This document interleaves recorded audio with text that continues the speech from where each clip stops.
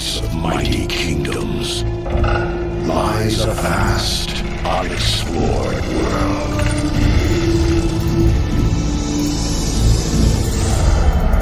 A world of honor.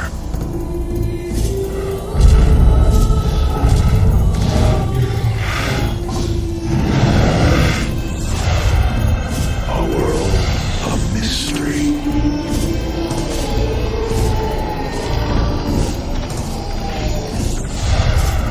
A world of danger.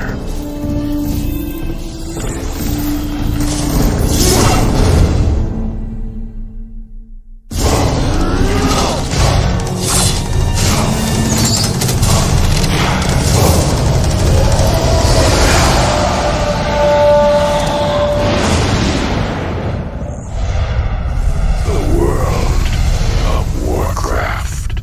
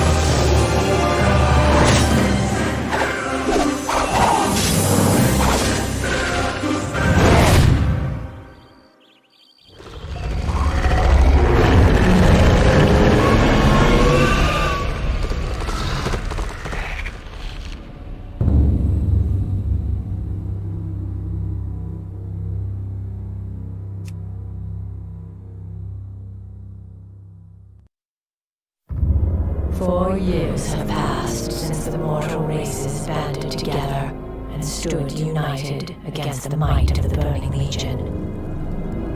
Though Azeroth was saved, the tenuous pact between the Horde and the Alliance has all but evaporated.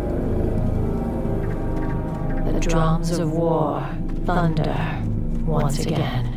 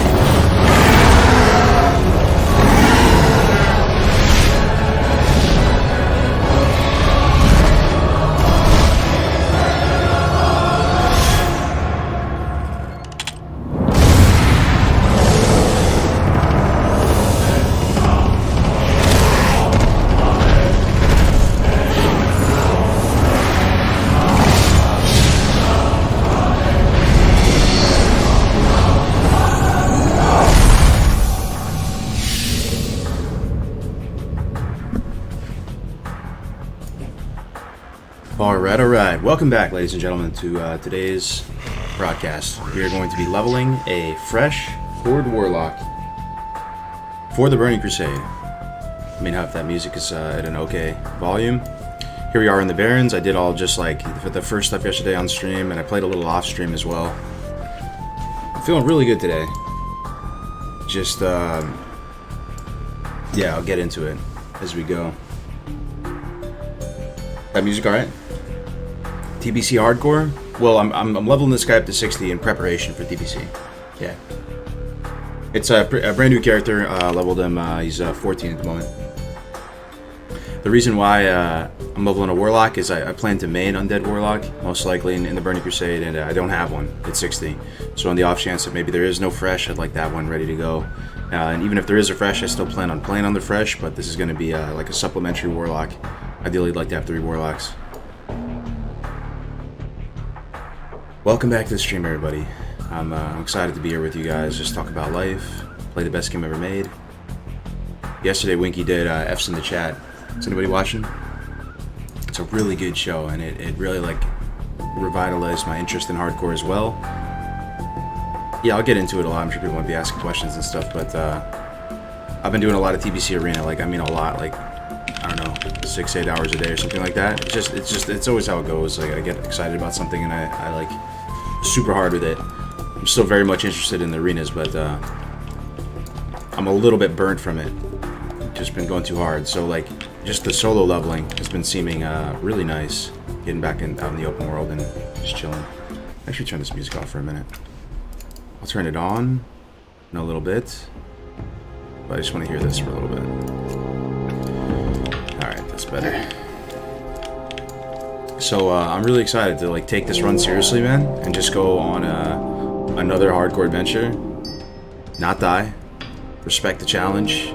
Get in there, roll up our sleeves, try to play with some finesse, put our best foot forward, and get the 60, man. Like, we're getting to 60 on this guy. Taking it like seriously as I ever did. And yeah, I'm excited to be here with you guys. So here we are in the Barrens. Haven't done RFC yet. We're 14, so for those of you who play Warlocks, you know the significance of 14. You finally get your rank 2 corruption. Decided to go the alchemy herbalism route as opposed to making a wand. So I'll tell you, like, one of the most blessed things that's ever happened on any hardcore characters happened on this guy. I got the shadow wand at level 10. And this is on a character that I committed to going herbalism alchemy on. I was planning on getting the vendor wand at 16 and then get the Isha Awak wand at some point. Because I got a swiftness potion recipe. Everything was looking good. And then the shadow wand dropped and I was just like, man, this is the blessed run. It dropped during F's in the chat yesterday when the show was going on. I was like, man, I love this game, dude. Still, it makes you feel that way. I felt like so lucky. I felt like I got an epic or something. Hardcore Warlock for TBC, but death equals league. That's right, yeah. If we die, it's over. It's a hardcore run, but we're doing it for TBC. Like, in preparation for it. Hey, what's up, Rip2 Ghost? Let's see what we got in the chat. Donkey Krong, Jappin. Hey, Ashley, good to see you. How's life? Apache D, my friend, how are you, man? Apache D's mellowed out. I think we've earned his respect and trust a little bit more. I used to be dooming on everybody. It's good to see you, Apache. One drop is huge. Yeah, no, we're not drowning. Like, we're gonna take it seriously. We're gonna get to 60. I need this guy at 60. And we're gonna try to just put our best foot forward, really just enjoy the game. The tail end of Classic here before moving to TBC. It's gonna be a lot of fun, guys. Just hanging out in chat, shooting the shit, talking life. And the game's looking pretty glorious today. Alright. So let me get my bearings here. We'll probably do Disruption Ends, Kreenig, get the crate, swing down, get into Ratchet, do some of this stuff. That's how we'll start the stream off.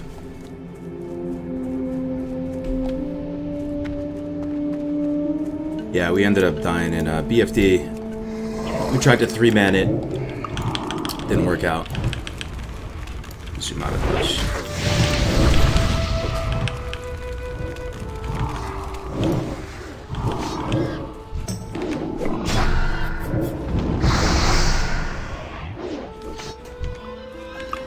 Let's check our soul shard count. We have 1 soul shard. That's a few. That's less than I'd like. I like to keep like 3. You know, some warlocks try to keep a whole bag full of them, but not worth. You don't really need them for that much stuff, right? You just want to keep a couple. You don't really need to use a soul pouch either. You know, just keep like 3-4 shards on you and you'll be good. That way you don't have to sacrifice a bank slot. Playing talents wise, we're gonna go standard Deep Affliction, in Siphon Life, Drain Tanking.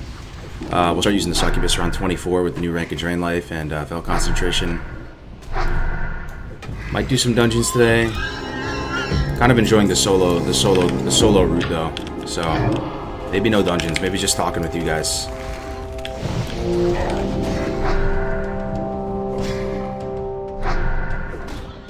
Is TBC even confirmed? It's as confirmed as something can be without being officially announced. They're just waiting for BlizzCon to announce it. I mean, especially with that Netherwelt pet, they've been putting out surveys to the community. They were talking about it the last physical BlizzCon. They said they're not against doing it. They want to do it. They just want to do it right. Just verbatim what they said last time. So it's coming, man. It's coming, brother.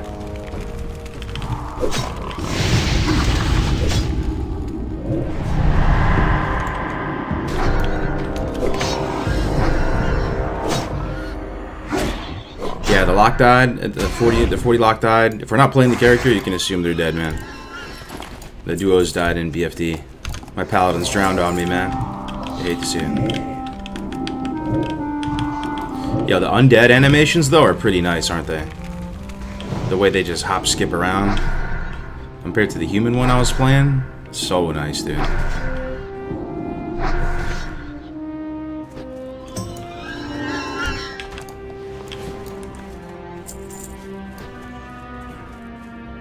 Classic is already dead. I don't know if you want to like go into a little more. I mean, I'm happy to have a discussion if you want to talk about it. But I don't know. I don't know if you're serious or not, man. It's hard to tell. But I mean, it's the best game of all. It's the best game of all time. It's the game of my childhood, like the defining game that in my life.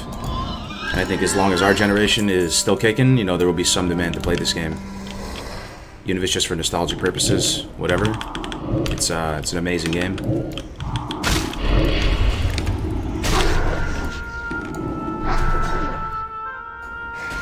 Definitely not dead. Let's talk to your friend, dude. Fuck. I mean, you know, you know what you were doing if you go into a classic stream and say classic is dead. So I'm not feeling bad for you, bro. If you're gonna say that in the chat, like, you know people are gonna insult you. But you know, feel free to put your feedback in there. Playing on Endless as ally will possibly go horde for classic TBC for the first time ever. Racials are too imbalanced to stick with ally. I feel you, and that's one of the problems with TBC. TBC is not a perfect game. I'm really excited for it, but classic isn't a perfect game either. Well, you know, it's perfectly imperfect. When you say it's not a perfect game, it means that it kind of like implies that the game is bad in some way. I don't think it's bad. It's just like, it's a unique iteration of WoW, just like classic is, right? One of the like more problematic things for TBC though is the racial imbalance, 100%. I went into it, and like your thought process changes over time, and as you learn more and more, like, you know, it evolves. I went into it thinking like, oh, the ally racials are still pretty solid, and they are. On the PvP side, it can be pretty solid. On the I mean, that's a whole nother discussion, but yeah, the horde racials are pretty insane, right? But there are still, like, on the PvP side, there are certain like compositions that are probably the best, right? In terms of like dwarf priest, human rogue. Dwarf and human combos, pretty much. The PvE side, not so much. I wish it wasn't the case. Maybe it's something I need to look at. But yeah, I feel you. Hell yeah, we're bringing the essence back. Dude, I'm actually stoked to play this character. Yesterday, for the first time in months, I played a character off-stream, hardcore. Like, just recording locally, of course, right? That was like, that F's in Chat episode yesterday was so nice, man. I don't know if anybody made it. Probably most of you don't know what I'm talking about, but we do a community show in the hardcore community. And this guy, Winky Potamus, who's kind of like a brother to me now, he lives right next to me. I'm hanging out with him this weekend, him and his his girlfriend, fiance. He's been doing the show, like, so consistent about it, and reviewing death clips, highlights, and it pretty much just brings the whole community together. Gives you that community feel, seeing all the familiar faces in the chat. And yesterday he brought in this dude Soviet Hammer, who's like the GM raid lead of Hero on Fairlina. And their whole guild, they're like a massive guild. They just stumbled upon the hardcore challenge and started giving it a shot. And just hearing their excitement for it, and how, like, you know, they ran a Dead Mines together for the first time. They have a whole guild on another server going, which is cool. And it kind of just reminded me of when we all first started playing hardcore. And, you know, they were so excited after the Dead Mines, and then their rogue died a few hours after the Dead Mines, and everybody was, like, devastated. You know, we've been playing hardcore for, like, a year now, you know, so you take a lot of that stuff for granted, and it just becomes, like, so normalized, you know. It was cool, though, just hearing their perspective on it.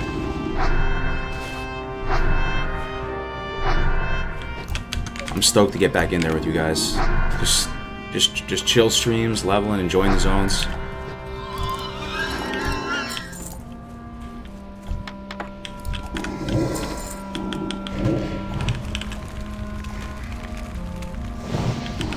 What does it mean for TBC? This might be my main character in TBC.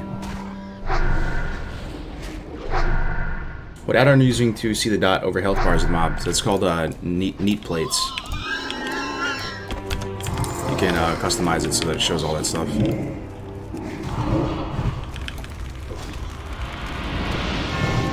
What professions would you recommend for a PvP rogue? Are you saying in classic or TBC? In classic, table stakes, like, oh man, Woodwalker died. I was paying attention. In classic, for sure, engineering. Engineering is like the only profession in classic that like directly impacts like gameplay, as opposed to the stuff outside of gameplay.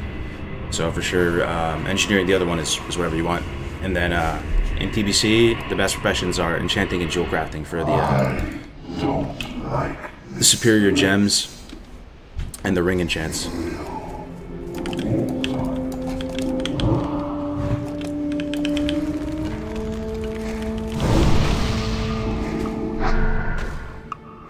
I'm actually thinking they're going to do seasonal classic servers with special modifiers, kind of like Diablo seasons. I would love that.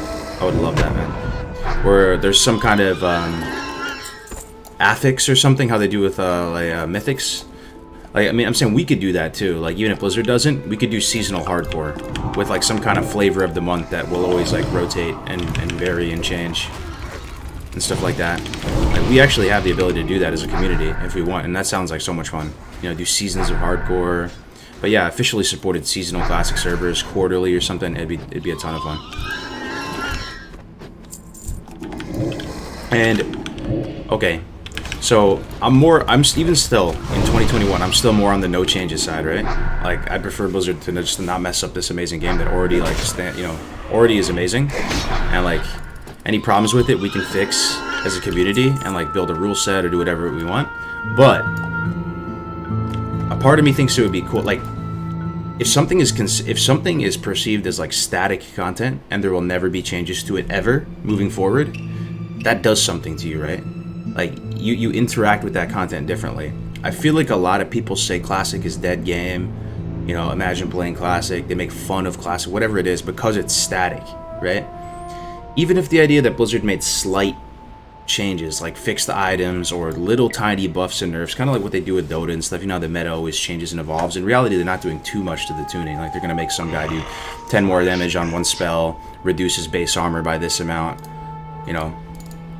Just humor me for a second. If they did that, just small tweaks to classic, like let's say they preserve classic in one server or a couple servers, and it's just base values, everything 100% base, historical preservation on some museum shit. They just preserve classic like that, and then they have some servers that they're tweaking with a little bit. Is there a world where that like changes that perception, right? Where it's no longer static content, it's content that's evolving, and I don't know, maybe that could be beneficial towards like the longevity of the game. People might take it more seriously. It's not a dead game. I guess that's in the vein of Classic Plus everybody talks about. Look, I'm happy even without it. Like, I'm perfectly content. I can play this game for the rest of my natural life. As sad as that might be to some, but it's worth considering.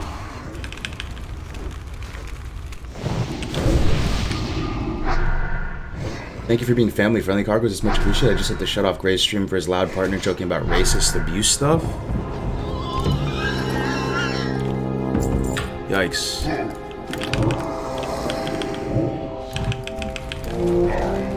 Yeah, man, I'm not perfect or anything, man, but yeah, I'm not sure. I don't know what to say. I'm not in the stream, but I mean, I know Gray's like a brother to me. He's not a racist dude. He's not an abusive dude. He's a good dude. He might, you know, he sometimes can put his foot in his mouth and say stuff like he doesn't mean, you know, or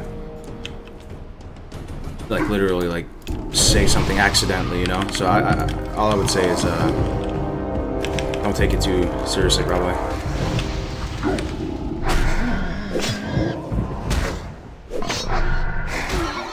One thing I love about Classic is I find new things every day I play on. New quests, new areas, just so vast and cool. Yeah, like I said, I still learn stuff about this game every week. Yesterday I was in Tirisfal, right? I was up by the coast, northern Tirisfal, right on the beach. You know those vile fin murlocs are? And I saw a rare there, and he had a really interesting pathing. He was going up and down this log, this random log, kind of separated from everything. And basically, like, they coded in some unique things with his model and his pathing. And I don't know, I, like, just smiled a little bit. And I was like, damn, I never saw that before. That's cool. You know, yesterday I was in Thunderbluff, and I was walking around, like, Elder Rise. And I saw this guy, this NPC that has, like, a little food cart. And it's got a bunch of apples in it. And if you look close, you can... Or tomatoes. It's tomatoes inside of this food cart. And I didn't really notice that before. I'll show you next time we get the TB. It's pretty cool.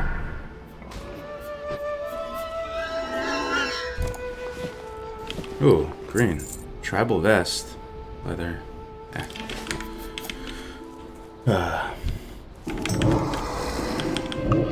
Yeah, the duo died. Yeah. Yo, McFarvo, it's really good to see you, my friend. How are you? Always great. Always great to have you in the chat, man.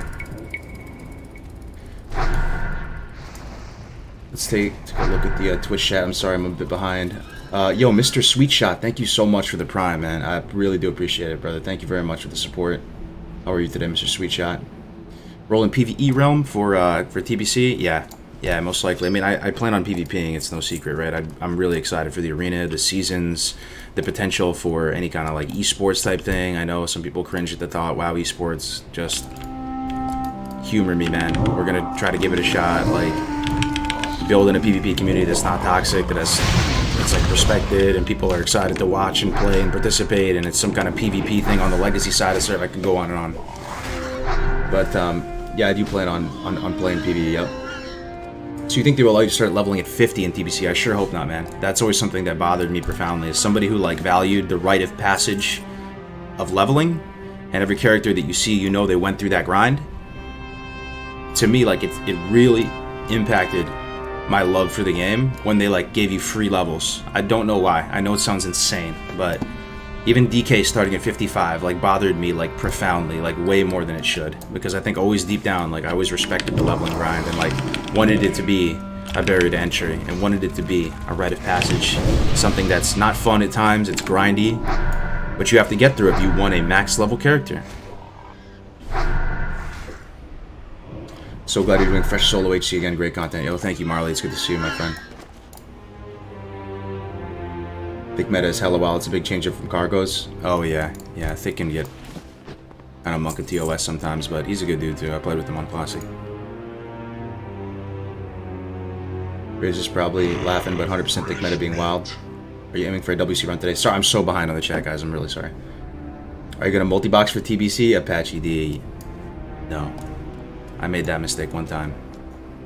Do you think they'll allow the option to start new character 58? Yeah, I don't think so. They killed multi-boxing. They sort of killed multi-boxing. There's hardware multi-boxing. People are setting up freaking data centers like so they can run hardware multi-boxing.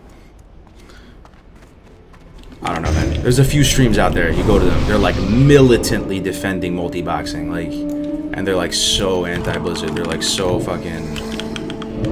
Like, they're so dead set on multi-boxing. It's so important to them. They love it. They just fucking love it. Just multi-boxing. You love to see it. You go on the they're like, You pop into any of these multi-boxing streams, and I guarantee you, 90% of the time, they're mid-conversation about why multi-boxing is, like, super legit, and, you know, Blizzard's trying to shut him down, and Blizzard's the man, and all this shit. I'm just like, oh my god. Anyway. We going on the Endless Rush? Yeah, we're starting a guild on there, man. What is multi-box? It's basically getting an unfair advantage over other people in the world by playing 2 characters at the same time and having, like, I press the 1 key on this Warlock and it hits the 1 key on other characters, and they banned the ability to use, like, IS Boxer, which is what everybody used. I myself used it at one point in time, and it allows you to, like, you know, basically hit that keybind on multiple characters, and you can all, like, that's how you have a bunch of elemental shamans forming, like, phallic formations whenever they want. They press of a keybind. Have you seen that? They, like, turn into a giant shape of a dick and stuff, and they all chain lightning something at the same time. But people are still finding out, like, a workaround to do it by hardware multi-boxing. I don't know if they have a how they do it, but apparently there's a way to do it that's not the OS. Yeah. I like that chain lightning dick idea. Yeah, it's a thing.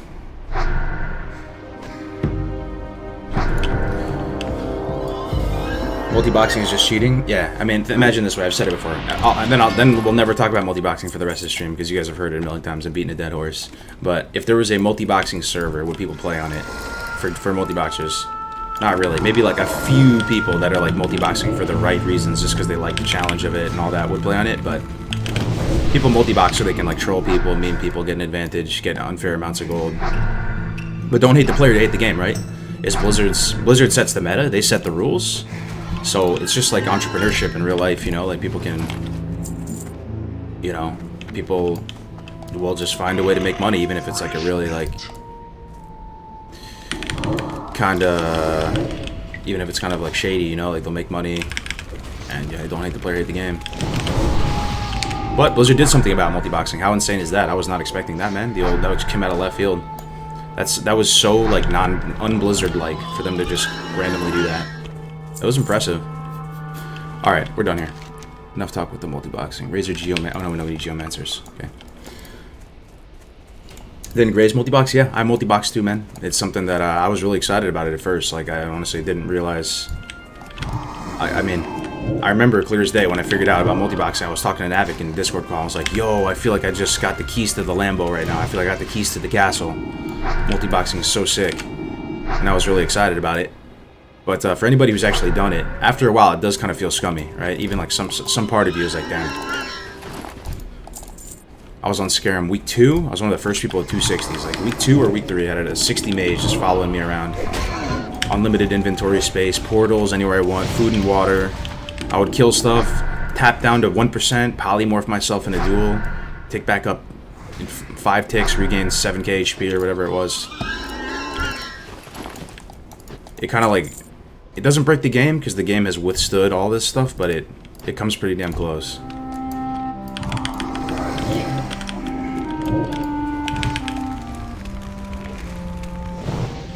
Wouldn't real HC be no add-ons? To some people, they really don't like add-ons. For whatever reason, and there is actually an achievement for people who want to pursue that. Like, for sure, it's harder, 100%, to do it with no add-ons. But for a lot of people, it's just like quality of life. It's not essential. Like, you still know where most of the quest items are, and they just make the gameplay experience a little bit more pleasant. So not having add-ons wouldn't really like affect the difficulty level. It would just be more of a pain in the dick.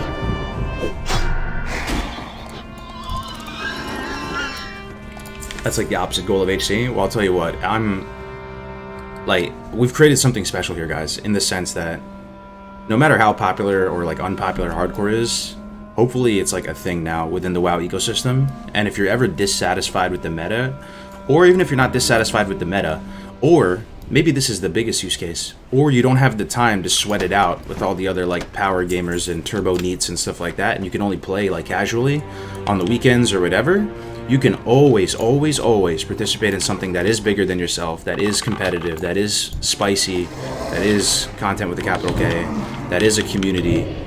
Like, always. That's always available to you with hardcore. Moving forward, any iteration of the game. Wrath, TBC, Classic. That's always a thing that, and it's something that hopefully people know about now. So if they say you're doing it, they don't think you're just like some living in some fantasy world doing weird stuff, you know, like. So that's really cool. You know, like no matter what happens, always have that.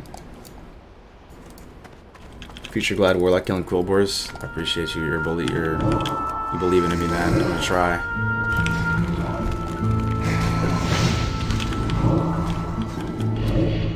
Where are these VODs of Kargoz multi-boxing? They're deep in the trenches of my past VODs at the beginning of Scarum. Maybe some of you were watching back then. I doubt it. It's probably a whole new group of folks now.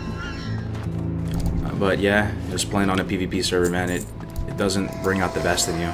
Even when I'm doing arenas, I love arenas and they're so much fun. But yeah, I can get toxic, man. I can get upset, angry, a lot of, you know, you can get tilted. But it's still super fun, man, in the arenas. But like, yeah, it's pretty much worse content until I get better at it and like be able to just interact with the chat more, be able to not get tilted after losses and stuff. But at the same time, I was doing the arenas because I was really interested in them. And I'd be doing it anyway, even if I wasn't streaming. I'd just be playing it offline. But like I said earlier, if some of you missed it, I'm experiencing my first little tiny taste of the burnout with the arenas because I've been playing so much recently. And I'm just really excited to be here, just leveling in the zones. Jesus, these guys pump. Look at that one. Oh my Lanta, these Geomancers pump like a gas station. Cannibalize his body here. Yo, Pervy Sage, thank you very much for the prime, my friend. How are we doing, Pervy Sage? What a name. Pervy Sage. Reminds me of that guy from Naruto, yo, that fucking old guy. What was it, like the hot springs, like spying on the women and stuff. I haven't watched anime in a bazillion years, but that guy was a sage, right? I love how you immersed you are. It really showed in the arena. You're gonna get burnt out if you play the same comp to all these rank 1 players. Try switching it up. Yeah. It's true. No, I'm really excited for the arena for sure. But it's like, I'm such an extremist, and I've said this all the time on stream. I'm either like being as sweaty as possible and doing the arena stuff, and it's like the penultimate form of like min-max and sweat and metagaming, or literally playing the RPG that is like hardcore WoW and just like enjoying the character at your own pace and like not even giving a shit about anything and not worrying about the meta and who's doing what. There is no balance. I suck at balance. Balance is non-existent in my life. I'm like a light switch. It's honestly a horrible debuff, but it is what it is. It's just always at one end, because I'm always trying to be. It's almost like you're trying to min-max one thing or another, right? You're either trying to be as sweaty as possible, or I don't even know why. I don't know. I don't even want to psychoanalyze myself, but they're kind of opposites, right? You're either like participating in the meta and sweating it out as hard as possible, or you're immune to the meta and you're just doing your own thing in hardcore. That's how I need, what is it? Zebra hooves, raptor. I might as well do the zebra hooves. There's a shit ton of zebras over here.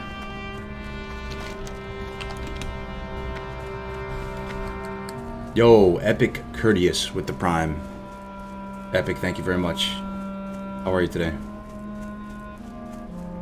I feel you go from between chill leveling and being a meta slave so fast. Like I said, it's a light switch, man. I don't know what it is. It's always been about me. Like, it's the same thing. I'm either like going hard with a startup and trying to be like as entrepreneurial as possible and doing all that. Like, just if I think back on my life, or if or the opposite, or just being like a bum, you know, or like I'm either going super hard in the gym and basically eating like only fucking quest bars and intermittent fasting, or I just like don't give a fuck about my diet. It's one or the other. It's a horrible debuff. I hope my kids don't have it.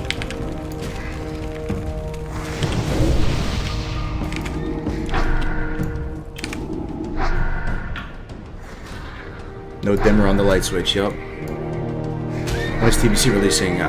People are excited for the BlizzCon announcement, February 19. We'll likely get some color there then. Nobody knows though. Probably like most aggressive timeline would be... Most aggressive timeline would be probably like a month after BlizzCon, but that, I don't see that happening. There's going to be like a period of beta.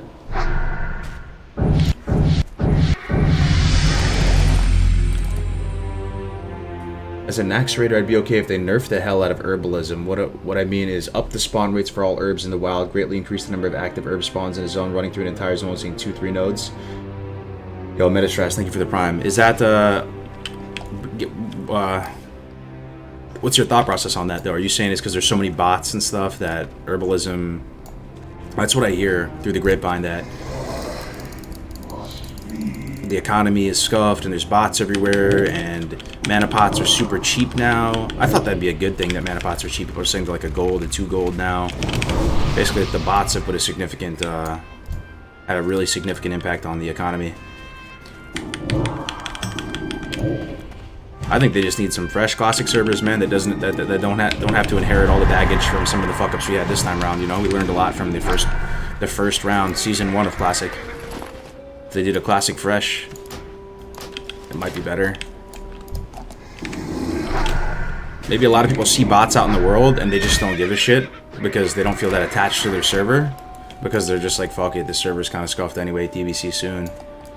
If there was a fresh classic server and there's like more loyalty to that server and it wasn't like some like faction imbalance clown fiesta, people might care. They might actually report the bots. They might like take ownership of their community and try to like do a better job of policing it. Just a thought, I don't know.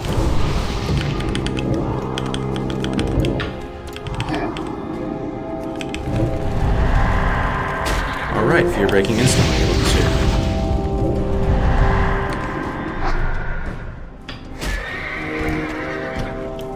Okay, we got all the zebra hooves. Wow, that might have been a world record speed run time. 4 out of 4 zebra hooves. I killed like 5 of these things. Got 4 hooves.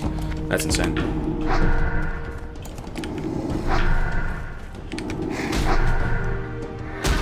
Bots ruin the economy. Yeah, I wouldn't know. I'm a hardcore indie.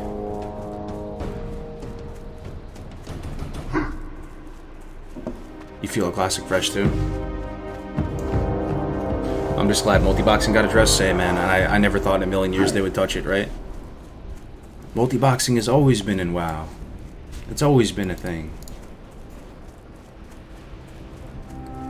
It'd be cool to get their thought process on it, though, right? I feel like it'd be cool to know where Blizzard stood on it. What if they were just like, yeah, we talk about this stuff every week, guys. It may not seem like it. It may seem like Classic's the redheaded stepchild of World of Warcraft, but we actually have like meetings every week talking about the community, the issues, how to improve. Multi-boxing has been on our mind for the last 3 months. We put it to a vote, we put it up the pipeline, and they voted it on it at a high level, and I feel like Blizzard kind of sucks at communicating. Because that's a decision that just makes them less money, right? That just gets them less subs and takes a certain percentage of people away from the game. But they did it anyway, because it would like benefit the health of the game. And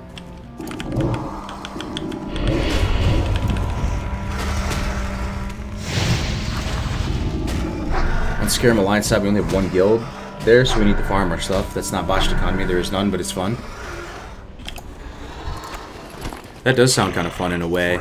The idea that it's like you're a small, tiny alliance, you know, like expeditionary force, and you're super outnumbered on all sides, and you're in this, and you're just surrounded and overwhelmed by Horde, like the Horde Zerg all over the place, and you're like struggling to get a few consumables together.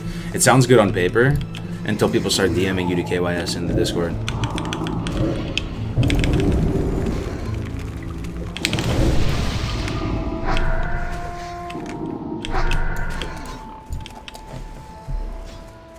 Is that a shadow one? Yeah, it is, dude. It was such a blessed drop for me, because I wasn't going to make my own wand this run. I decided to go Herbalism Alchemy, because I got a Swiftness Potion recipe, and it honestly is the best profession in hardcore IMO. Especially on melees. On caster it's alright, but you get Nifty. And Nifty makes it like this in and of itself. Nifty is insane. I just started Classic, and I am 27. Am I too late to experience the late game before TBC? If you just started, yeah, you're probably too late. But there will likely, there's a strong possibility there will be Classic Fresh right around the same time TBC comes out, or right around that same time frame. So you could play on that one if you wanted to. Thing is, you could experience a lot of the classic content that's not like endgame rating when TBC comes out, though. You can still do all the dungeons. You can still go through the leveling process. It'll be a bit altered. But that's the majority of content in Classic WoW to begin with. Like, that's where the 90% of the development time and energy went into like the leveling experience, the world, the dungeons, not necessarily endgame. So you could still experience the vast majority of classic content, even in a TBC environment. How do you plan on managing your time being a father and being a streamer? Greetings. Well, I mean, I only stream like 6 to 8 hours a day. So that's just like a day job, man. That's like normal job hours, right? And I also work from home, so we'll have time. And, you know, if there's some emergency with the baby, something happens, I could probably hear it from my office. So I'd be able to step over and take care of it. Wifey's working from home now too. You know, we have a... It'll make it more challenging though, for sure. I mean, it's not like having a dog or a pet or anything. Like, you have a human life form that has the exact same rights and privileges and everything as yourself, right? Like, there is no fuck up there. You fuck up, you're going to jail for the rest of your life, you know, like... So, it definitely is a game changer. It's scary when you think about it, but... at the same time, it's going to be worth it, especially long run. When I get old and gray and stuff, like... You'll have the next generation will, like, hold it down and protect you and, like, take care of things and stuff, so... Just gotta get used to it. Just gotta adjust to the new normal. Yo, yeah, is that Melderon? Yeah, she's about to leave the first trimester. Yo. Hello, man. We'll find out the baby's gender in a day or two. We did that, like, super early testing. It's awesome you said that about your kids' rights. A lot of people treat kids as possessions, and it's awesome. Yeah, man, it's true. I mean, you can't, you know, you leave your baby in a hot car, or you make some mistake, it is the end of the line. Be careful. Look at this belt, by the way. 5 in. Alright, let's go to Ratchet. Sug. Yo, thanks, guys.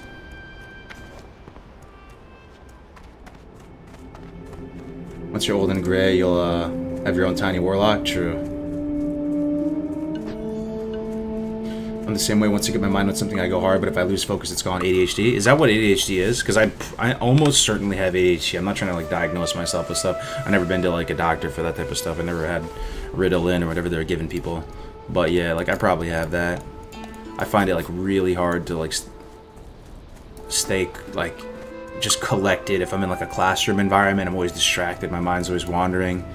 One of the hardest things for me, like, in my military experiences was just sitting still, man. Like, you can't really fidget around. You're gonna get yelled at, you know, and just, like, sitting still in formation, and you have to do a lot of boring shit, and just having to sit there with your own thoughts and shit, like, it's rough, dude. And that's one of the reasons why I like gaming, man. Like, when I game, it all that just kind of, like, fades. Yo, you're just dialed in. Like, you're no longer tapping your foot or doing this, or like you're just gaming. It's crazy though when you think back on life, like to like the earliest stages of your consciousness. Were you guys gamers? Like, were you into games? There's it's like a personality trait or something.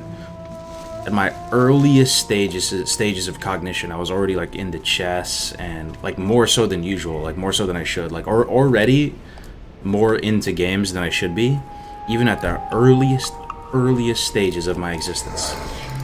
I already would, like, play chess or checkers for too long, you know, and my parents would, like, have to, like, say don't do that or something, you know, like just strategy games and all that were just always there.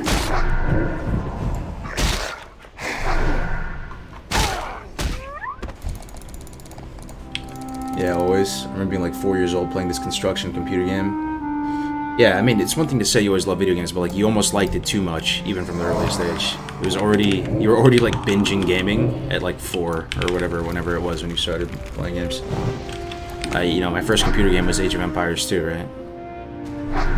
And I just remember playing it for way too long, like literally not wanting to do anything else. Didn't loot? Oh yeah, I don't loot much in general, my friend. Ooh, some green gloves. You'll love to see it.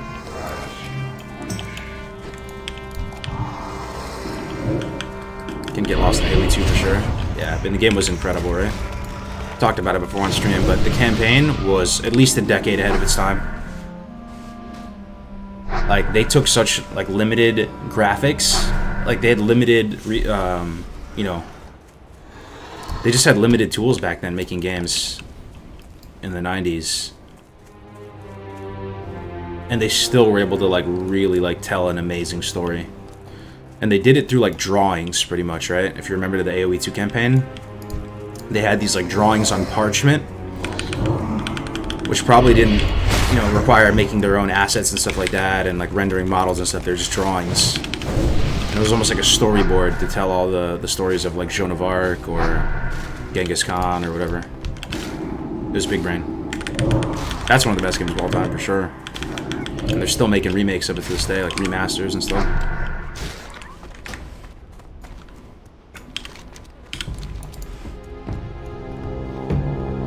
Cool Borders 3 on PS1. I remember playing that one too. Remember SSX Tricky? I think that was GameCube, right? But that was probably my favorite snowboarding game. Alright, I need one more Raptor Head. We'll go pop up the Raptor Head in for like 1 second.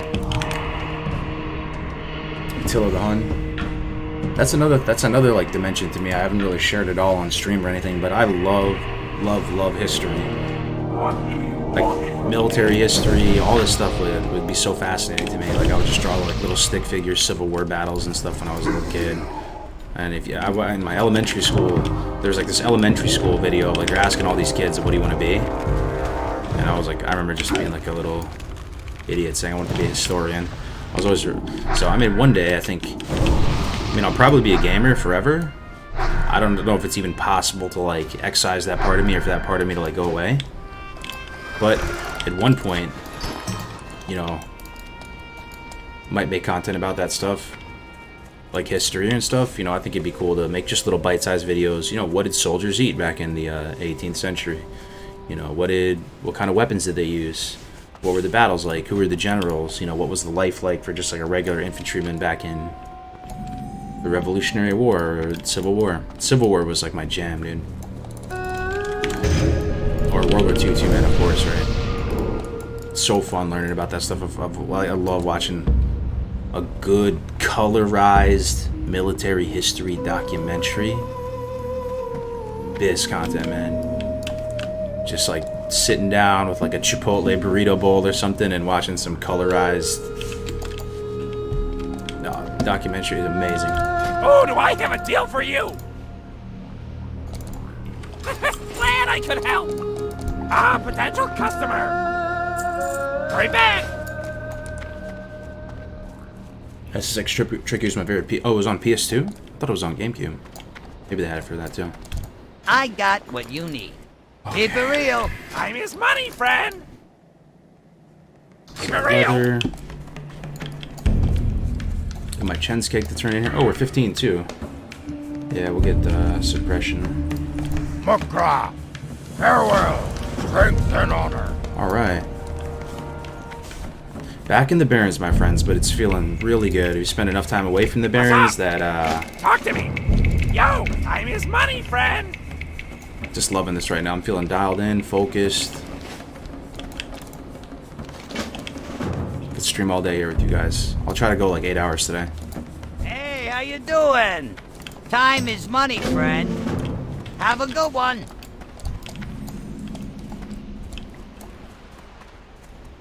Dan Carlin, Hardcore History isn't too bad to burn time. Sounds familiar. Yeah, the dwarves died, man. My paladins died, drowned on me, man. They drowned on me. For work. Nameplates are called neat plates, my friend. Exclamation point UI for a video guide to how to set up the game to look like this. We're playing on Beyond Ultra settings here. We pushed the console past its like, no, we pushed the game past its max on settings using console commands, and also using a program called Reshade. This is what it looks like. You can use like custom shaders to make the game look a little bit better. Okay, that's not a good one. Filmic bloom. I don't know if you can tell little differences. If I hit filmic bloom, for example, the sharpness on stuff, like if you take a look at those fibers on the hat on the roof of this building here, if I put on filmic bloom, see how it softens it a little bit? So you can play with these settings. You can add a vignette, however you say it, to the edges. There's a lot of settings here. It's not, you know, against TOS. It's just it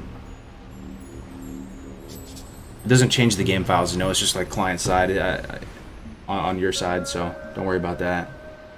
There's a lot of fun stuff in here. You can make the game look a bit more to your tastes. But there's a guide on it. You type exclamation point UI. Band of Brothers marathon. I've watched Band of Brothers. Be good. Double digits amount of time. I love that. I love it. It's like one of the best things ever made, honestly. The TBC VOD, I delete them all, man. Because I'm playing 9 million copyrighted songs or whatever, so you probably won't be able to even hear it anyway, because it all gets like muted after the fact, and it's playing TBC. I don't even know if I'm gonna stream TBC anymore though. I'm still gonna play, but I got a bit of a scare yesterday. Yeah, what do you want? My YouTube stream turned off for a second. It was a result of the copyrighted music. Keep it real. It wasn't the TBC, because I thought it was the TBC, and I was like, hey, you know, made my bed, I'll sleep in it, it's fine, you know, I took the risk, it's all good. I am honored. But then I turned off the music and the stream auto-resumed, and I don't know, like, I'm just trusting my intuition here, my spidey senses was telling me that's like a bad omen, you know? If I keep streaming this shit, something's gonna happen. We'll see. Still kind of on the fence about it. I'm passionate about it. I think that server is such an amazing learning environment for TBC. For the arena, I think that the existence of that arena realm removes like the scary barriers of entry to the arena, right? Because how many times have you leveled up a character, you're at 70, you have gear, you get in the arena, you just get stomped out, and it doesn't feel fair. People have more gear than you, maybe you're starting late in the season, you don't have access to other classes to try, and you just kind of lose interest in the arena for a while, you know? You can really get your hands on every class, every spec, play all these different comps, and like basically become like understand the arena meta, and it's I love that arena realm. I hope Blizzard makes an arena realm. Dude, you're fine, stream it. Yeah.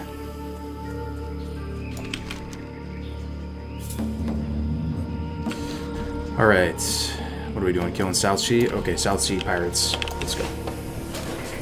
Interface. Exclamation point UI, my friend.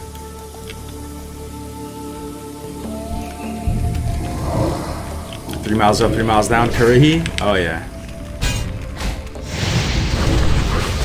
Like the stream for the algorithm, bless her boy. Yeah, yeah. If you do have a second, guys, if you have to step away, make coffee, go to the bathroom, whatever. If you could like the stream, it would be much appreciated.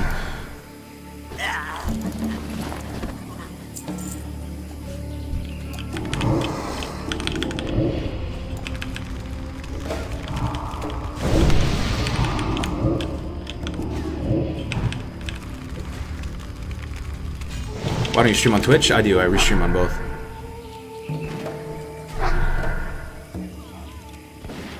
For some reason I can see the comment section on my phone, but can't see it on my computer. Just started a day or two ago. What, the chat?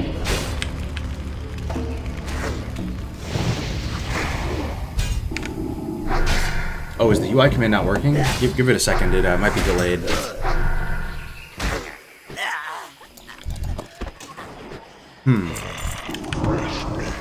UI command not working. You hate to see it. Let me try to get it. I'll get you the YouTube video. Here we go. Sorry about that.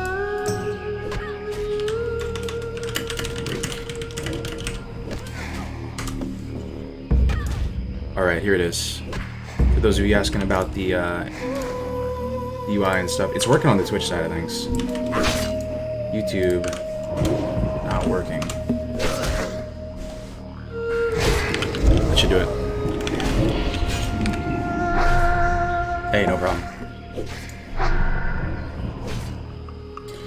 Did you say there'd be a fresh Endless server coming out soon? If so, we'll be playing it. Yeah, I'll be starting a guild there. I mean, well, Crix will be starting a guild. I'll be in it. On the Endless server. Yeah, I think it's gonna come out late February. We'll see how that how that does though. I mean,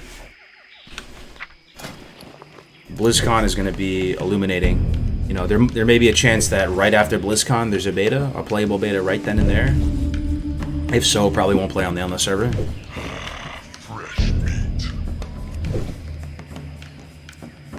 What, in your opinion, is the least played class, race, and gender combo? Least played, gun to my head, would be female,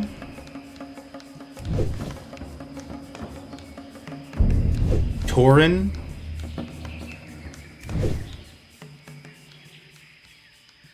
Hunter.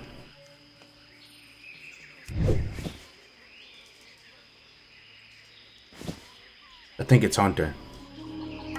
Female, Tauren, Hunter. You have any in your guild, guys? Think about it. I don't know if I've ever seen them.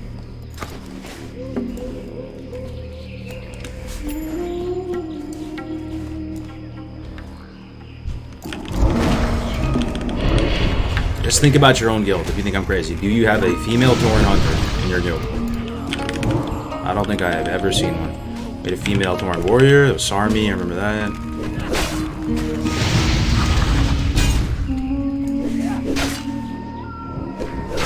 About to make one. Good luck. Playing the edgiest of the edgiest combinations.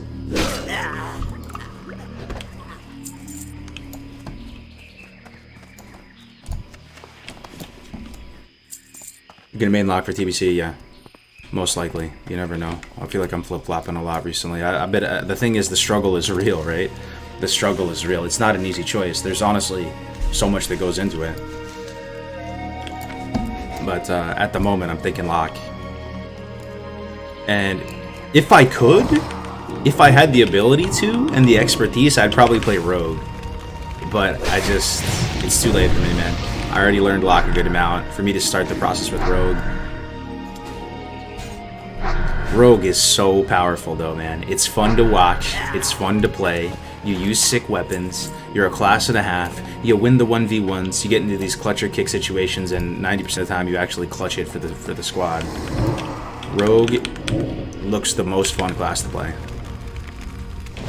But lock is kind of noob friendly if you want to like learn how to play it in the arena. You don't have to worry about positioning as much to play it okay, you know?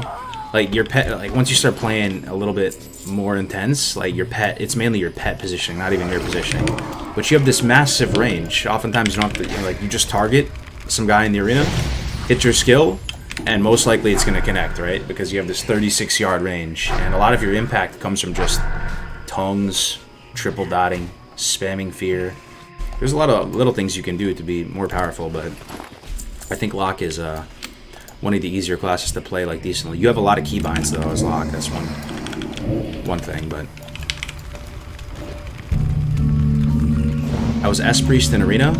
I would say a couple tiers below Disc Priest. I think there are some comps that run it, like Shadow Play and like really good comps in 3s. I know a lot more about 2s than I do 3s, but I've been doing some 3s for sure. But in 2s, I don't know of like a tier 1 or an S tier combination that involves S Priest in 2s. Like the best comps in 2s are like we'll leave race out of it, right? We'll be DPR, probably. Okay, DPR, LD.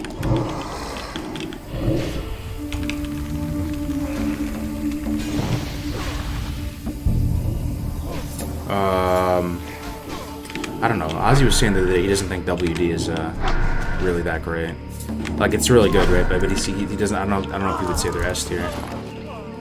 Oh, and RD. So DPR, RD, LD.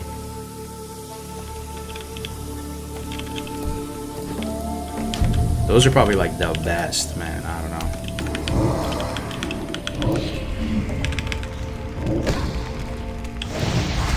Oh, and also I forgot. Sorry, and Ret Pally Resto Shaman. You can't forget about that one. That's like so bizarre to me. Trust me. But yo, it's true, man. It's true. Ret Pally Resto Shaman. Actually, S tier comp. All the Blood Elf players are like just freaking so stoked that they can play something at an S tier comp in the arena in twos. RM, yeah, RM is very, very powerful. It's probably the best double DPS composition. Like, Rogue Warlock is really good too. But, I don't know, do you put a double DPS comp in S tier? It's probably tier 1. Because the thing with double DPS comps, this is what I heard, guys, and like, don't take... I'm just like a humble vessel. I hear big brain shit, and I try to convey it to you guys. And I was talking with Caitlyn the Priest, Gladiator Shaman. You don't see many of those. And he said that pushing rank, pushing rating in the arena in TBC isn't necessarily like how strong you can be. It's not about how decisively you win your matches. It's more of picking a comp that has the fewest amount of shit matches, like shit or bad matchups, rather, right? It's more about that than being how strong you are. So, like for example, I think the comp that we were talking about when he said that was Warrior Shaman. Warrior Shaman does disgusting damage. I mean, Wind Fury, Sword Spec, Bloodlust. The Warrior just pumps like a gas station, right? But it has some horrible matchups. So even though you can play a comp like a different Shaman comp, might be weaker sort of, but it'll have less horrible matchups, and that's the most important thing.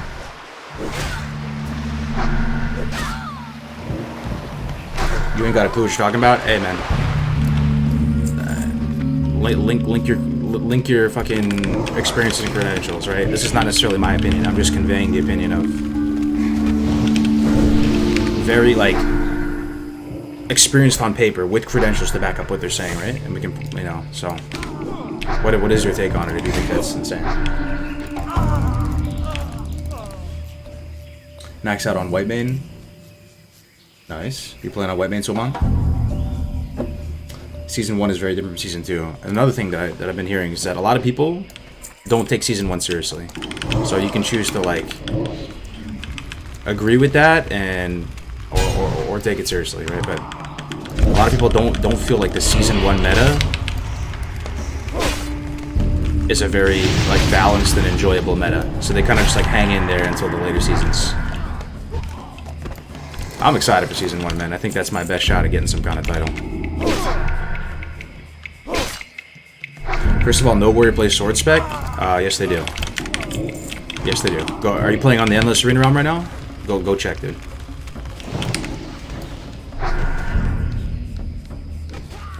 I've been playing about 6-8 hours a day for the past month. They do. If you're playing with the Shaman, you do. I know you go Maces if you don't, but if you're playing with the Shaman, you 100% go Sword Spec. Private servers are retard players? Alright, bud.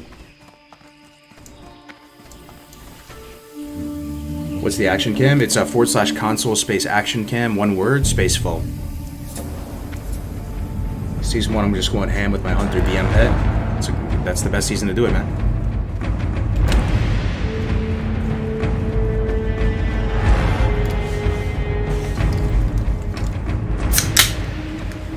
No, I'm not gonna ban him. I mean, he can have his own opinion. He's not saying anything that's crossing the line. He's not getting personal or whatever. It's all good.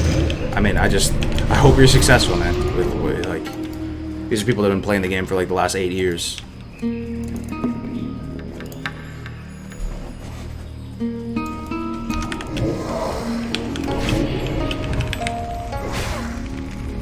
You type the command. I mean, just listen to it. I don't know if I can. It's / console space action cam, one word, space full. That's it. It's all in that video I linked earlier. I'll link it again here.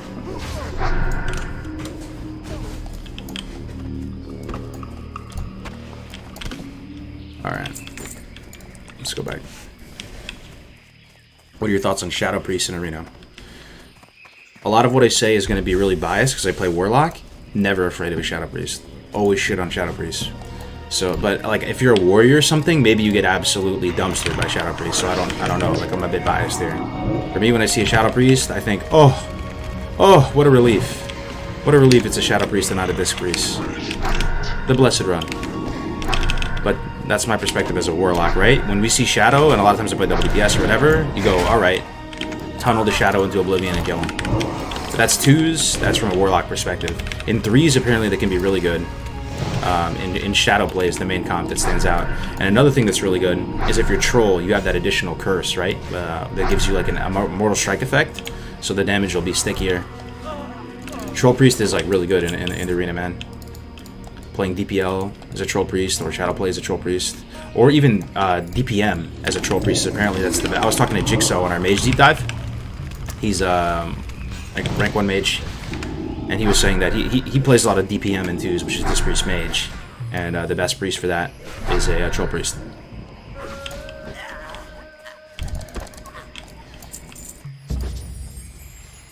But why play any other comp if best 2v2 comp is either Rogue Priest or Rogue Druid? Well, a couple things. Rogue Priest, Rogue Druid may not be the best in all seasons. Season 1, it may not be the best. WPS is likely to be the best, and that's not my opinion. Again, that's like the opinion of like Requiem, Ozzy, some of these people who have been playing the game for years and years. But also, here's one thing why I personally wouldn't want to play it necessarily, is the games are slow. And you can get games that'll last for like an hour. There's no dampening in TBC Arena, right? So like, you can literally have these games where it's like healer left, and they'll just go for a very long time, and somebody basically just has to like AFK or give up for the game to end. So like playing double DPS, it's almost like I equate it to grinding Legend and Hearthstone ladder. I've grinded Legend 20 plus times. Sometimes I'll just log into Hearthstone and play for a couple days and get Legend real quick on the meta. Just craft one of the meta decks and play it. So when you're grinding Legend, like you don't really want to use a control deck. Like you want to use like an aggro or like a tempo or a mid-range deck at latest. Just because if you play a heavy, deep control game and it lasts 20 minutes and you lose to some bullshit, you're going to be so tilted and you're not going to want to just hop right back in there. Whereas aggro decks, turn 5, turn 6, it's not looking good, concede, go next, right? And you just play Face Hunter or whatever. So that could be, that's what goes through my mind. If you play double DPS, fast game, some bullshit happened, RNG, kidney shot resist, it's all good. Go next.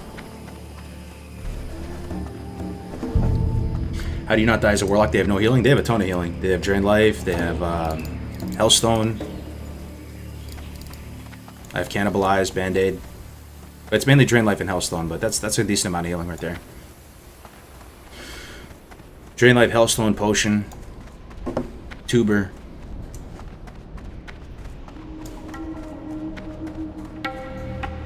What's best 3s comp for Druid? Like, there's a bazillion of them. I mean, if you play like a Druid, well, it depends. I mean, it depends if you want to go, you know, Talk to me. Resto or Resto. Ooh, I don't know. The 3s meta is more balanced, so it's like there's, instead of like a top 5 list of teams that are like good in 2s or something, I think the 3s would probably be much broader, is my guess. Like, there's probably just a bunch of different combinations you can do and play serviceably, because things are a bit more balanced. But, you know, WLD is what I played the most of in 3s, which is Warlock Druid, and that one's really strong. It's one of the better ones. The main ones you see in 3 are RLP, Roguelock Priest, RLD, Roguelock Druid, WLD Warrior Lock Druid, and RMP, Rogue Mage Could Priest. use your help, I kid. think those are the top ones you see. There's also one you kind of see a good amount, but I think it's one team. It's like Paladin, Shaman, Warrior or something. Double healer with a Warrior, sword spec.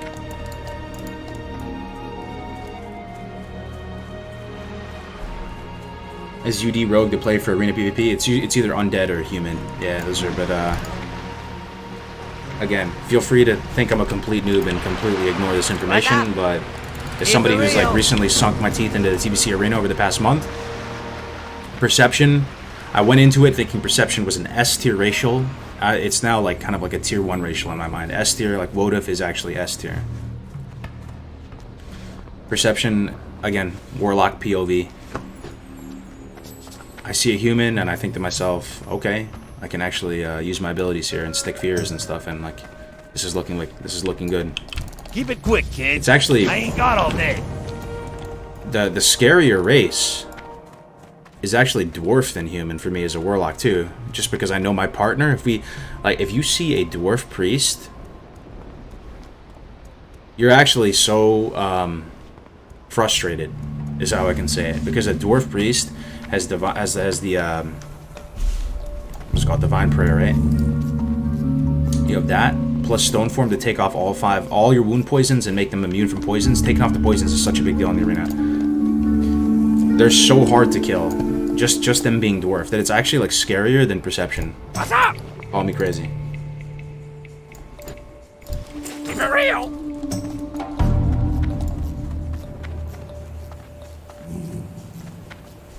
Trying to get into TBC PvP. Do you have a recommendation on what class spec is the easiest to start out my PvP journey? Which should I be looking at being a healer or DPS?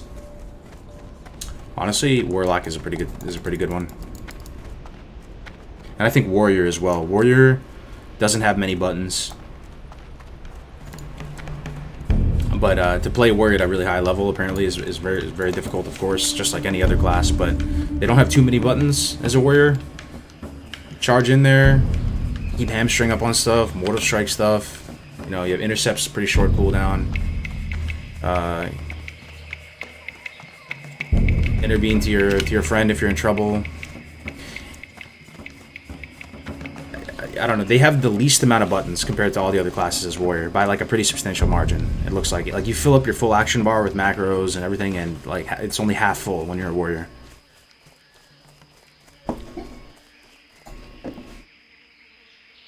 Do you see much talent diversity in locks? I heard there's some comps that focus on burst instead of SLSL. Like a Destro, you're saying? I've never seen a Destro Warlock. I think I saw one time in a skirmish, but the only other spec you see from Warlocks is UA, Unstable Affliction, and that spec has like very powerful dots, and it's also... UA is a spell new to TBC. It's a 1.5 second cast. It's hard to even describe the tooltip. It looks like a guy getting melted, kinda. And pretty much, if you dispel UA, you take a fuck ton of damage and you get silenced for like 3 seconds. And you might think to yourself, it's still worth dispelling. It's still worth it. Just dispel it, it's fine. Because you can do that as a Warlock, right? Like you have this thing called Spellstone. So you can basically like purge off all the debuffs. You actually can't. You have to let the UA tick out instead of purging it. If you purge it off you with Spellstone, you take like 40% of your health and damage immediately and you get silenced and it's like GG.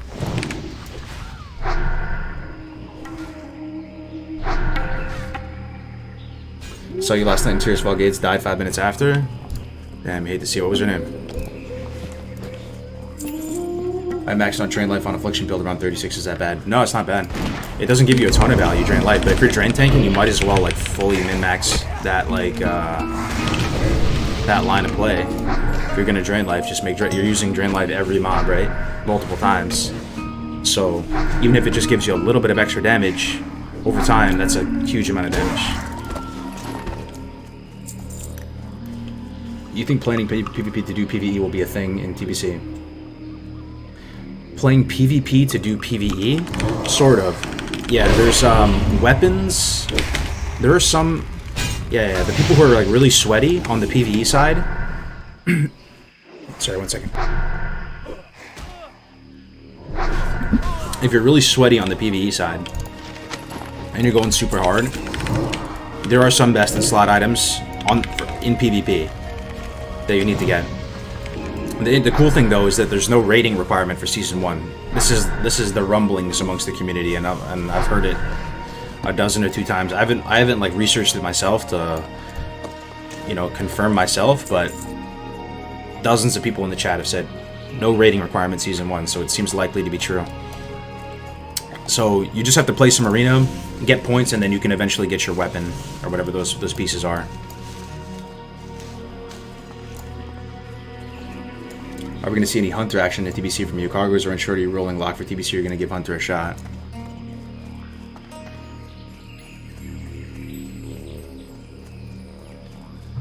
I'll probably play Hunter in TBC, yeah. I just don't think I'm going to main it. It'll be more of an alt type of thing. I'd like to have multiple classes that are arena like ready to go, so that we can log on, right, and do a stream together, and then people can be like, I'm kind of sick of watching Warlock. Can you try? Like, the dream is to be a multi-classer. I would rather play 5 classes at like a 2K level or something than play, you know, 1 class at a super high level. I don't know. Yeah, I think that's true though, because it'd be kind of cool to just hop on different classes and show like how to play them and stuff. I think it'd be more useful too, just to the general people watching, to watch somebody like be able to play multiple classes decently, so you can ask questions and stuff, than just some super 300 IQ gameplay of one.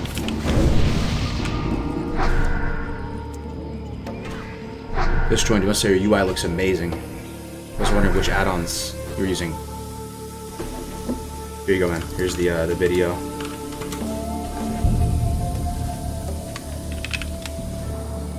So, isn't TBC very alt unfriendly? I don't know. What do you guys think? Is it? It's friendly in the sense that you can cap 10 games on a bunch of characters and get some arena points every week, and then eventually, over time, build a full set. So it seems very friendly in that regard. But when it comes to like raiding and shit, yeah, it could be rough. I'm not sure. Isn't TBC Arena like super long games with the Resto Druid spam? They can be. Yeah, like, I mean, I've watched a lot of the big brains play now. Like, I've been studying their gameplay and stuff.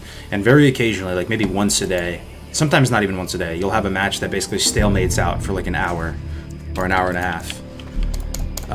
But that's generally with like a healer DPS comp fighting another healer DPS comp. If you were playing double DPS, your games are going to be over in like 2 minutes or less, most likely. So you can avoid that if you play double DPS.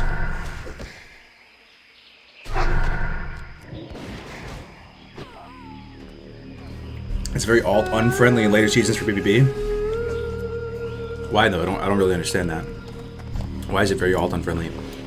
I understand that you need, technically, to be like this for PvP, you need some PvE gear depending on what class you are. Like, weirdly enough, we did this mage deep dive the other day, and Jigsaw was saying that pretty much mages need tons of PvE gear the whole way through, and that RM actually gets better in Season 4. You would think double DPS falls off Season 4. RM gets better due to the nasty PvE gear, so that you need raid gear. And you need to basically both actively raid. But my question, because I haven't lived this out myself, my question to him, like my next question, my follow-up would be, is that only playing at that Gladiator Plus level though? Like, can't you just be fine with your just regular season gear? You know, like if you just get points every week, you're going to be able to get 300-400 resilience, and you'll be in purples, and you know, as long as you're not playing at the very like creme de la creme level, like you should be fine to not PvE. So I don't know for sure, but my hunch says that you'll be fine. You know, you just get a full set of PvP gear, get 300-400 resilience. Fine, dude. Do you remember if Baba was involved with TBC? I asked him, and he was. Yeah, so was Kevin Jordan. But I think like you know, Vanilla is really like their brainchild. I think like their leverage in the company probably softened a bit, is my guess. Come TBC, it got much bigger of an organization.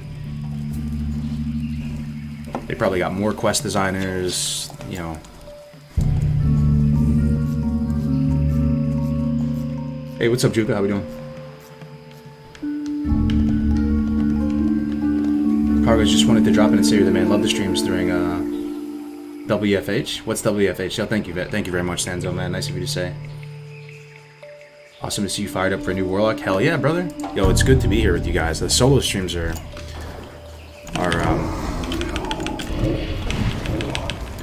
nice. It's been months since I've done just a solo character, just talking, just you guys, hanging out. It's just been duos for the past month, and I love the duos too, but I switch it up.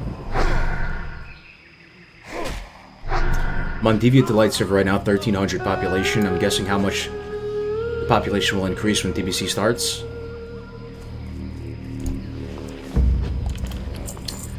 Yeah, Alex came into the chat yesterday and had a hot take. Alex has a lot of hot takes.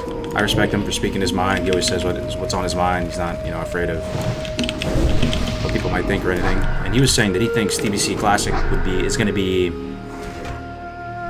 way less hype than like Vanilla Classic. Like I was thinking that TBC might be more popular than Classic, but again, they drink some pretty strong Kool-Aid over here sometimes. I don't know.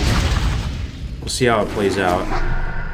I've been saying for months and months that TBC strikes this like perfect balance, or a more perfect balance between retail WoW, the modern look and feel and aesthetic and functionality in terms of arena and all that, but still has like that old world feel as well, and that it would like appeal to a wider demographic. But at the same time, you know, Classic is the OG, it's the original game. It's not an expansion, it's the game, you know, and we had like a whole year leading up to it where people were just foaming from the mouth, excited to play it, talking about it. People didn't know if it was gonna be a thing, if it was really gonna come true.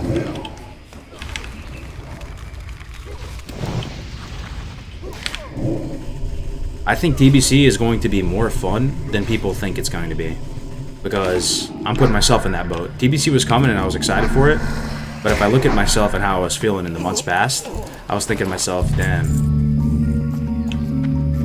you know, it's gonna be fun, but a RIP Classic, you know, like Classic is, you know, Classic, I don't know. I wasn't feeling as excited as a lot of other people with TBC, and then I played it a bit more, right? I like refreshed my knowledge of it, started playing on the Endless server. And you get taken aback. Those same like moments of like awe that you get while playing Classic are very much there, I promise you, in TBC. You'll do some of these dungeons and you'll be like, holy shit, man. This dungeon is beautiful, dude. Like, and there is so many like quality of life improvements in TBC, so many. You could make a list that you could make a long list of quality of life improvements. That would be a very long list. So many things, from just how long buffs last, you know, it would be pages and pages long of quality of life improvements, things that just feel good.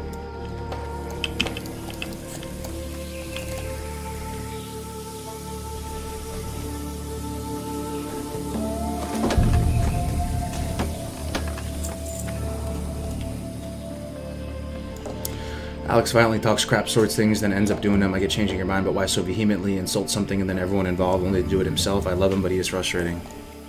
I feel you, man. I feel you. I mean, he's always been kind to me. He's always been good to me. And, like, you know, I've known him, and, like, I have a soft spot for Alex because he was one of the first, like, content creators that ever got me interested in making content myself and being part of the WoW community. I still remember watching his guides, how to make gold for Vanilla on Nost and Elysium, watching the WoW Classic announcement on his channel when that happened. Known him for years and years. And, like, I've said it before, you know, like, you kind of need that voice, though, a little bit. Like, would you rather that voice just not be there, right? Like, he represents, like, one side of the force, kind of, right? Like, it's, would you rather him just stay quiet and not say anything? Like, you know, you don't always have to agree with what he's saying, but I feel you though, man.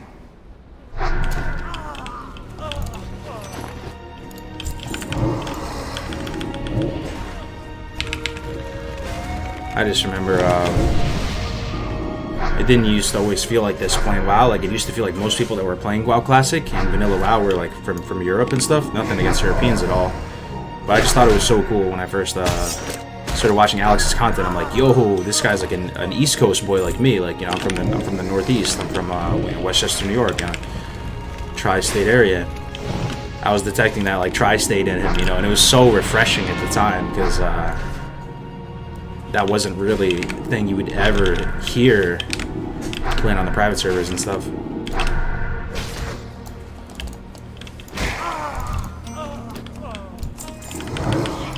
Tri-state area hype? Yeah.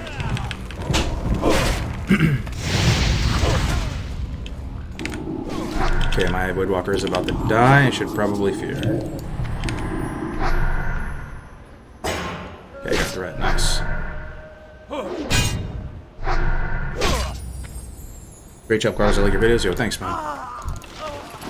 I thought priest ratios were going to be gone in TBC. They gave Fear Ward to all the priests, but the priest ratios are still there, and they still have... Oh, shit, 8 slot. Yo, nice. Why isn't it working? All right. 8 slot. Hell yeah.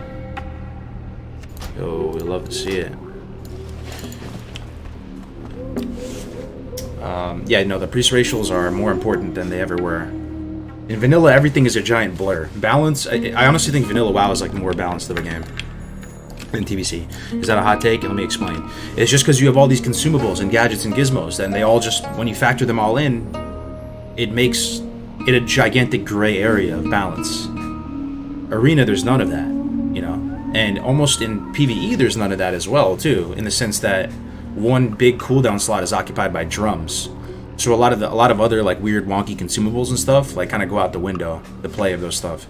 So even PvE is a little bit more templated as well. So I think, you know, there is an argument to be made that classic WoW is a more balanced game than TBC. And it's probably true, honestly, and I love TBC. It's just that the racials are more important in TBC, and there's less of a compelling reason to play Alliance in TBC. The professions are about the same in terms of restricted, I guess, than with Classic. You know, you need like engineering in Classic, you need leatherworking in TBC. The arena, people say the arena isn't balanced, but I've softened like my take on that. I think that arena is pretty balanced in the sense of people say only a few classes excel in TBC arena. Okay, well, let's think about it. Rogue, Mage, Priest, 3 right there. There's only 9 classes in the game. Rogue, Mage, Priest, that's 3, right? Then you have Druid, of course, S tier, right? Warrior, there's a ton of great comps with Warrior. Warlock, that's 6. Right, that's 6 of 9 right there, and they're all solid as fuck, right? And then Shaman, we think that they have a bis comp with, you know, Ret and 2s and 3s. They're played in a lot of that. Like, pretty much everything. Hunter has Drain comps as well that can be played, apparently, like, in theory, at a very high level if you're a really good Hunter. You know, if you talk to the top of the food chain people who play TBC a lot and you say, do you think Hunter sucks? They won't say no. They won't tell you that Hunter sucks. I say Hunter sucks because I'm a little bit salty, you know, sometimes about it, and I'm not the best player. But you stone-faced, ask one of the best players, do they think Hunter sucks in Arena? They say no. They say no, Hunter can be good.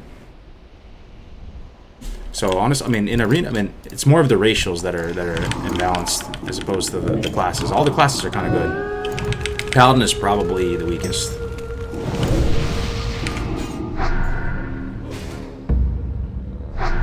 Yo, see you later, RJ. Are you gonna play on Fresh server if they'll be released? Probably, yeah, likely. Hey, what's up, Travis?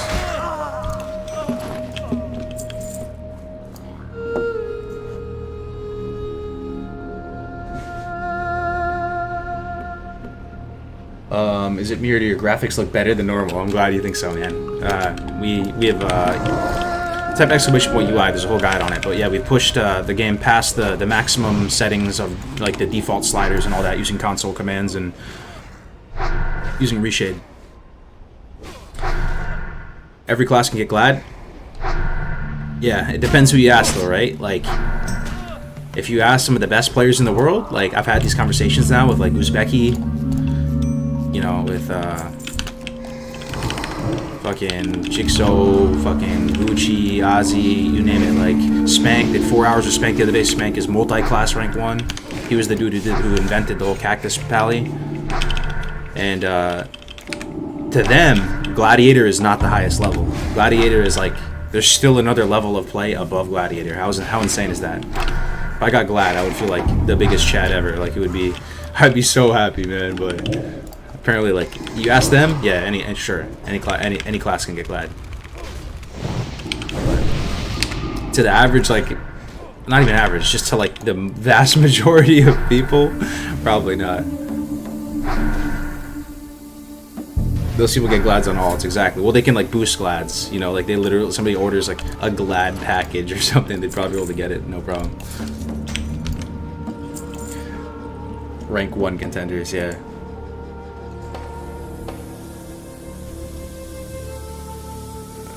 What is your take on Booty Bay transferring? Also sniping transferred items. Booty Bay transferring. Like, just getting, like you're saying, like, faction collusion, like getting items back and forth on Alliance and Horde and stuff. I don't know, man. I mean, I don't think it's nearly as big of an issue as, like, multi-boxing. But multi-boxing has definitely taken a hit. Definitely not as big of an issue as, like, botting.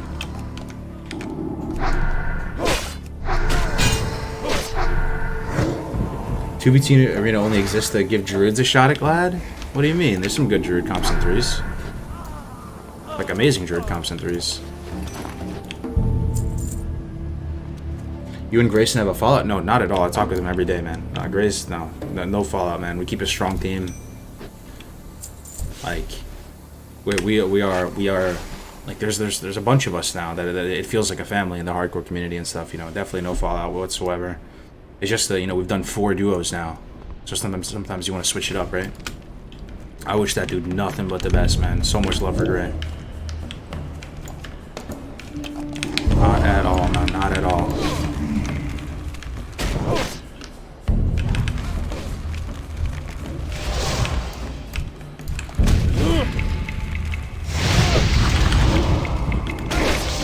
Okay, Little Monka. Is a healer spiting me? Void's at 69%. Let's get rid of this guy first and evaluate. He's healing this guy. He's out of mana. I'm just gonna Hellstone see where I'm at. I fear this guy. Could be a problem. Why am I doing this, though? Why am I here? That guy's gonna pull like 40 mobs. He's running off into the stable. Let's get the fuck out of here. Why am I here? At 15. Why am I in Northwatch at 15? Actually, why am I in Northwatch at 15? What am I doing? What am I actually doing right now at 15 in Northwatch? Am I insane? Have I lost the plot? Have I lost the plot, man? Okay. I'm still in combat. I'm just gonna skedaddle up here. Why am I in Northwatch at 15, though, for real? Okay, I'm out of combat. I think I was getting the medallions. Yeah, I don't know why I'm here. There's no point. That's not even a separate quest. Let's get the shipment of boots. I'm a bit of a goldfish if you're new here. If I start talking to the chat and we're talking about stuff, I literally like am unable to play the game.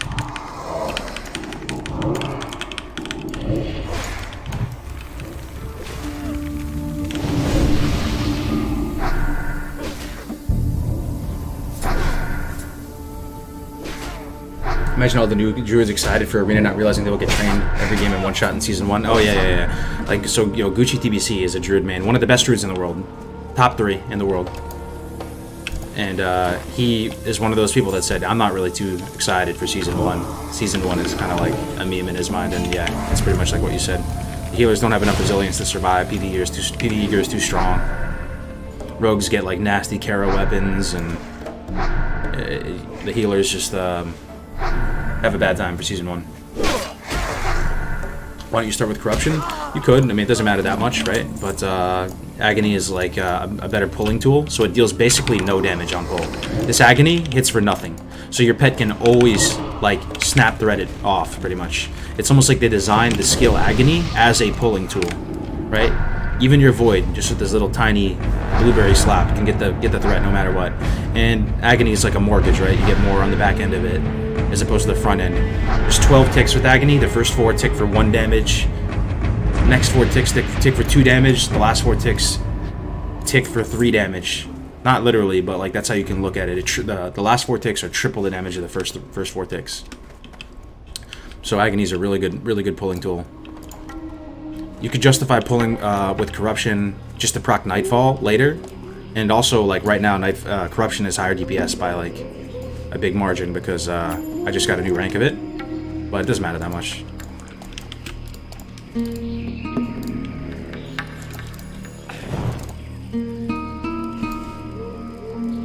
What happened to the dwarves? They perished, unfortunately.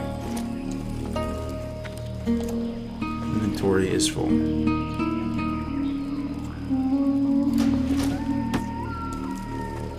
Alright, let's get the hell out of here.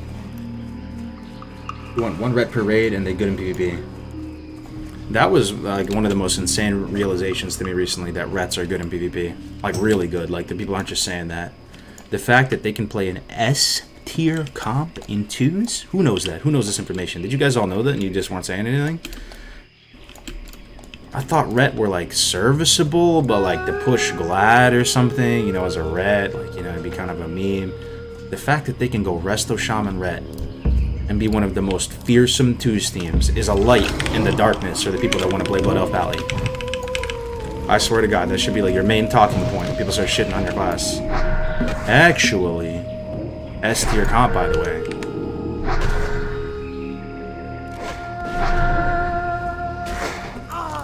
Red is way better than holy in PvP? For sure, man. You ever get to the tunnel, you lock and not like your Voidwalker name and log out and delete and remake a character? I don't know if I've done that. I've done it with Imp before.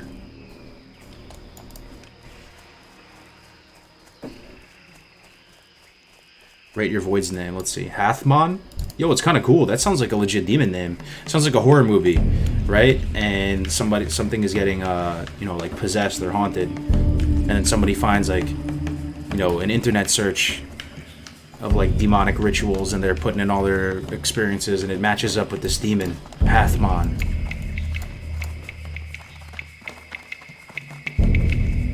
Sounds like a troll telling you to hearth. Yes. I've hit a leveling wall as a 50 alliance lock. I was wondering if you could offer me some advice. Grind a specific mob or dungeon. At 50, you can probably start doing BRD at 50. Are you just a normal character? I'd just start getting pre-bis and doing all that, man, at 50.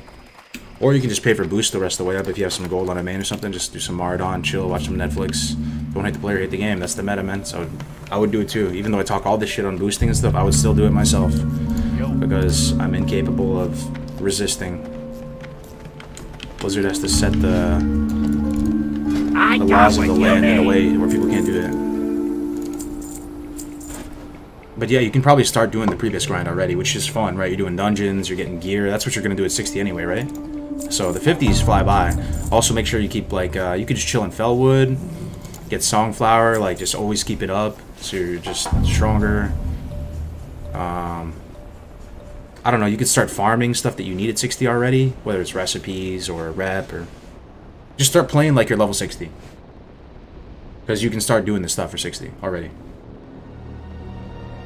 Anyone got a suggestion of being stuck at level 56 shadow recently? About 120 trying to get to at least 58 for TBC as fast as I can. 56, bro, you are right there. Just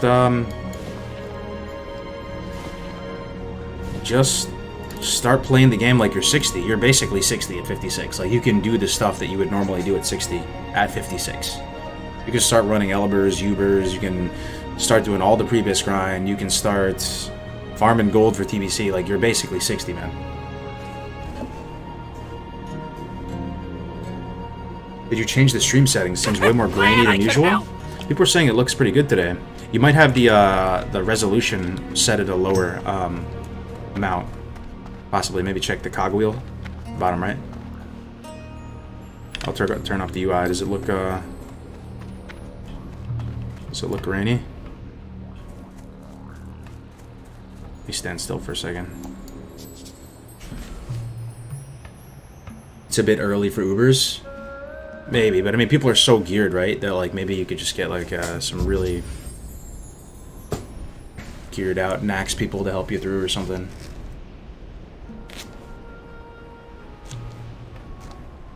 $56, go to Ajara, farm demonic ruins. Yeah, you start doing all that stuff, right? You need that for TBC anyway. 100%. 40 to 50 is definitely the longest 10 levels. Absolutely, man. Absolutely. Definitely the longest stretch for me, 40 to 50. More specifically, 45 to 50 is brutal.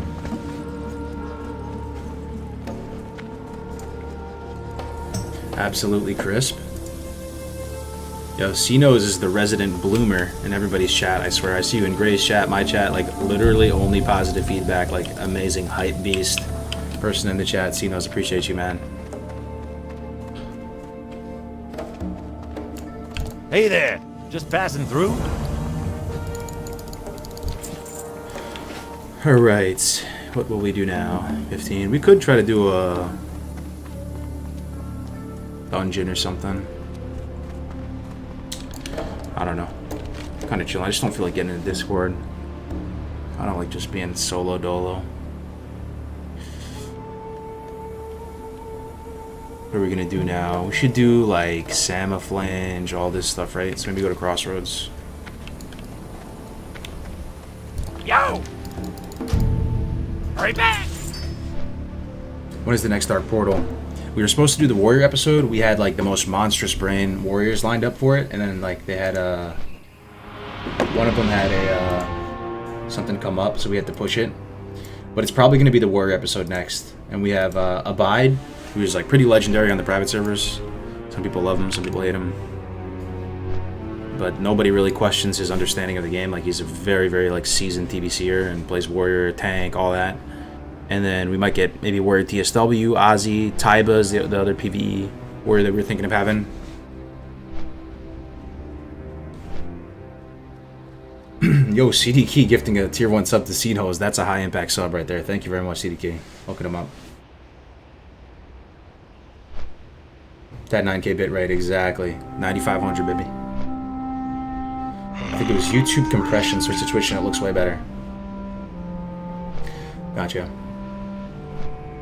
Could you explain focus macros? Yeah, sure. I can explain focus macros. So, and I'm not the best at it, but I can definitely explain it to you. So, this is your target, right? Alright. So you have one target. That's how you use your abilities on shit. You have a you target something and use your abilities. Or, I mean, it's not everything is targeted. There's AoE and stuff, right? But what if I told you you could have 2 targets? It's really that simple. What if you could have 2 targets? What if I could use my spells on this Tauren without having to actually select it? Like, I could have them both targeted, both with their own frame. So I could see this Tauren's frame as a separate second target right below. And that if I use my abilities normally, I'll hit the guy that I'm selecting. But if I used a focus macro, or if I put a modifier on my abilities, I could target this other person and dot that one up or CC that one up as well. Not only is there quality of life in that, you just have like better information because you can see 2 things.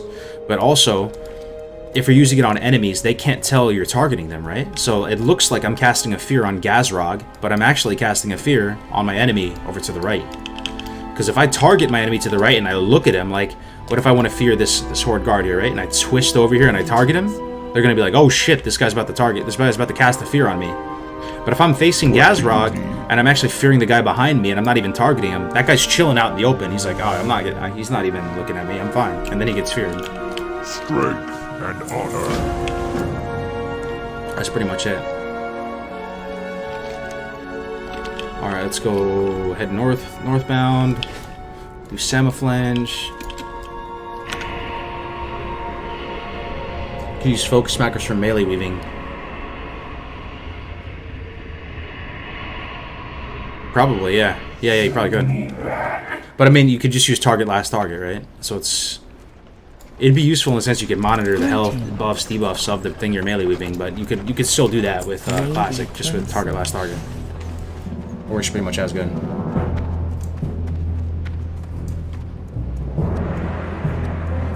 Mouse over, true, yeah. Yo, Kargoz, Alliance Warlock TBC best race for PvE. No, 100% no. I mean, trust me, man, I don't want to be a doomer about the ratios in TBC, but you kind of have to be a doomer about the ratios in TBC. It is what it is. It's how the cookie crumbles. I'm not going to lie to you. Like, the best race by, like, a country mile is going to be Orc for PvE. You literally get a 2-minute cooldown TOEP in addition to... It's better than a TOEP, actually. How much spell power is TOEP? You get a 2-minute additional, like, steroid in addition to your trinket every 2 minutes, not 3 minutes. Berserking's 3 minutes. Blood Fury's 2 minutes. I mean, need I say more, man? That's it. Are there known greats on every server? I play Windseeker. Are there any names that you know that play the server? I've never even heard that server name before, to be honest, man. I'm not sure. Board is stacked on paper compared to Alliance and TBC. On the PvE side, yes. On the PvP side, there are a lot of like redeeming things on the Alliance, but still, I still think it is Horde favored as well. Yeah. It pains me to say it, but it's true, man.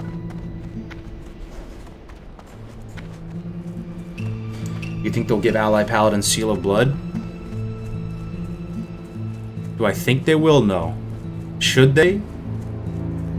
Possibly. It doesn't... Possibly.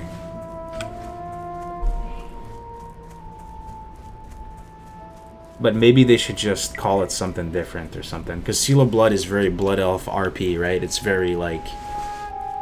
You know, they're all about blood. They're the Blood Elves. Like, there's... You know, they've got a little bit of, like, pain. And I don't know how to describe it without being extremely cringe. But you know what I mean. Seal of Blood is so fitting for them. Just the way the tooltip looks and everything. Just giving that to the Draenei would feel bizarre. But it really is worth a conversation to, like, consider either buffing the Alliance racials... or doing something, because we are going to approach TBC, and it's going to be 80-20 Horde Alliance or something like that, right? So, like, do we want that? Is that fine?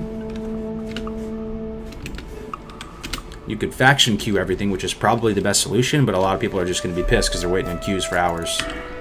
Still probably the best bet if you're going to go no changes, but...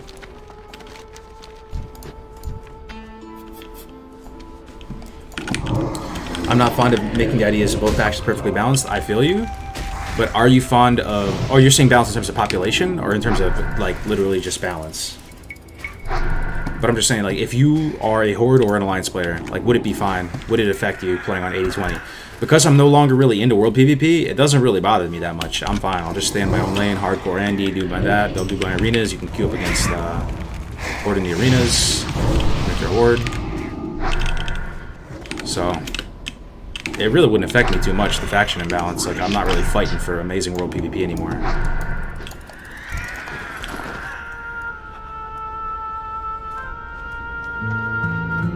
What if itself is going to make the game insanely horde heavy? Yeah, 100%, man. 100%. And Blood Fury. Those are the two ones that stick out, right? For all on the PvE side of things.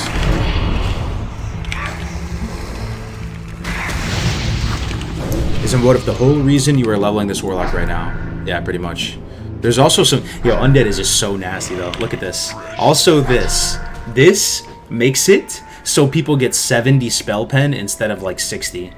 How nasty is that? I think that's what it is. I heard Spanx talk about it. This shadow resist is actually, like, a thing that changes people's itemization in the arena. Because... yeah, like...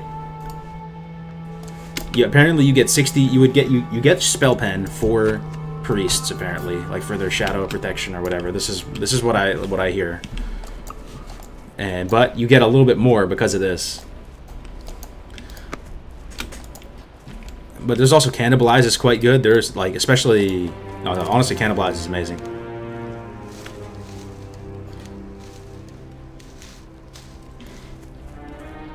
%10 extra resist against fear. Oh no, that's not 10% resist on fear. That's just 10 shadow resistance. But that's still pretty nice. You know, there's a lot of shadow spells. Is this character basically Voldemort? I think he looks pretty cool as far as undeads go. He looks kind of like a clean-cut undead. You know, his jaw's not hanging off. You can see his eyeballs. You know, he's got a nice jawline. I think he looks pretty nice. I kind of like the bald undeads.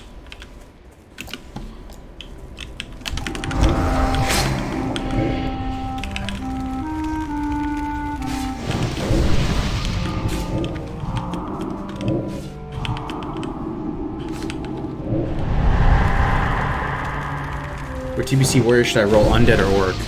For like, what do you want to do, though? Probably Orc, though, man. Like, you already have massive fear resistance. Like, fear... You already have massive fear... fear resistance as a warrior, right? You have Death Witch, that's 30 seconds of fear immunity plus Berserker Rage, and you're sitting in Berserker most of the time. So you'd still probably find some value from What If, though. That's how good What If is. There's that many fears in the arena, but if you go Orc, you have the damage steroid for PvE, and then you have that stun resist that drives rogues nuts, and rogues are everywhere in the arena.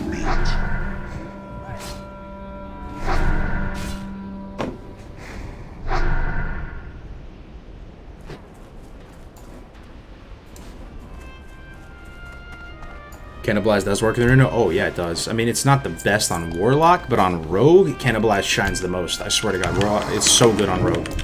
Because it meshes so well with the Rogue kit. Like, they CC you for like 5 seconds or something, and they can just go get a few ticks of Cannibalize off. Plus Band-Aid, a Rogue can get back up to full, man. Telling you, man. They just drag out the game. You know, they might sap you, go Cannibalize, or they might sap you, Band-Aid, sap you again, Cannibalize. Maybe Kidney, rock around the corner, Cannibalize a second. It heals a lot.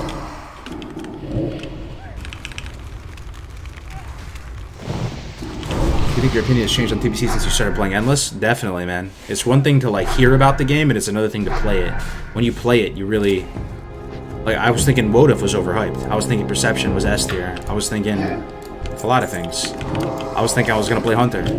I was thinking Hunter was going to be nasty in the arena. I mean, it's still, you know, it still kind of is, but you know what I mean. It's not to my taste. A lot of things have shifted. Like, your perspective evolves as you learn more and more about stuff.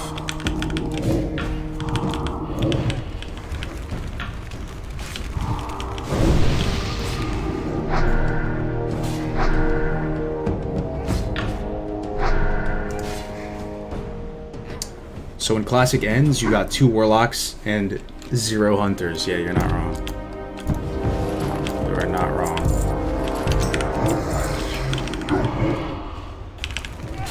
So happy I'm doing this though, man. Having an Undead locked and loaded for TBC, oh, it's gonna be juicy. And if there's no fresh, which I don't see happening, but it's possible. There's no fresh. If there's no fresh, then we're still chilling. We still have the 2 Warlocks that we need to accomplish all of our goals and dreams. Yeah, this could be trouble. I pulled quite a few.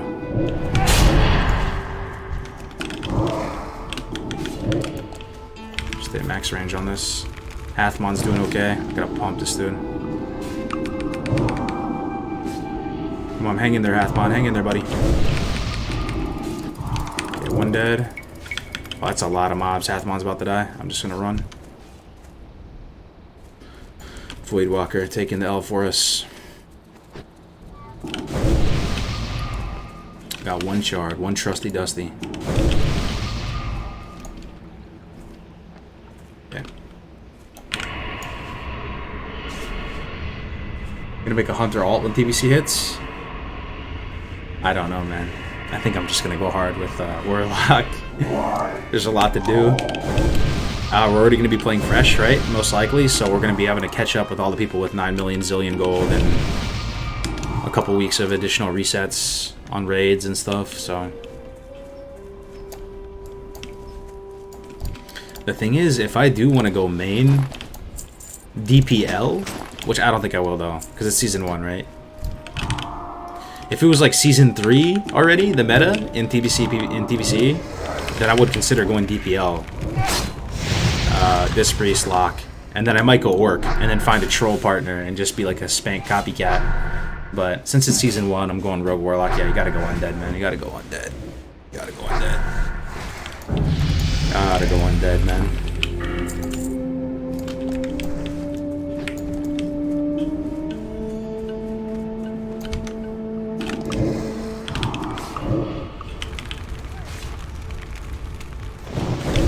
Concerned about maining Bloodcell for TBC, getting best PvE gear for the arena seems like it would be tough. We're likely gonna main just roll on a PvE server, man, like a fresh start PvE server. But I'm not terribly concerned because there's a lot of people already on Bloodcell, man. Like, we have a bit of a community formed here. Like, we probably have multiple raid team amounts of people on Bloodcell, just like in-house within the hardcore community and people just we've met over the past months. That we'll find people to play with, man.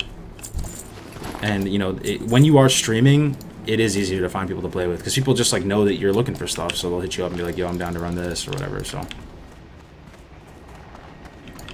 your nationality? I'm half white and half Filipino. My dad's like super tall, just like super white, super tall dude. My mom is small lady, just balanced out.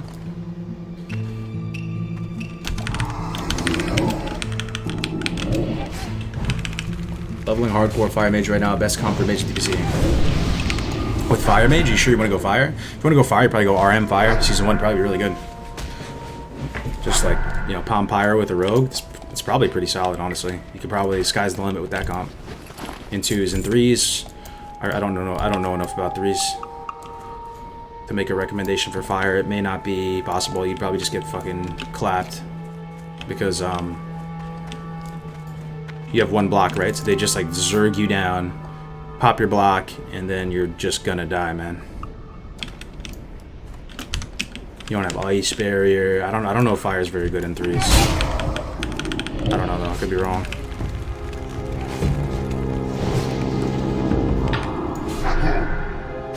How big is the difference between Undead and Orc in Arena? Undead is going to give you more flexibility in the Arena. You can play double DPS. That's it. Yeah, you can play double DPS. You basically cannot play double DPS.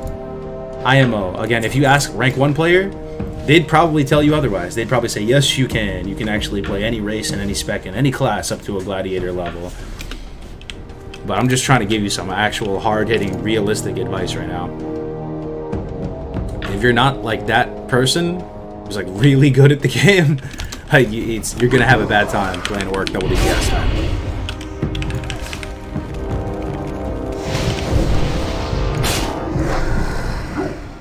So, but if you want to play with a specific healer, and like you can make it, like Orc can be better than Undead by a certain edge.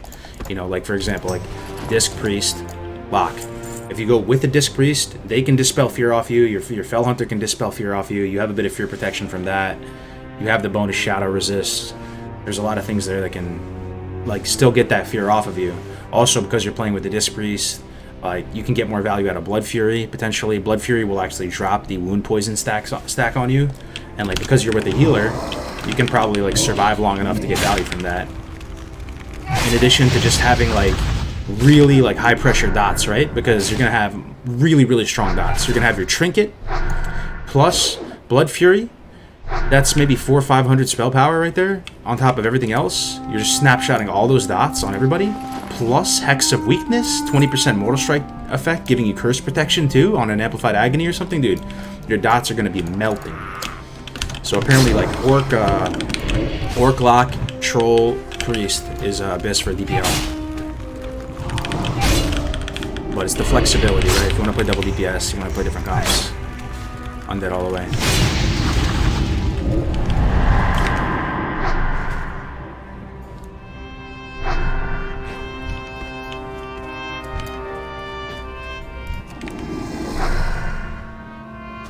Or if you want to top the DPS. Yeah, it's true though. So imagine, like, if I'm an Undead Warlock and I'm gonna raid, we're gonna have to raid. We're gonna have to go through these raids, and I'm excited for them though.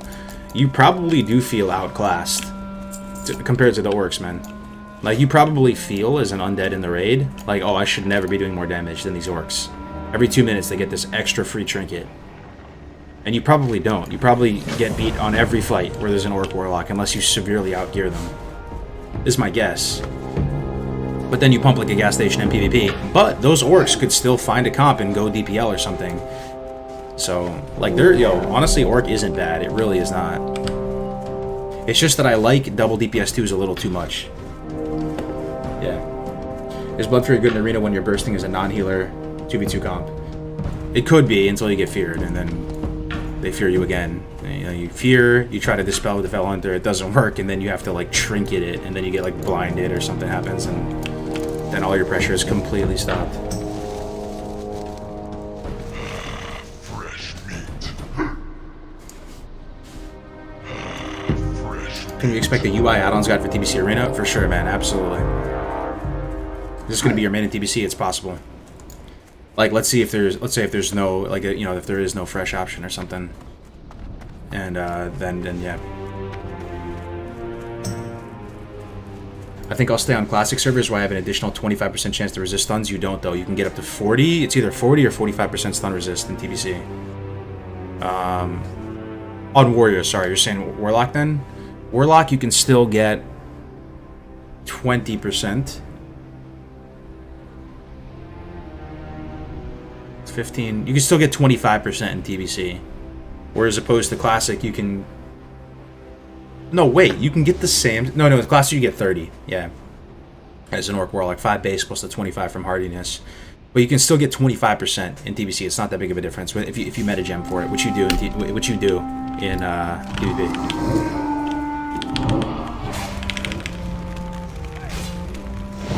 But if you're an Orc Warlock, they changed that, like, you know, stun resist talent thing, so it's in arms now. Plus the meta gem, plus hardiness, you actually have more stun resist than ever. It's insane.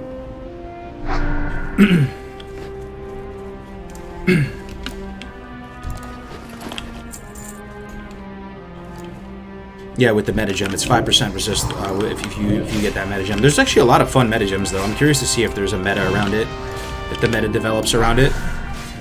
Because there's a lot of different ones. There's like a meta gem. There's some really weird ones too. There's like a meta gem where on chance you get like a massive amount of spell haste. It's like a proc or something. And I was thinking to myself, how come people don't use this? That sounds like it could be so nice, man. You get like a free drums out of nowhere just randomly. Maybe it doesn't proc enough. I don't know. We'll see. The meta gems are fun though, man. Sorry for the on. Let me drink some of this.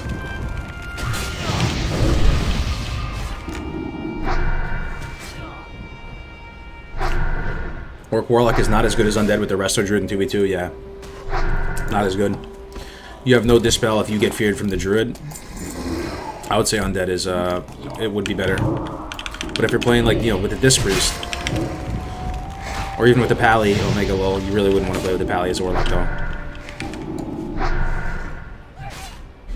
Maybe Orc better, but just depends, right? So if you go Orc, you have less flexibility in what comps you can run.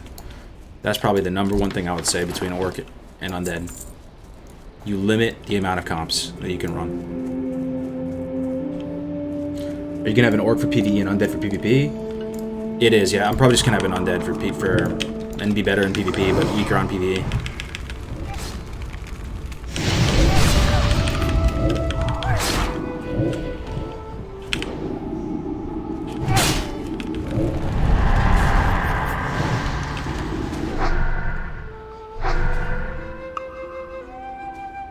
Orc best shaman for PvP? Troll, there's really like nothing that Troll does, really, man. You would want to go Tauren or Orc, but Tauren would be my choice for PvP.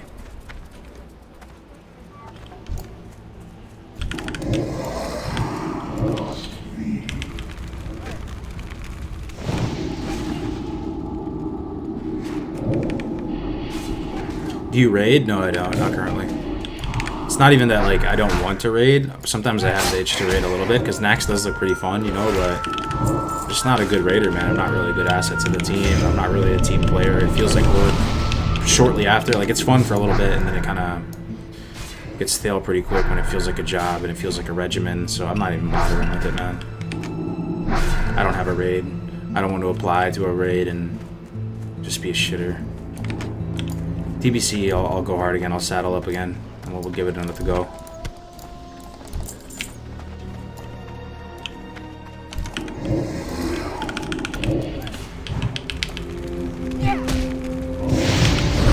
I'm an Orc Warlock. Is there any other good 2v2 comps for me with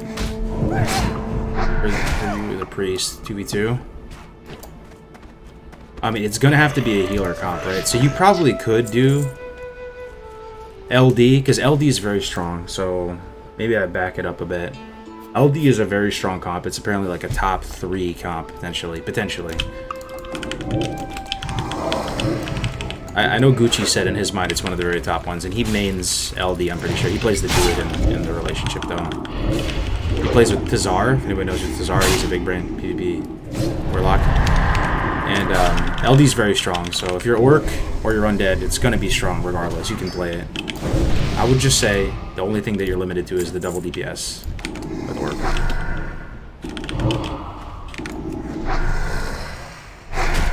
Rank 1 LD or LR? Lock Rogue is Orc.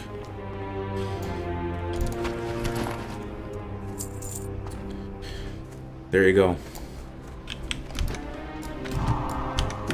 I don't know if that's true or not, but it's probably like Even if you ask those people though, I would bet they would say undead is better. But it's just the players, man. There's some players that are just nasty. You're not stressed about rep grinding 2 characters? I'm just gonna do it on 1 character, and I'm gonna have this other lock just to mess around with, man. I'm gonna have a workhorse lock, and then I'm gonna have like the Corvette or the Lambo or the Ferrari lock, like the lock that you play with only the best partners you have access to. You put a lot of work in, and then you play the workhorse lock most of the time just to learn the game, the grind, and then when you're playing at your very best, then you jump on the main one and you try to like crank out, you know, a few games when you feel like you're playing at your very best with the best partners you have access to. I think that's the strategy. It could not be the best strategy if you guys have any thoughts on it. I'm not super confident that's the best strat, but if you play just a ton of games, like you're eventually going to get tired or tilted, and then you're going to start playing like shit. And then if you're just playing with random people all the time, I don't know if you're going to climb that way.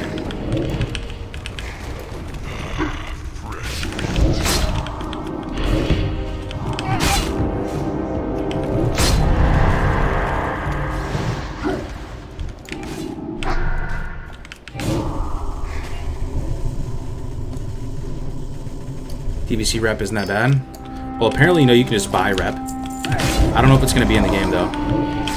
Like those keys. I mentioned it yesterday on stream. But there's these keys you can buy for, like, these Ethereum bubbles in Netherstorm, and they just give you rep. BOE. We'll see if it's in the game, though. I think they were introduced in a later patch. So they probably won't be there on launch, but that's a little tidbit.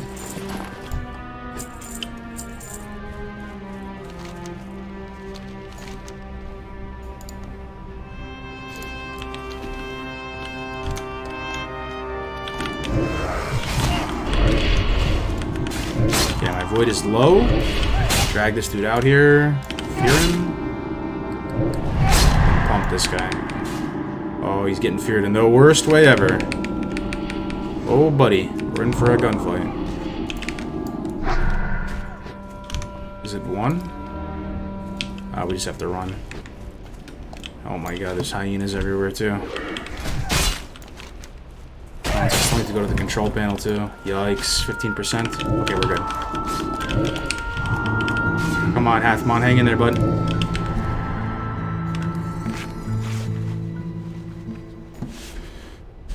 Samaflange, oh the joys. The joys of doing the Samaflange quest.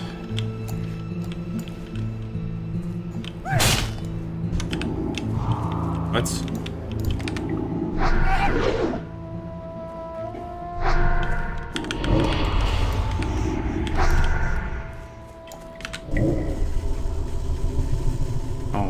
God, I pulled another one. Make it stop, Chad. Make the pain stop, man. Make the Samaflange trauma end, please.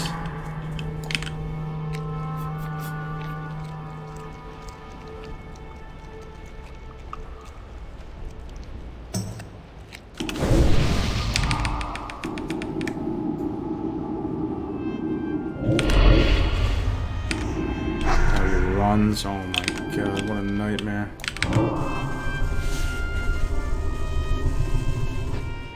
Hathmon is no junk cord, but I'll get there. That's hilarious. You remember the Voidwalker's name? Are you and Grace done with the duo for now? Our duo died, my friend, so we didn't like have a falling out or anything. Some people asked in the chat. He's just he's working on a new duo, and I'm doing a solo right now for TBC. I don't know about you guys. I'm having a great time. This has been already a great stream. I feel like it's a breath of fresh air. I haven't done solo streams in a long time. It's been months and months of just duo. Locks are gods in PvP TBC. Yes, but I'll tell you what their downsides are. One downside is that you lose 1v1s against rogues and mages. What if I told you that? If you're playing really, really good mages and really, really good rogues. And I'm a much better dueler than I am in arena. I've won a couple duel tournaments now, the cross-faction one on Scarum and stuff like. So I'm proud of myself on the dueling department. So I feel like I can duel pretty decently. And I'll tell you, for whatever it's worth, believe me or don't believe me, if you play a really good mage or a really good rogue and you use all cooldowns, you use Hellstone, Potion, everything you do, if the rogue milks out DRs with both Sap and Blind, you lose if he has full cooldowns. If the mage sits there and just spams Arcane Explosion and cleaves your pet down, you lose. If your pet is away from you and doesn't get cleaved down, you still probably lose. Because they just spam instants in your space. You can't really lock them on any tree.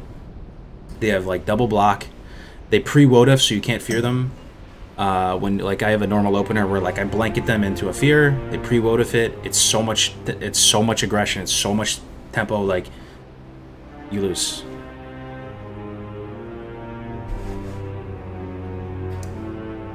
It's a nice stream, but sick of locks, to be honest. I feel you, man. I just, this is my main for TBC, so, or possible main. Gotta do it. Every chat just plays Rogue Nation TBC. Yep, they're amazing classes.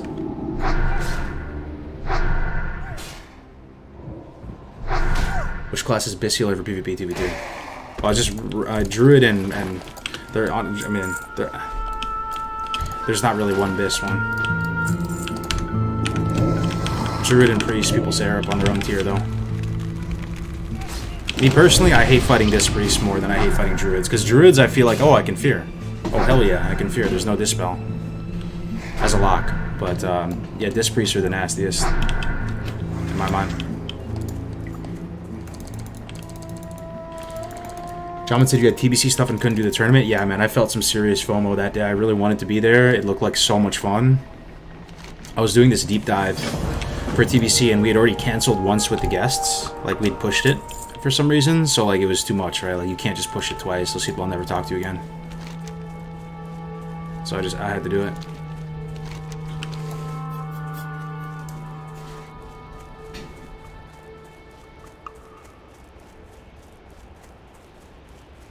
Never played Lock and love watching. Honestly, it makes me want to try one out. Yeah, do it up, bro, if you have any questions. Resto Shaman any good at PvP? I think they're going to be better than people think. And, like I did some twos with, Caitlyn the Priest the other day, and he was telling me all the strengths and weaknesses with Shaman. And, you know, they have some limitations for sure, but I think it's like, you know how Classic... What classes were the sleeper in Classic? I think Shamans. Elemental Shamans, Shadow Priests. People were sleeping on Shadow Priests, and now Shadow Priests are, like, kind of pumpers. I think, like, Resto Shaman could be pretty good, man. I mean, in 3s, there's some really good comps with Resto Shamans, and even in 2s. One of the S-tier comps has a Resto Shaman, and Pally Resto Shaman. So, I would say yes, they're good in PvP.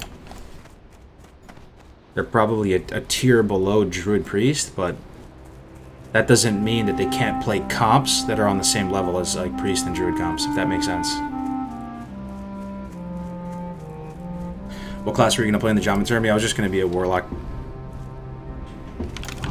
Disc is such a badass class, it really is, man. Mana Burn, Mind Control, Prayer of Mending, Dispel, literally 2 Dispels for...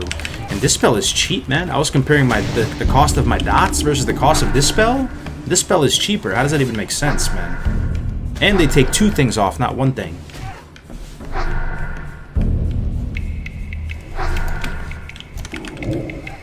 Wait, do I have the quest here? I don't know if I do. Nugget Slugs. Do I not have Nugget Slugs? Do I need Wenicky Bolt Bucket? I don't even have Wenicky Bolt Bucket. I think I messed something up, man. Where's Wenicky Bolt Bucket at? Oh, it's the follow-up to Salmon Flange. Yeah, I remember now. Wenicky Bolt Bucket is the follow-up to Salmon Flange, isn't it? Yeah, okay. So I'm here too early. I'll sleep. Alright, let's go. Just get out of here. Bandage old Hothmon up.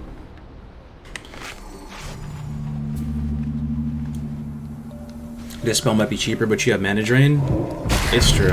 It's just Disc Priests are so nasty, right? Like, so if you're a Warlock and you're fighting a Disc Priest, if they literally just spend their time dispelling and giving shields, you do no damage. You literally do no damage as a Warlock. It's so depressing. All your dots are getting dispelled, except for Curse. That's why I always put up Curse first when I'm fighting Priests, because I know it sticks. As a Warlock, I think that's the play. You look at who you're fighting against, and you look, did they have Dispel? Did they have Decurse? If they don't have Dispel, you put up Corruption first, just because it can proc Nightfall, and like you don't really have that much burst as SL. You need the Nightfall procs, so you put up the Corruption and stuff like that first. And sometimes you can put Siphon up like as a prio if you're getting tunneled, because like the difference between having siphon up on all targets and not having it really, you feel so squishy. But if they have this spell, then sometimes you don't even bother putting up those dots right away. You might want to put up agonies and try to fear a little bit or do something like that.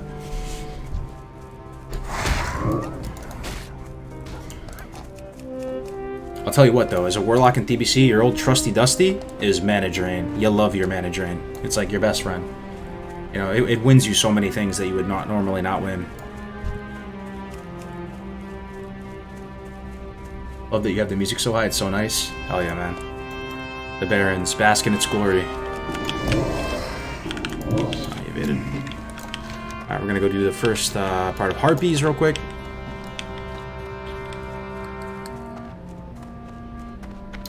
Everyone is focusing on TBC meta at 2.2k rating and such, talking about Druid being the kings, but they are so skill dependent.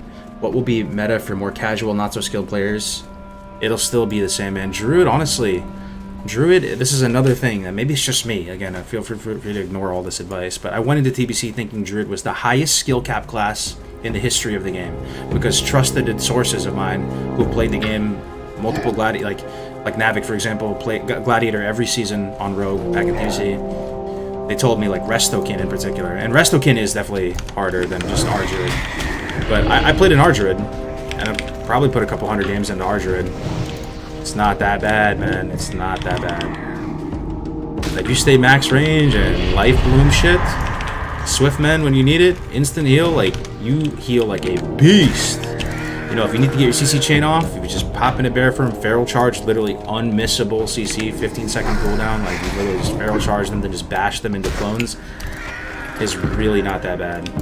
They just play, like, serviceably. You know, maybe, like, if you're playing, like, absolute beast mode, like, God tier, rank 1 Gladiator, like, maybe it's, like, super duper hard. I don't know, but just to play it, like, decently, it was not as hard as I expected, if that makes sense.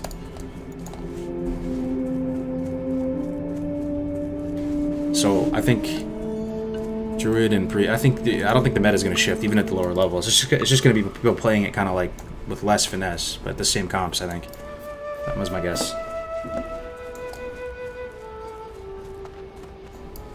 Been spamming you, dude. Drain mana more every stream. It's so good. Yeah, I love drain mana. Who is the 8 mil followers guy? He didn't end up making an appearance. His GM did though. I was talking about Shroud. But Soviet Hammer, his GM, and the Shroud's playing though. Apparently they're all playing in their guild. It's so cool. Hey, just give me 30 seconds. I'll be right back, or maybe 1 minute.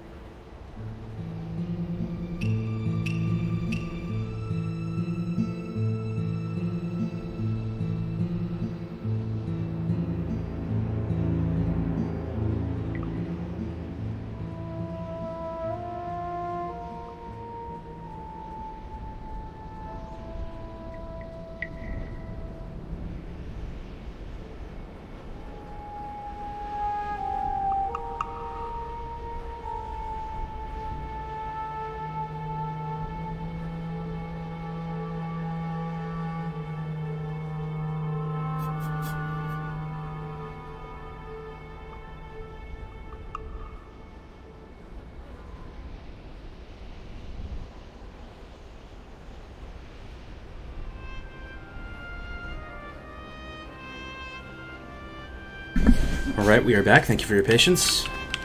Let's go do these Harpies. What makes King's Hawaiian bread so good, guys? Yeah, it's really good. I don't know. It's kind of sweet, isn't it? Is it potato bread? I haven't had potato bread in a casual decade, I don't think. There was a time where potato bread played a role in my life.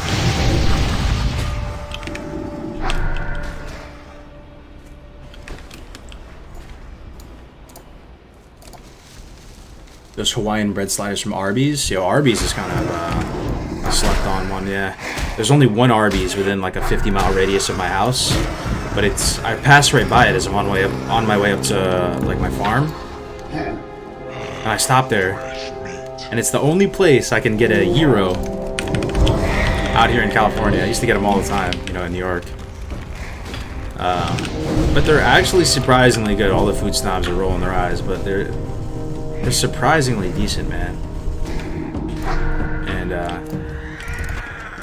I love the Greek food, the Mediterranean food, man. So good, man. I had this place called Beyoğlu next to my apartment on the Upper East Side. It was kind of expensive. I mean, you're paying like $20 for a plate of kofta, but so healthy, so delicious, man. The baba ganoush, the hummus, the meat plates, the yogurt sauce. One of the best cuisines right there. Do you listen to hip-hop? Yeah. Yeah, I do. I mean, not as much as I used to. You miss the East Coast? I do. Yeah, but the grass is always greener, right? So one thing I'm proud of myself for, I do think, like, I really do try, like, to make a conscious effort every day to try to just, like, find the blessings in each day. You know, I'm not really, like, a religious person, but I still use the word because it, like, makes the most sense to me. But I really, like, try to appreciate every day. Like, it's no secret, man. The days are getting faster and faster. It's actually pretty terrifying. So, it's just nice, man. There's always something you can be happy for. You know, as long as you're healthy, be happy for that. Even if you're sick, be happy that your loved ones are healthy. Like, there's always stuff, man. If you're able to play WoW, listen to WoW, literally chill, work from home, drink a Diet Coke, eat a pizza, whatever, man. So much to be thankful for, man. So much. You hear it every day on the news. Just random people and taken away too soon, right? Just enjoy it, man. I don't know what part of California you're in, but go to the small burger place. They have gyros. Small burger place? What is that? I don't know about that in California. It's all chains where I'm at. There are some certain places in California that have more mom and pop type shops, but it almost feels like a novelty. Like, the one place I went to recently was called Carmel by the Sea.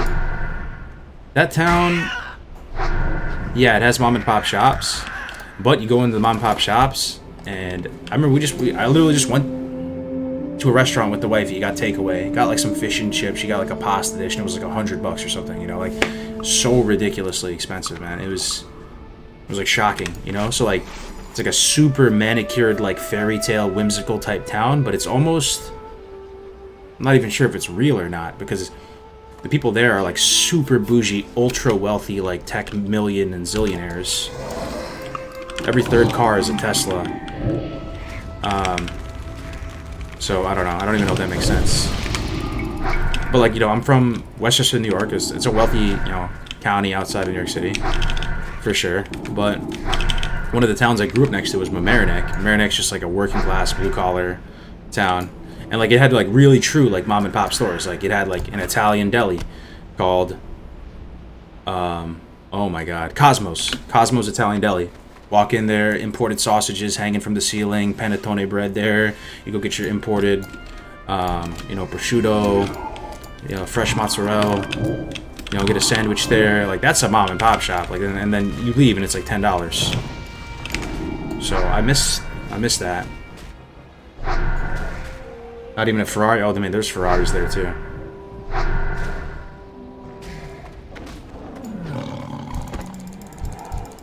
Ever went to Kargoz? Roland Heights has Colima Burger and they have gyros. Gyros, but there's no reason to ever go to Roland Heights. Never heard of Roland Heights, actually. Where is that? Monterey is bougie. Yeah, it's nice, though. Like, we went there, and we were fantasizing, oh, man, maybe we could live here someday. Buy, like, a studio there. It's like $900K or something for, like, a studio. It's insane, man.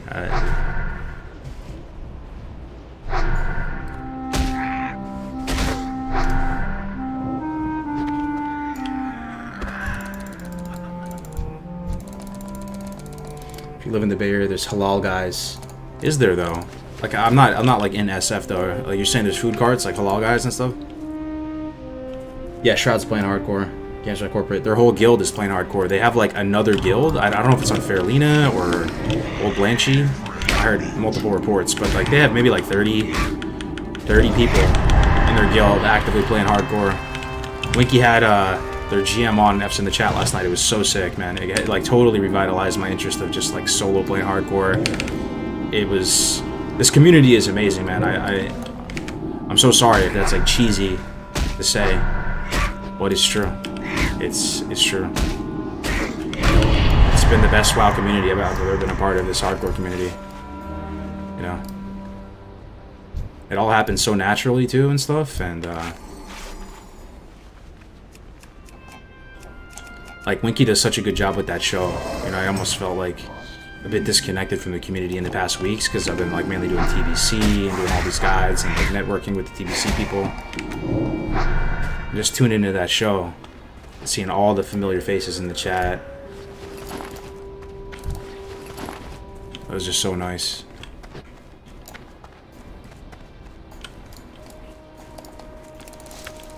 Not food court, actual brick and mortar. Oh, nice.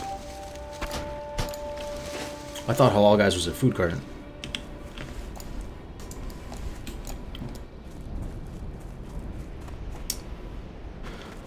Santa Cruz Mountains is where it's at. Probably gonna move back there at some point.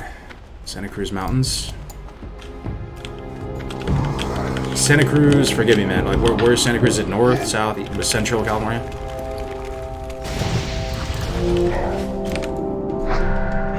Is this like a private server? No, this is the real thing.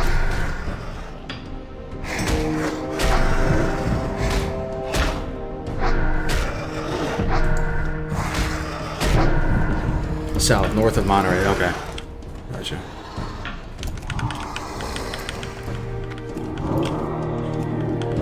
But yeah, I do miss the East Coast a lot. So does my wife. But there's really compelling pros and cons of each.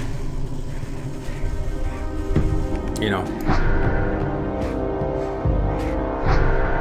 out here in California, you can like garden, you can have chickens. I mean, you can do all this stuff in the East Coast, but I mean, you can.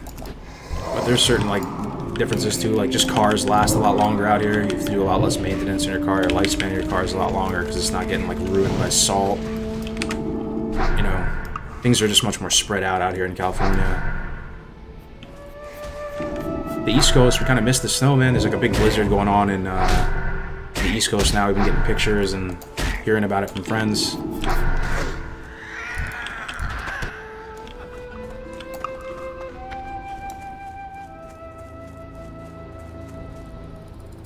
The weather is nicer in Cali. Yeah. At the same time, though, I kind of like the gloom and the dreariness of New York sometimes. Most of the time in New York, it's just kind of like wet and gray. Not wet, but just gray, kind of like overcast. The inner doomer in me. Kind of like rain, too. It doesn't rain too much out here.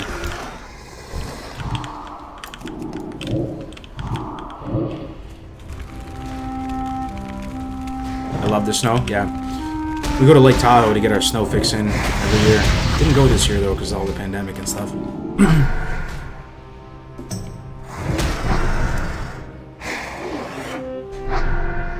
Can't beat Mamerina Cab Mom and Pops? No way. You know about Mamerina Cab? Sal's and Cosmos? That is even a small freaking world, brother. You know about Sal's? Yeah. I have so many memories from Sal's. Playing Vanilla WoW, binging some Vanilla WoW, going to Sal's for a pie? Hell yeah, man.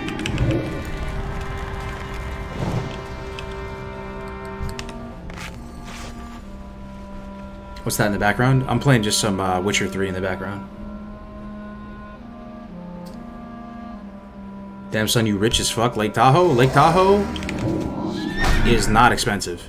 It can be if you go stay at the casinos, if you go get yourself a presidential suite, if you go to the top of the mountain, if you're booking all these fancy things, and yeah, it can absolutely be expensive. But one of the best things about Lake Tahoe, actually, is how cheap it is, because there are so many hotels. I swear to God, there's like 500 hotels, maybe more, I don't know. There's so many hotels there that you can get super cheap, pet-friendly hotels up there, and you can make like a weekend or 3-day trip out of it and be in the hole maybe a couple $100. It's really not too bad. Make me want to visit New York so bad.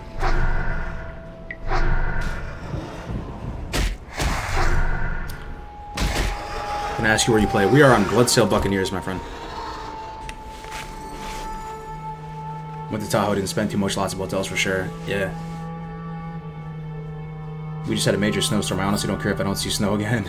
Hey, Rafflington, what's up, dude? Good to see you. You're by Union Square, right? In New York? It's awesome to see the few New Yorkers in the chat. Smile on my face. Queens. Oh, no, you're right. You're Queens, right. People in Cali and New York City are different, yep.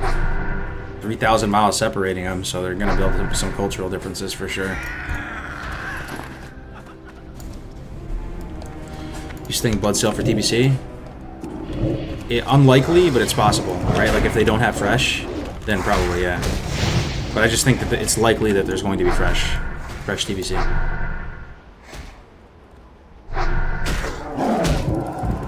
I'm not sure though. Don't want to speak too soon. Ultimately, I'm down to go where the squad goes. Even if there is a fresh, and all the squad wants to main on Bloodsail, right? And they're like, I know there's a fresh Kargoz, you're so excited for the fresh or whatever, but we want to stay Bloodsail, we have our 60s here. I am down. I just want to go where the squad goes, man. That's the most important thing. Fresh isn't likely at all, IMO? We'll see.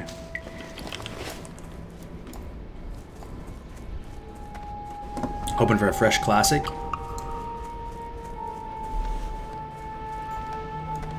Upper East Side represent. Whereabouts?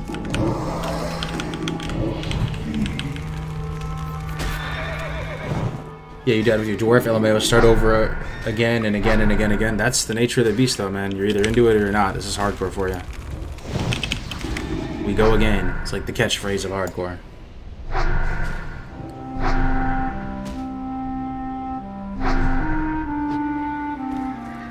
Some people talk of snow as this beautiful thing. I know they have not experienced living in snow. Spent 5 years living out in Cali, though, Rafflington. You might miss it more than you think. As a New Yorker, yeah, you definitely get sick of the snow. It's pretty nasty in the city, especially. It gets all slushy and gross, but it'll creep up on you.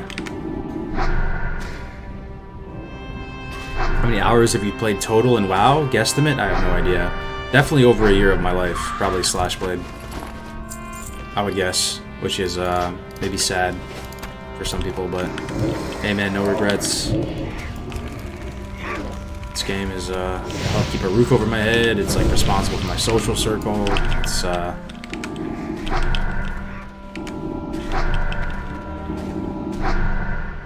if you didn't make anything of it, right, and like you don't really have any relationships as a result of it, and maybe it didn't really help you in other ways, then maybe you would regret playing WoW. But it's had a positive impact in my life, imagine.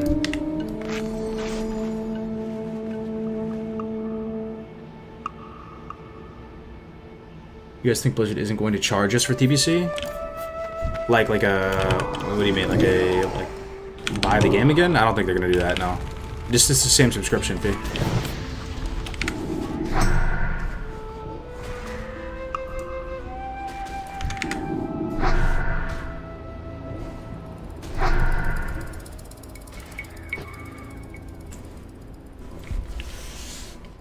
If they did charge us though, and they said like, hey look, we're charging you, but we're gonna have way more support for the game, we're gonna have active CMs, we're hiring like these 10 people who are gonna be your community managers, and they're gonna be doing weekly streams or monthly streams to check in on the health of the game, and we're gonna have quarterly new servers spinning up, and we're gonna like really try to support this community. Oh dude, I'm happy to pay, sure. But if they just charge, a fee for TBC and nothing changes and it's just par for the course, then yeah, that'd be bad.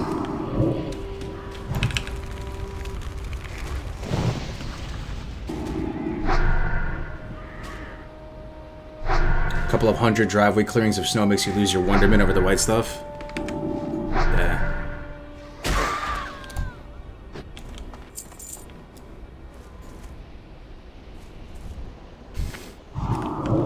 Kind of want to roll a new alt in Classic with BlizzCon Line. It's a little more than 2 weeks. Feels like I should wait. Yeah, man. Maybe just play the Endless server for a little bit. Just get your hands on TBC, get a feel for it.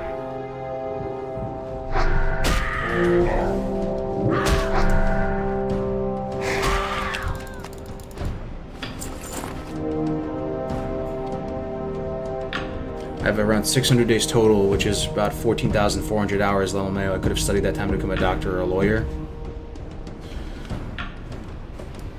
Yeah, no, I mean, I hear ya. I hear ya.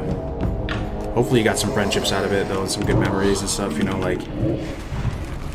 At the end of the day, I mean, seriously, big respect to the doctors, especially in this trying time, but... I don't know if I'd want to be a lawyer.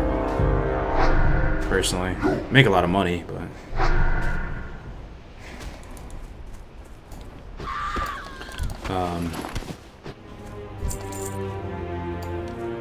because, like, literally nobody has any answers to, like, what we're supposed to be doing on the planet and all that. As long as you spend your time, you know, like how you want to be spending it, like, you know, free to, I don't know. Don't be too hard on yourself. Nobody has all the answers, so no matter what people are doing, it's pretty much equally as equal to what you're doing. But at the same note, people that like just like heal other people, like doctors and scientists and stuff, that is pretty legit. If you have like, if you care about humanity in the future and stuff, like, it's definitely the way to go.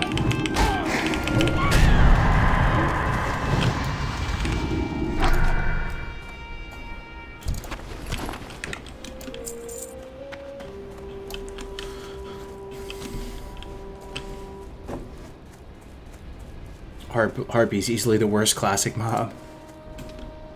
I still remember I was dual leveling with Navik before Classic came out, and he told me that the Harpies, he went silent, we were dual leveling for a little bit, right? Doesn't say anything. Then out of nowhere, out of left field, he's like, yo, these Harpies remind me of my ex. Listen to them screeching and shit. I always remember that every time. We were right here in this exact area.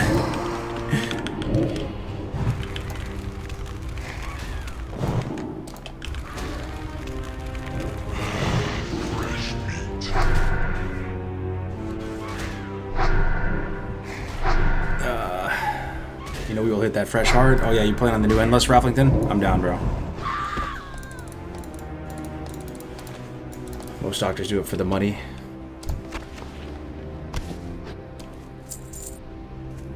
Yeah. Just focus on the positives, man. I'm like, it's so nice, right?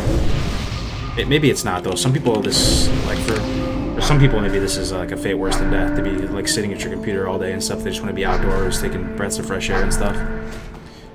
But it's so nice being able to just like log on, talk with like hundreds of people, see other people streaming. You know, just basically, it's a weird lifestyle. You know, the streaming, Twitch lifestyle, all this. I like it though.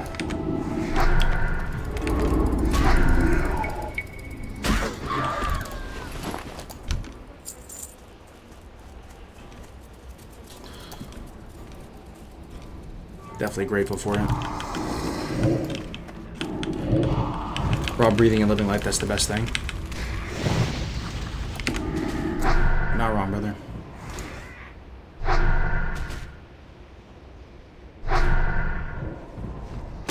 You're making me want to resub and roll a Warlock? Do it, man.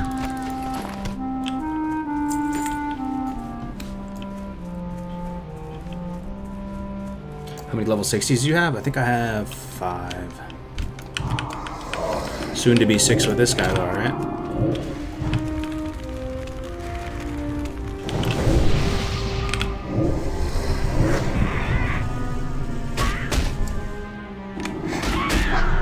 Hey, Kargoz, hype for TBC. This will be your character for TBC on the same server? Possibly. It's possible. We're just gonna have to see how TBC is rolled out and announced and stuff.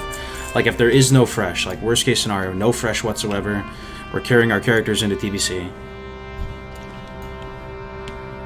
I'll have the 2 warlocks that I need to accomplish what I want to accomplish. I'll have 1 orc and 1 undead.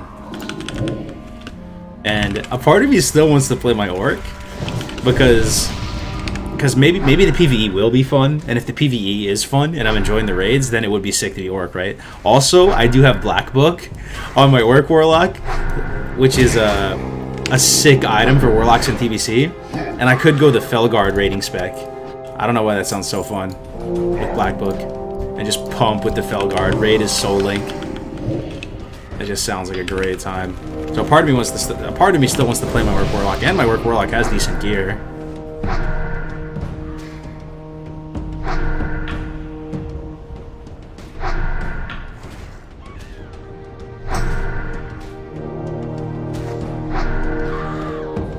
Right, don't die, sir. See you later, Suchiro. Yo, really good to see you, Lorena. My sister and her family had it. What are you talking about, the vid, or? Oh, yeah, you had Ronan Rafflington? Yeah, I'm sorry, man, to hear that. Yeah, I was on Hero's stream yesterday when he checked his test results. He just got it, too. Crazy, man. Crazy times. I'm glad you're feeling better, man. Felguard is one of the coolest parts about playing TBC. So, I'm working on a Warlock leveling guide, right? It's not even close. It's not even close. Like, the other specs are not even close to leveling with the Felguard. Felguard is so nasty for leveling. It deals upwards of 40% of your damage. I mean, these is on the private server client. You know, maybe the values are, it's possible, right, that they may be a little messed up. You never know. But I tried drain tanking, because a lot of people swear by drain tanking. I tried UA. It's not even in the same ballpark as Felguard. I tried multi-dotting, I tried every type of rotation. Tried opening with UA, using UA last, using 2 dots, 3 dots. The Felguard is so nice for leveling, man. And I'll do a guide on it real soon.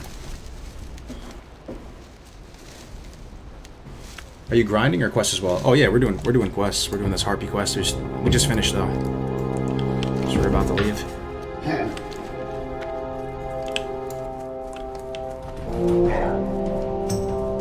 Silver leaf.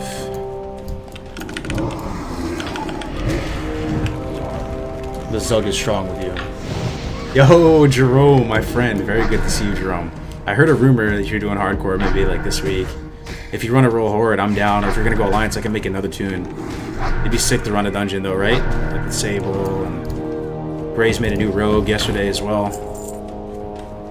Also, yo, anybody know who Sarth is? I did the world first race to Nax with him. Sarth, I was in his chat yesterday. He was saying that he's pretty much said he's down to do a duo and try hardcore for the first time, which is sick. Another one. Definitely some dungeons I will try not to throw. Nah, no problem, man. I've died like 9 million times from him. I'm not even worried about it.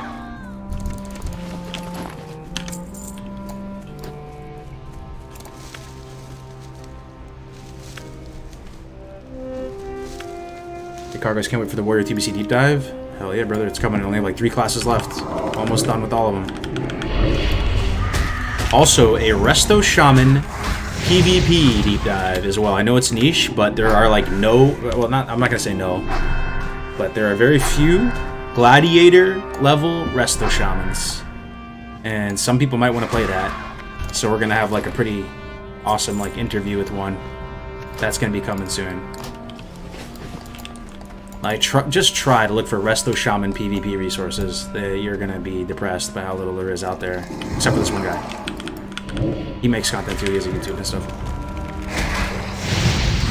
Every glad level shaman's resto, but I'm saying try to find, you know, there's not that many of them. Fresh Fox, there's not that many. That's what I'm saying. And the resources are, there's not that many of them.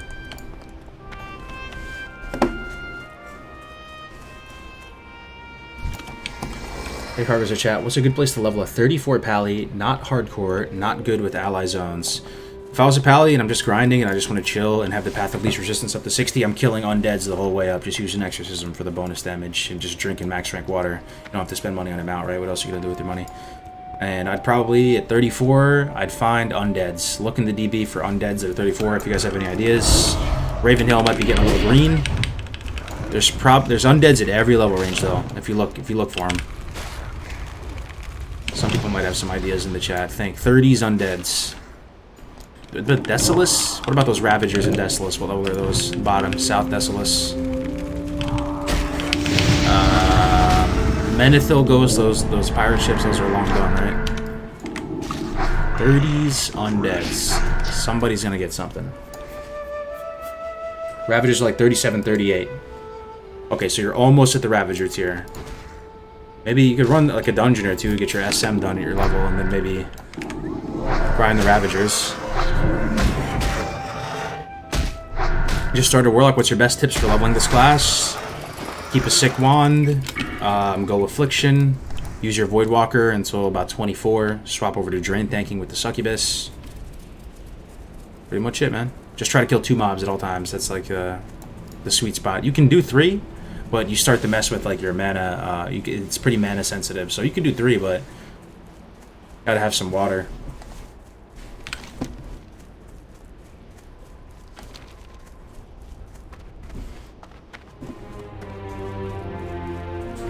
What server is this? This is Bloodsail. You maining Warlock? Yeah, I'll likely main Warlock. Unless something changes. I think this is a tuple. Even if it is, it should be fine. Put the Void on this dude. Oh, this is a ranged? Yikes.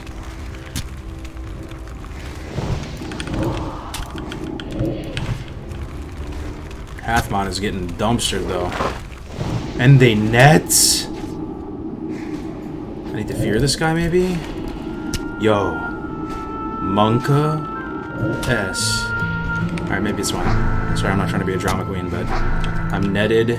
Voidwalker getting chunked, 11%. Okay. We're fine.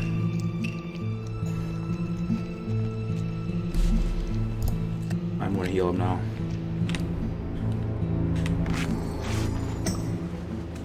That hit's kind of hard, dude. Mr. Kodobane.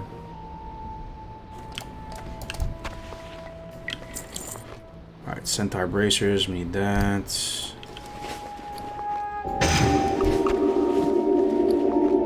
Kodobane's head, need that. Okay, 2 for 2 with the Centaur Bracers, hell yeah. Maybe we can get a few more on the way. How's Shadow Priest and TBC Arena? Shadow plays the main one that sticks out, of course, right? I don't know if they have a great spot in 2s. Some people play Rogue Priest, the Shadow in 2s. I've rarely see that combo work, man. At least for me as a Warlock, right? I'm so biased, though, because I play mainly Warlock. So maybe it does work. But, like, you know, Disc Priest is a couple notches above Shadow, I would say. For whatever that's worth to you. IMO, of course.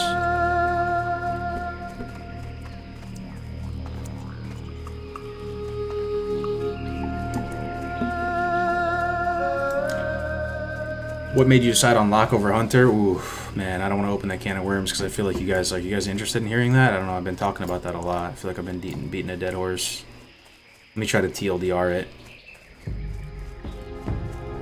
Hunter's Pump, single target in PvE, but their overall raid damage contribution gets absolutely dumpstered by, like, classes that have AoE. So, Seed, Mages, they're single target Andes, or like 2 target Andes, you know, like they really are lacking on the AoE side of things.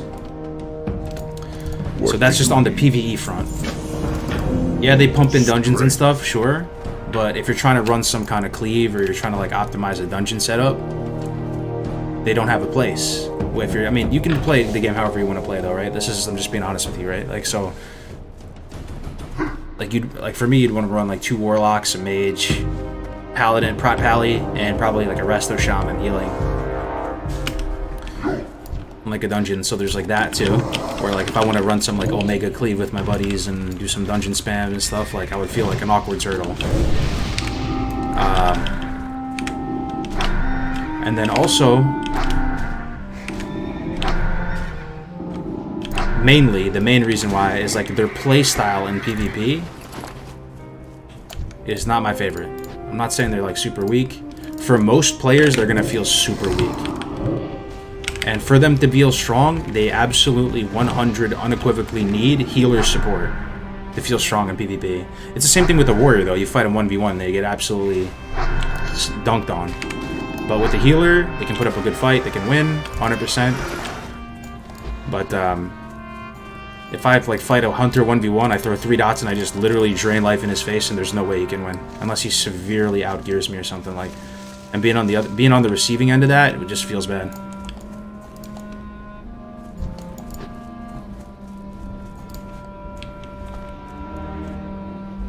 For leveling? No, I'm saying in raids, though, they do great damage. Like, you're gonna see the boys in green at the top, man.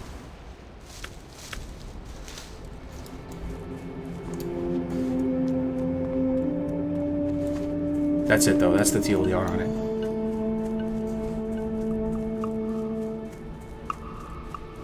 Troll, Priest, Orc, Warlock for PvP. Yeah, we were just talking about that. It's amazing. If you run DPL, that's the best. That's the best setup. Watch the Spank TBC. Go to Twitch. Type in Spank TBC. SPEANK TBC. Multi-class rank 1. Invented Cactus Shaman. Absolute god gamer. I did a 4-hour lesson with him the other day with Crix. Recorded it all, and I've been watching his VODs. If you watch him play DPL as Orc, Warlock, Troll, Priest, you're gonna get inspired, man. I mean, if you watch him play anything, you're gonna get inspired. If you watch him play Cactus, Red Paladin, literally one-shot a Druid with Bark Skin from 100%, you're gonna get inspired.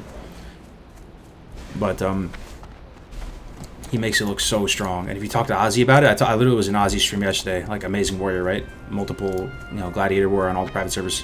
I asked him what is the hardest arena, the hardest healer DPS comp that you fight is WD, because he mains WD, Warrior Druid. And he said, this is what he said verbatim. He said, I don't mind the healer comps, to be honest. They're all fine. But the one that stuck out to him was DPL. He thinks DPL is like the caster equivalent to Warrior Shaman. In terms of, it's just like oppressive dots, and he thinks it's almost like cheesing. It's...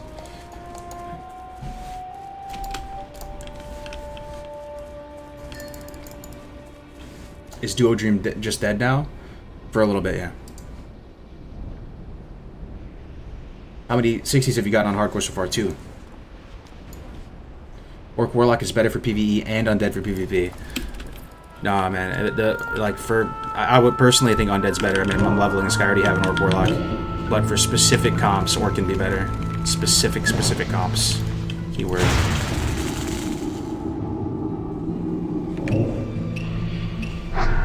Is Skull of Impending Doom viable for HC? You'd have to get it. That's the problem. And Skull does a lot of damage to you. So probably not. And you don't really run into a situation...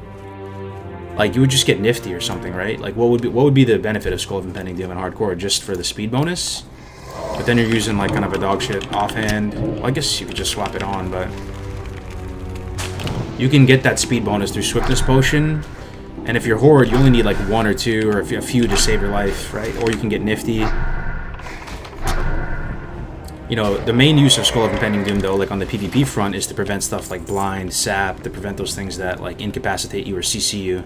Like, if you get netted out in the open world, Skull's doing nothing for you.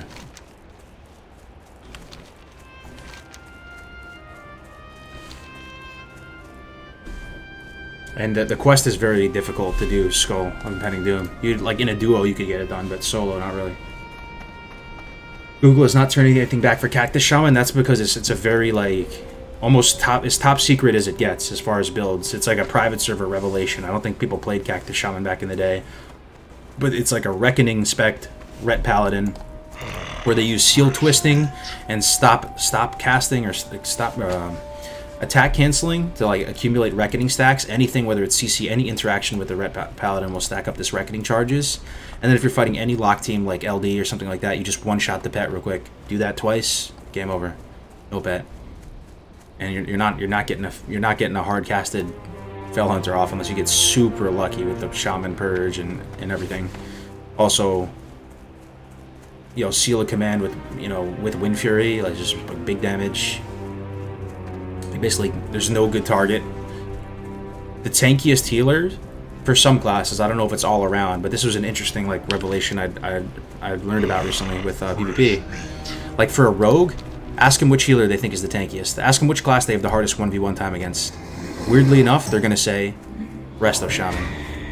Even though Resto Shaman has sub 10k HP on the Endless server, whereas I think like a Priest or a Druid might have like 12k or something. Resto Shaman has sub 10k HP, but they're so chunky, they're so tanky. The mail armor, the shield, makes them feel very, very durable. And they have that talent that when they get below 30%, they just start like healing passively, like a massive amount, plus Earth Shield. So there's like basically no good target in that team. It's just Endless where it's bugged, bro. Cactus Ret will be shit in Classic. We'll have to see. We'll have to see. I mean, you can Seal Twist in Classic. You can Wreck Bomb in Classic. So what about Cactus would be not wrong? What would be messed up in Classic TBC? And the reason why they call it Cactus is that, like, you touch it and you get pricked. So it's like if you touch the Red Paladin, like basically you can't touch it. It's like a cactus. You don't want to touch it, or else you're gonna get hurt. What can I help you with?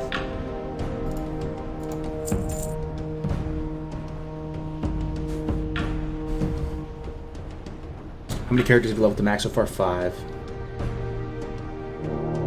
Are tree druids good at tanking or for PvP? You'll see tree druids. I don't really know. I don't really understand druid that well to understand the real like benefits of tree druid. It would probably just make certain matchups a lot better and certain matchups worse.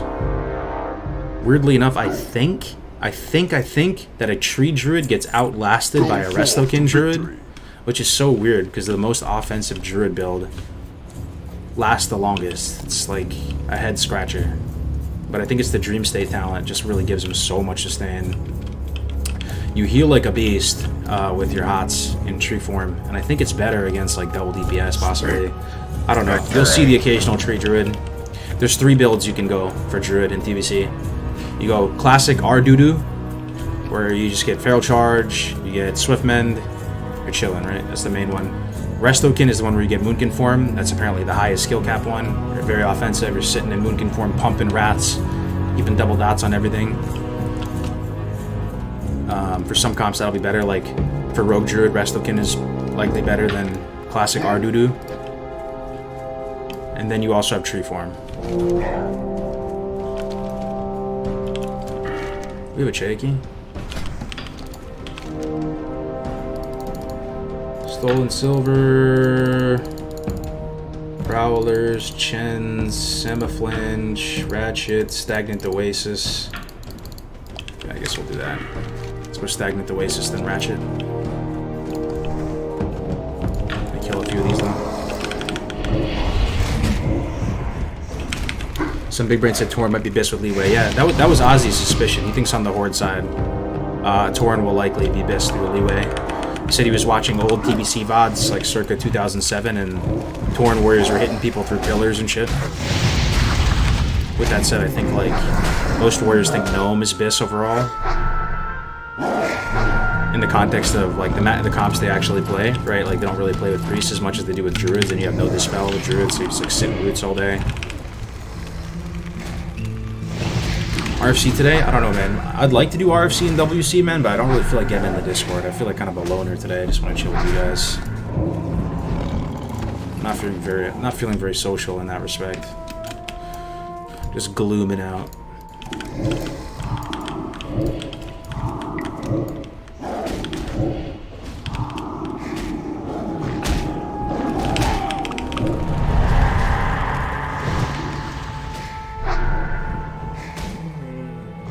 Have you heard of Zygor? Oh yeah, Zygor's been around forever, man. Thing is, I know all these quests already. I've done them a bazillion times. Horde, I feel pretty good on.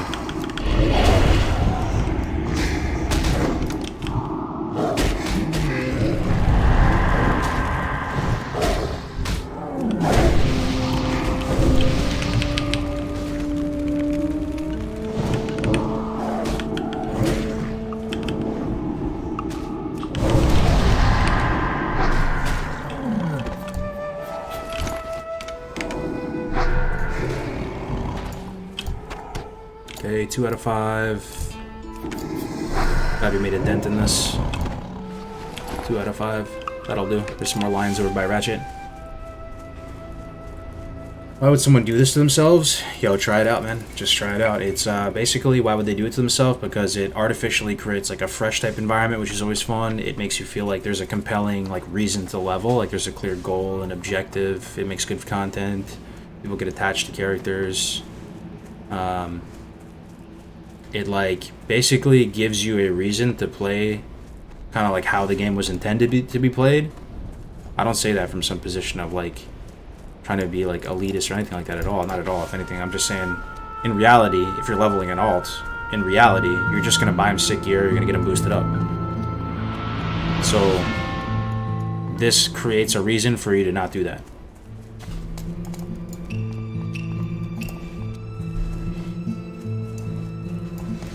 Yo, Heckin, thank you very much for the tier 1 sub, my friend. 4 months of support. You love to see it, man. All the subs today really are much appreciated, guys.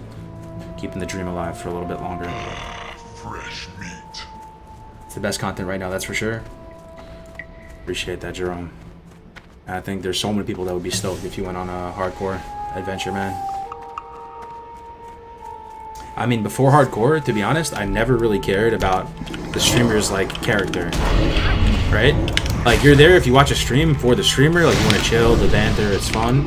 But, like, you really didn't give a shit about their about like the purple pixels on their character. Like, it's whatever. If anything, you always assumed that the streamer had like some kind of like streamer privilege, like funneling the gear anyway. So like, of course, you're gonna have good gear. Like,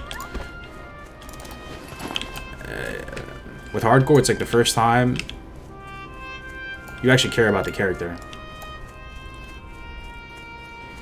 Is Blizzard not enforcing the no private server stream thing? They haven't been. No.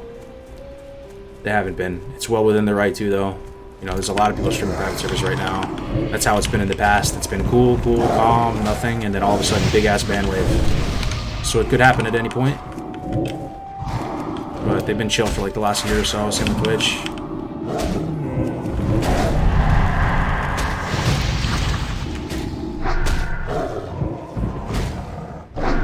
So glad SC2 was... Oh, I watched the Super Tournament. Yeah, I watched a bit of it. Yeah, I watched the... I watched it... I love falling asleep to StarCraft too, man. Falling asleep to some Tastosis and watching StarCraft is... it definitely puts the existential crisis to rest. Like, it's like the best background noise to fall asleep to. But yeah, I don't know. I mean, SC2 is thriving for now. It looks like Blizzard is kind of abandoning it, though. Remember that announcement they made like a few months back where they were saying like they are no longer going to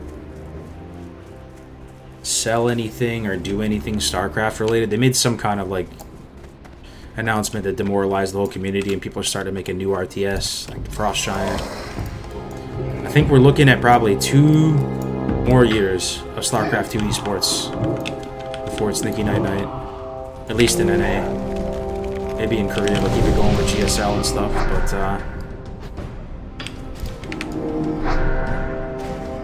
yeah, 2 more years. Yeah, that ESL contract, exactly. It's cool some of you guys watch it. Rank all classes depending on how good they are in PvP. It's not really like a thing you can do, man. I don't know. You could try. I mean, the easy answers are... Like, I'll try, but it's not going to be that good of a list. Because all the classes pretty much, except for maybe Pala, but not even, because they... Every single class in TBC can play a tier 1 composition in 2s and 3s. If anything, we should work backwards. Is there any class? Can you think of a class that does not have access to a tier 1 2s and 3s comp? Does not exist. Every class has access to that. So at that point, like, you're rating them on some kind of weird metric.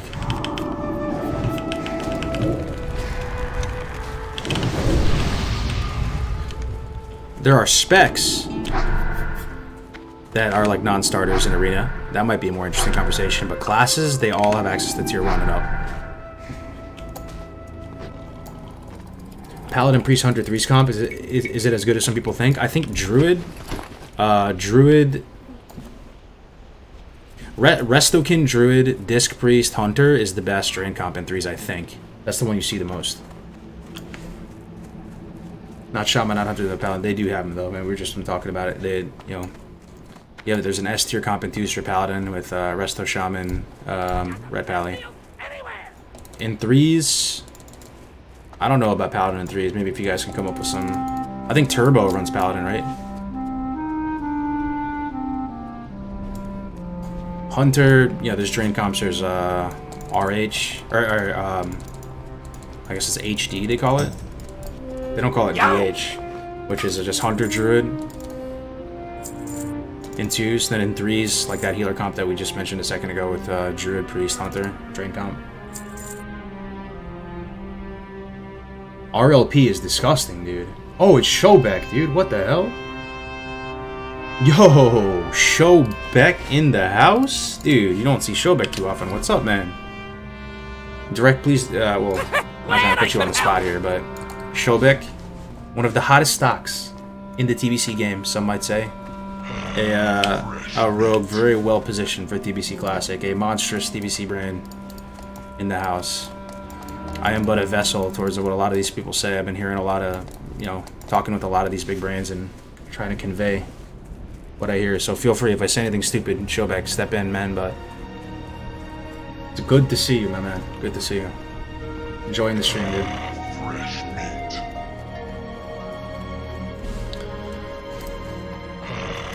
Fresh meat. What are your plans for TBC, Showback, man? You're still here. Are you just going hard in the paint? You know, I don't know. It's a weird question. HD tier 1? Yo, we can ask Showback. Would you consider like Hunter Druid a tier 1 2s comp? No, totally right on a lot. Almost every class has that comp that can get them there. I'd love to see it. You heard it. You heard it here first, folks. Time is money, friend. I have a Troll Shaman and a Warrior as my mains for Classic. Am I doomed to need to reroll for TBC? Troll Shaman and Warrior. And Troll Warrior? I mean, I saw Caitlyn the Priest playing a Troll Shaman in PvP. Like, he has some PvP videos as a Troll Shaman. I think you can make it work. For Warrior Troll? Have a good one. You'd have to be a beast, you know? Like, yesterday I was playing with Boka and we went up against a WD with the Troll Warrior. But apparently Berserking is bugged on Endless. Some people are saying that too. I don't know if it's true, if you even know anything about that shit. Like, apparently it gives you perma 30% haste. Or whatever, like, the max value on the Troll is. So maybe that's why they're running it. But we lost him, like, 3 times or something. So you might not be doomed, but you might have to outplay, you know? You might have to outplay. Yeah. 100% going hard.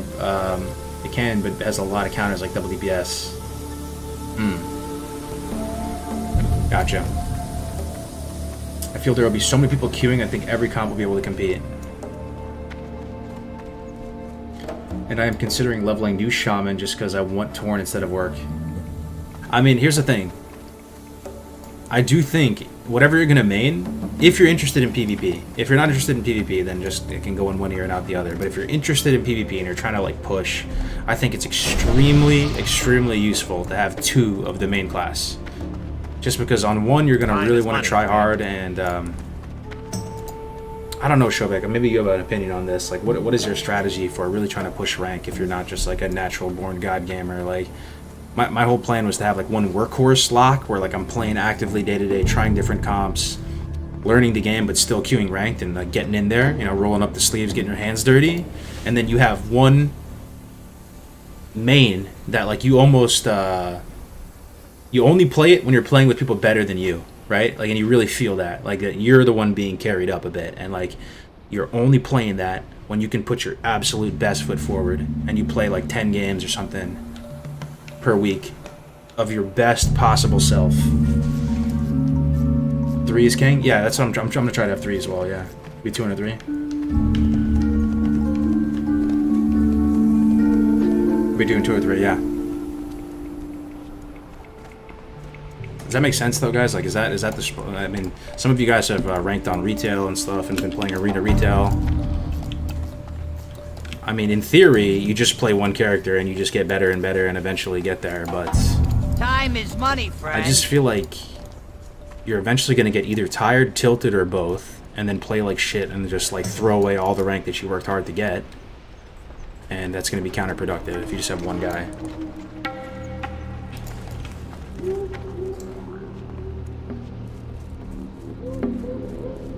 Will this guy be your main in TBC? It's possible. It's possible, depending on how TBC shapes out, right? Okay, what the fuck am I doing? I need to go to Sagnan Oasis, plant the seed.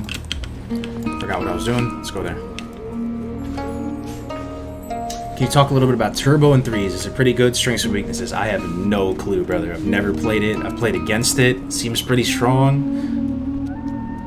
I really have no clue, like, why it's good. I don't understand Holy Paladins, because it's so Turbo is what? Turbo is Warrior, Pally, Shaman. I struggle to find like the importance of. Okay, well, let's try to think about it. So Pally Shaman has a lot of synergy in the sense that Shaman has a really strong offensive dispel. Pally has a okay defensive dispel. At least it's a defensive dispel. It's not two things, right? Isn't it just one magic effect, or is it two? I think it's like the cleanse from Pally is like one magic, one disease, one poison, or some shit. But it's not two magic, is it?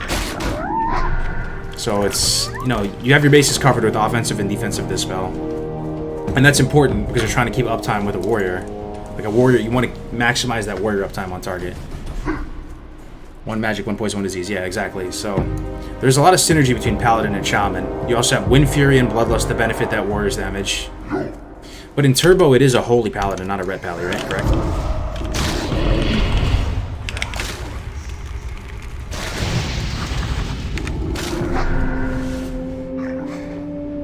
One team main is your main team, and you only queue with them. Second team is your network guy. This is like your second tier, or maybe you have more than one team to play with, so you can push for high rating on another guy. And third, just to freestyle play with anybody. That's it, Showbeck. So somebody, like, I mean, do yourself a favor and just, you know, MS Paint what he just said right there. Don't take it from me. Take it from Showbeck, man. 3 is ideal. 2 is like table stakes, probably. So yeah, that's why we're trying to level up more locks, man. Try to get there. Turbo is good. Did we beat you one time, Showbeck? I think we did, right? Like one time. You beat us like 10 times. I was queuing with some guys the other day. We got so happy, bro. We were fucking screaming in the Discord, man. Twice? Oh, damn. Dude, we were screaming, bro. We were so hyped. We played them a bunch of times in threes. They have one of the top threes teams in Endless right now, and they beat us like, you know, like 10 times or something, or 15 times. You know, I don't know. We cheesed one out on them though. You and me and our priest, yeah. It was a 24-game win streak. I think we stopped, or something like that. I think.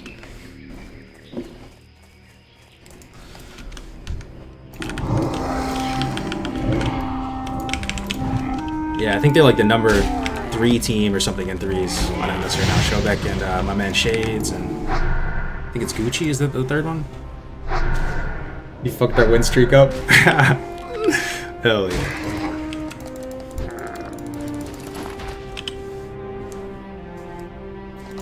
You playing any Endless Arenas today? Probably not, my man. Just chill, classic stream. We're going hard today though. We'll probably go like 8 hours today for this. Will it be fresh TBC server? Your guess is as good as mine, brother. I think there will if I had to bet. We'll see. Triple main, big brain meta, yeah. For sure.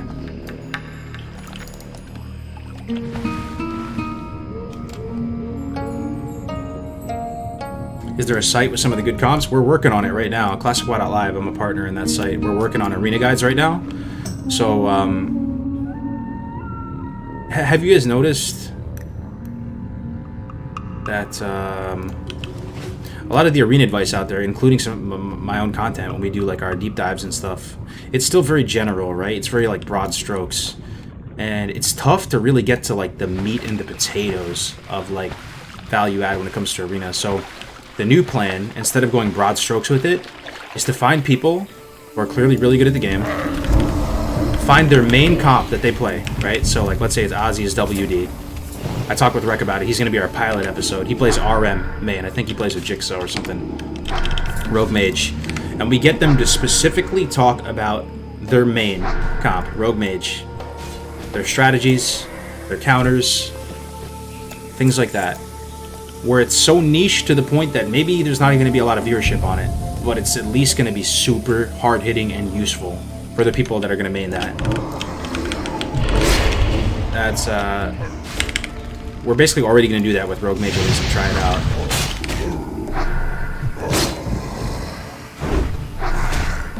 If you don't play Dwarf Disc as ally, you're at a huge disadvantage.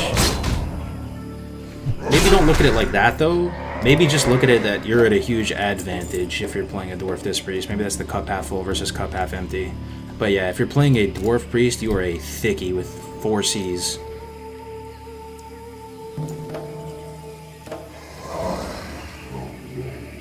Saw you linked that Shadow one last night and I knew you were hooked. Yeah, I was watching F's in the chat last night, Bradley. That episode was so sick, man. It got me, it like made me like fall in love with hardcore even more again. Like, this is the first time I played a character off stream in a couple months. Love that idea. Don't know much about PvP, but would love to learn. Same here, brother. I'm glad you like it. We're gonna try it out. Rex our pilot episode, Rogue Mage. We'll see how it goes. And then ideally you could do them for all the main metacomps, right? Imagine you did a Gucci Tazar LD, bro. I would pay money to get that. Apparently Pretender. Well, I don't know. Yeah, I trust me, man. I would love that for whatever comps. I would pay whatever price tag to like get access to that information. Because people say 2s is scripted, right? Sure, but you need to know what the script is first. Where do you find the script?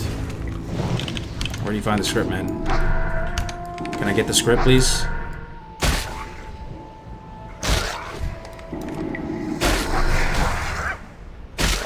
Yeah, remember, if we get 1 to 2 battle groups, the ladder will have so many people, but the races won't be so game-defining. Everyone will be of different races. True, yeah, that's going to be nice. To what extent, we'll see that is, but for sure, there's going to be more diversity of races, maybe some non-meta comps. Not everybody's going to be double undead, which is going to be so juicy as a Warlock. I'm going to love that. Fearing some people. Imagine your fear sticking. Imagine a fear that lasts more than like 2 milliseconds. That's going to be juicy. I'm going the sweaty double undead rogue Warlock, baby. Season 1. You don't see Blood Elves on Endless? Yeah, true, except for Pally, right? Your UI looks kind of nice, like the whole movement stuff. Hell yeah, man. Glad you like it. Alright. Silver Leaf over here.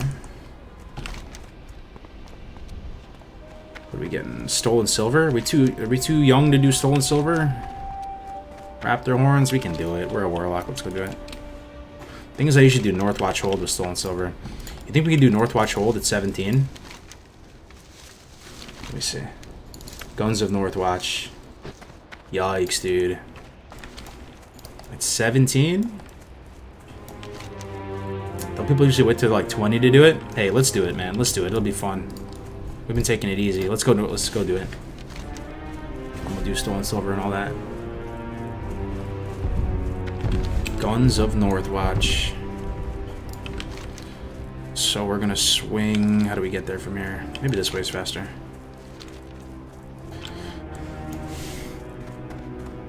Let's see. What's your character name? Are you gonna delete if you die? Yeah, we're gonna delete if we die for sure. It's hardcore for you. AoE silence not bad either. Yeah, it's not that it's bad. It's just the other stuff is so much better, right?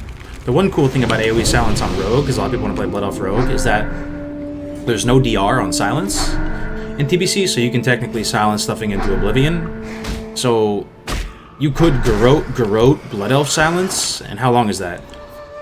I mean, that's like you're silenced forever, right? And then imagine you like have a mage or something, and then they blanket counterspell on top of that. You're silenced for like the fucking entire game. I don't know if people actually do that, but you know. Sounds pretty strong. RMP triple BE? That's a thing, Shobek? Yo, what's up, Nimber? Mute Palm Pyro all in, watch it be a thing. Sounds fun as hell to watch.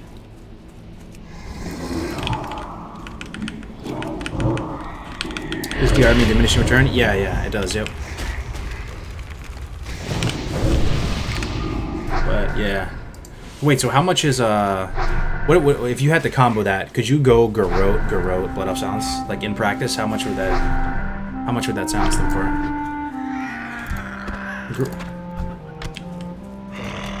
Fresh meat. I'm actually curious.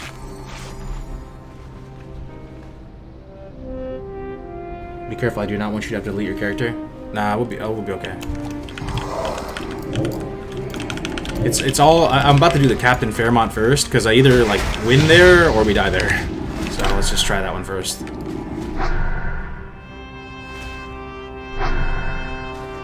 What build we used to level? Just standard affliction drain thing.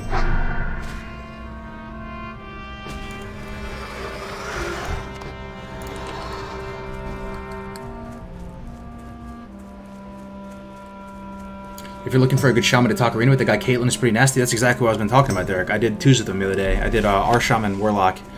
Somebody in the chat said they played it to 2700 or something in the past, and they swore by it. They said it was the best thing ever. It's fine. You can make it work. It's fine. But you don't have a lot of pressure as just a solo Warlock. You need to basically have the shaman like Bloodlust at a random time and push for a kill with like, sometimes even with Nature's Swiftness, Chain Lightning. The music's so loud right now. What the hell? Jesus Christ, that was a molten core or something. But it's fine. Yeah, I played 2s with them for a couple hours, and it was good. We were on a good win streak. Everything was good. But yeah, that's the guy who's going to do the rest of Shaman Deep Dive, PvP Deep Dive. Yo, DCL, what's up, man? Hit like 420 viewers. We tried Rogue in TBC Arena yet? Have I tried it? I'm kind of scared to try it, man. It's not that I'm scared, it's just gonna take forever to learn it, you know? And a bad rogue is so cringe, man. Like, I just feel like if you're just gonna, people are gonna say something, man. If you die on a rogue in some horrible way, like, you mess up the combo, and it's so obvious when they mess up on rogue, I feel. What's up, Earthshaver?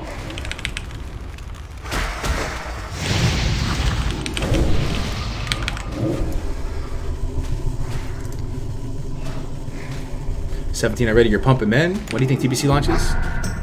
My guess would be summer, like early summer. And they do like a beta leading up to it. We'll see. No, like ideally, you know, they announce it on the 21st. People are hype, the floodgates open, people start making TBC content, they start going crazy, they start going berserk. And beta maybe like less than a month after BlizzCon in the most aggressive timeline. Beta runs 3-4 months, maybe 3 months. So are we pretty much summer at that point? Because they're announcing an end of February. Maybe not quite summer, but...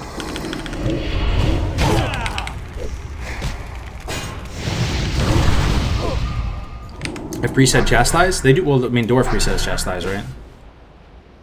That's another one. I thought Chastise was going to be insane.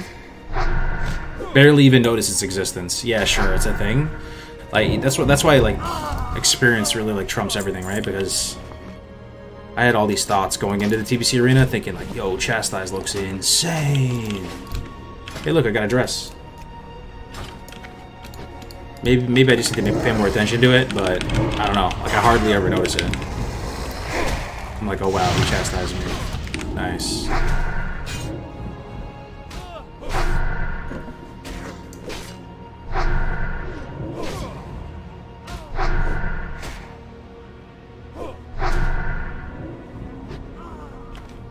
The only thing stopping me from Rogue and TBC is my lack of ability. Yo, kind of same here. I really don't have that much interest in playing Rogue, but they're so strong that if I could snap my fingers and main any class, it'd probably be Rogue. Rogue is just so nasty, man. Everybody wants to play with you, too, in PvP. In PvE, everybody wants to stay far away from you. You know? It's the exact opposite, but in PvP, man... Good Rogue is like, in high demand. pretty much play with anything as a rogue too, right? You have so much control that you can like make any double DPS kind of work.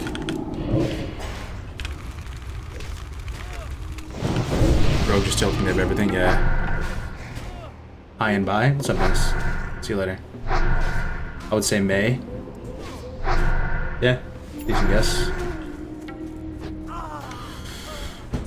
The death croak with Graze is hilarious, man.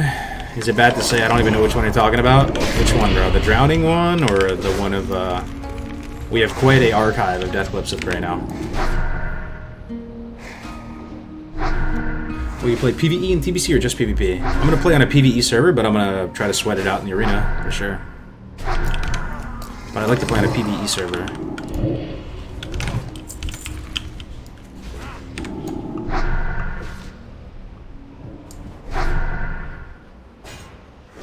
I wonder how strong the lure of Warglaives will be for rogues. Well, the cool thing is, if you're interested in playing rogue, Warglaives are apparently Omega Bis for both PvE and PvP, which is exciting. I mean, you'll never get them, right? It's probably harder to get glaives than it is to get both glaives. Like, what's the percent chance you get both glaives? I don't know. Like, if you raid BT every week from launch all the way through till the very end, you have to get the main hand and the offhand, the perfect rolls. I wonder what the calculated, because you can calculate the chance of it all dropping, right, statistically. The chance you would get it while TBC is still going. It's probably so low, man. Probably have an okay shot of getting one, you know, but two and the correct ones? I don't know about that.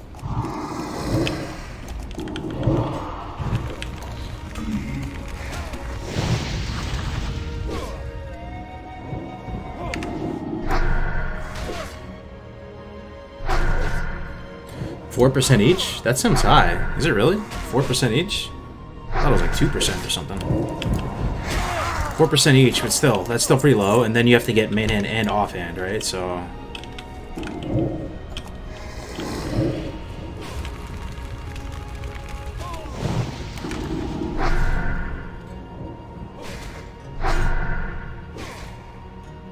Hardcore Outland should be hype, yeah. 100% if you're a streamer, this is known. I'm just saying even for it to drop, though. For the main hand and the offhand to drop. It's 4%, but couldn't the offhand just drop over and over again and the main hand never ever drop ever? You'd have to be the guy designated for the Warglaives and then have them drop the perfect ones. Seems unlikely.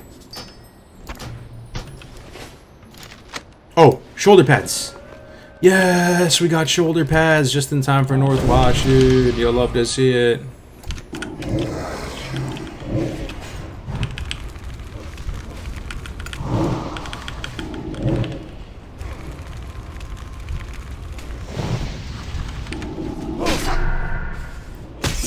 The main hand drops the one. Right, you don't have time. Yeah, exactly. Exactly.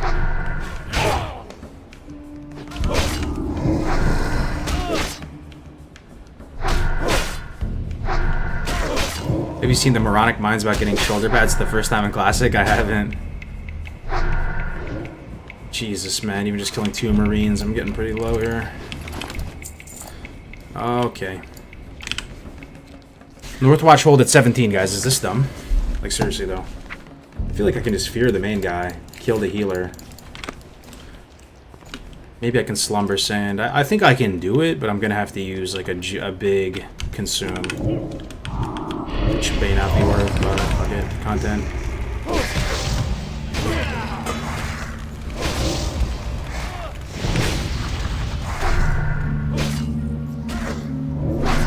Can I link? Just DM it to me, man. I'll watch it later.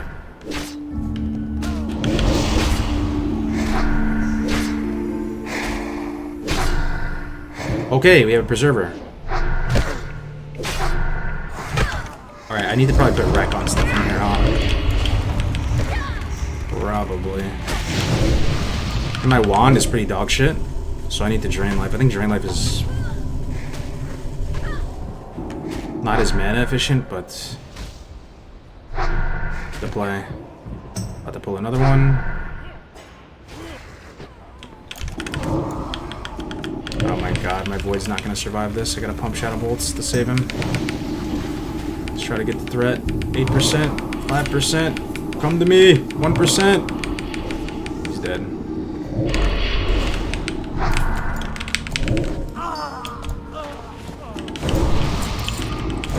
Alright. This place is not very safe. Not very safe at all.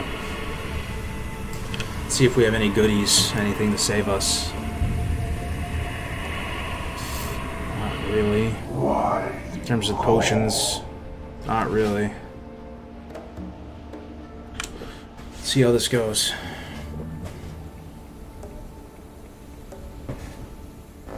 Can I encourage you to dip and do this later? Probably should, man. Oh shit, another hardcore's here. What level is he? 19 doing this? And he's a hunter? Okay, that's probably a safe level to do it, but it's fine. I'm a Warlock, man. I can fear.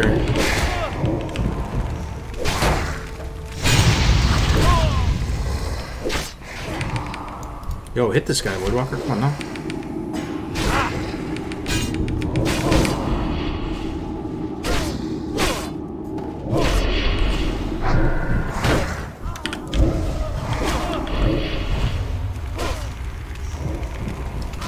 Oh man, this is a bit spooky. I have no Voidwalker sack or anything. I get sack at 18.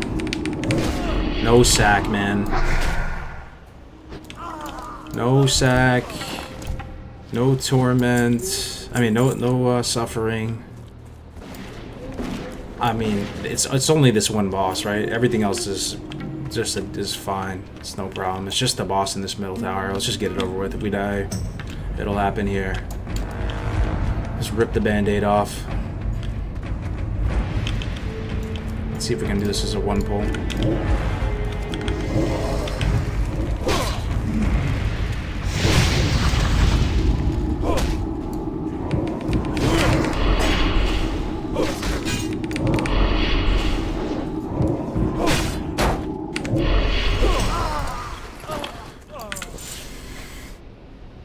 You gonna do the escort? Maybe.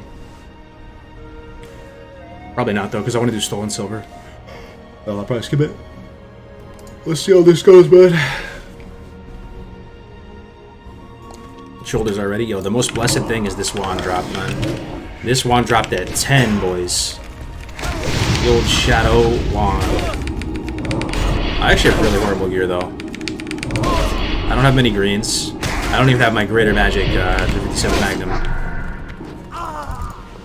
I only got a Shadow Wand. We're doing Northwatch Hold at 17. When will I learn, man? When will I learn?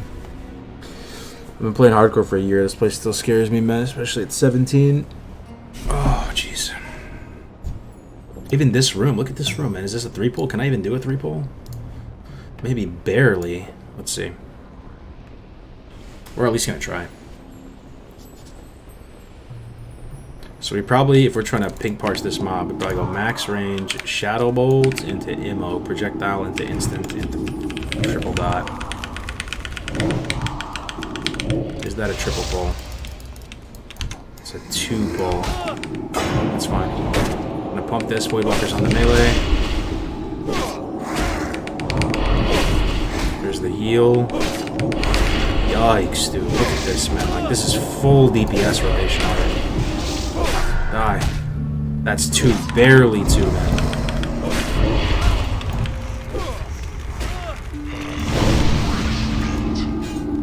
Barely 2.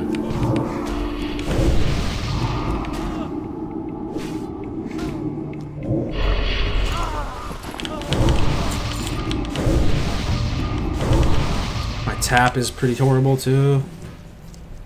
Oh boy, this is gonna be fun. Fear, I just don't want to fear out here because I could pull other stuff, you know.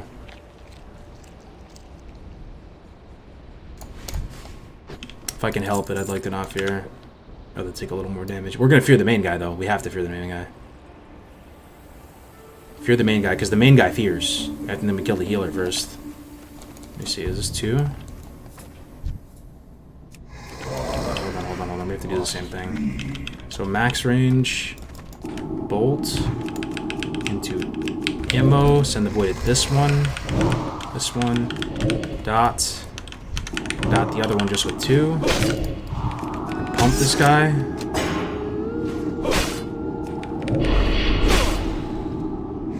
I need another shard too. Okay, that didn't feel too bad because they're not healers. This guy's taking substantial damage as well. Another corruption. Now we gotta hustle. There's Pats, and we're on the clock here with respawns. So, inventory's full. Gotta hustle. 338, so 442. We're expecting respawns. I can make some band-aids too. Band-aids could 100% save my life. I don't even have wreck on my bars. What am I doing with myself? Make some band-aids.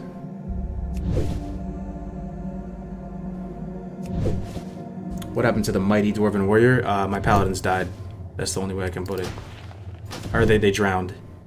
My paladins drowned. You know you're in bad shape when Calico Pants is an upgrade. What the hell? Okay. 5 band-aids to my name and a dream. I got 3 minutes on a fort buff too, which is kind of sick. Maybe I can make use of that in my hustle.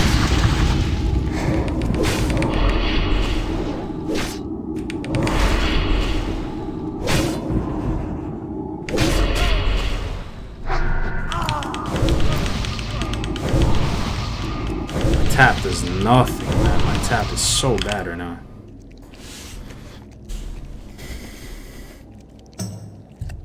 Have you leveled the priest Kargoz? Any cool milestones to look out for as priest? Getting the gravestone 50 cal. That's about it. Alright, is this the final level? Oh my god, dude. Is it though? Oh no, there's one more level. Oh, that's at 3. Oh! This place is actually scary though. Since when, man? Since when did Northwatch Old actually this scary?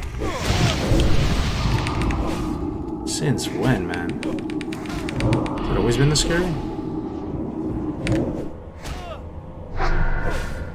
I might not even loot them. You know that bro science that if you don't loot them, they stay dead longer? Maybe I'll just do that. This is right out of my shaman. Yo, what up? You still chilling? Is that you, Melderon, or Def Camp? I can never tell.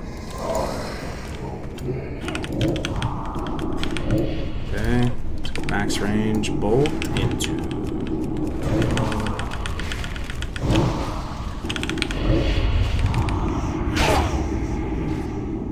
I think these guys bash too, right? They have a shield on.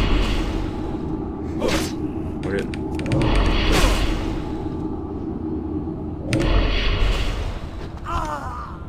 Okay. Here we go. The moment of truth. We're on the final level. I have to pick apart this top level. Gotta break it into like a couple small... I'm not even gonna loot the bro science. Call me crazy. I think they might stay dead longer. Call me insane. Call me what you will. Let's see here. It's just peekaboo, peekaboo.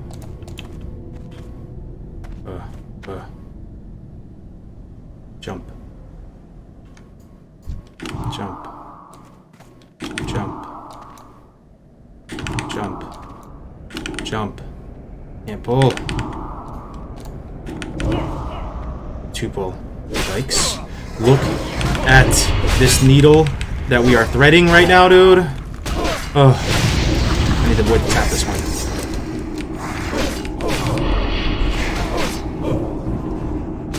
I'm just gonna hellstone here. This guy's gonna run. He's gonna run. He's gonna run. Did it get him? Woo! Didn't get him, thank God. Dude, that was about to be some abandoned ship action right there. Wreck on this guy for sure. I gotta just take my own advice. Just fuck it, man. Wreck. Oh, buddy. Some spicy action right there. Alright, we gotta cannibalize. We gotta drink. It's whipping out the ice cold, the top shelf. Oh, buddy. We gotta remove these guys from the equation, the left ones. Throw a bandage on my man, Hathmon. Thankfully that didn't pull, man. We got no hellstone now. The needle, brother. This spot is sketchy for sure, yeah. Okay. Okay, Hathmon's good. This should be a solo pull. Yep. Yep, Hathmon's taking care of the threat.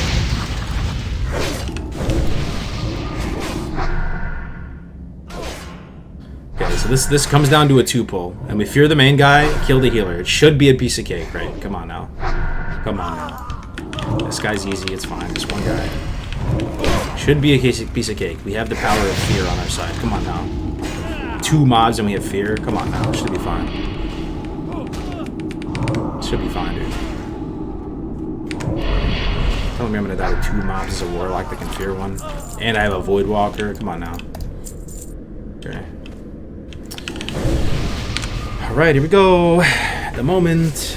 Kill the preserver first. This is after. Put the void walker on this. How do I like maximize damage though? Like I'm gonna go max range here. Okay, void walker's at 98%. We time it, right? So we go shadow bolt on this guy, send the void in. Okay, that didn't work because it's ranged. Fairmont's on the void. Pump this like a motherfucking gas station. I'm not even gonna worry about dots on the other one. Oh, he feared my void. It kicked. Oh, I juked. I inadvertently juked the kick. Did you hear that? That was nasty. That was nasty. I got lucky, kind of. I still had potion, but did you see that? Eating? Come back here, Athmon. Come back here. Okay, now we fear. And the void's the backup. He has a threat lead. Now we fear.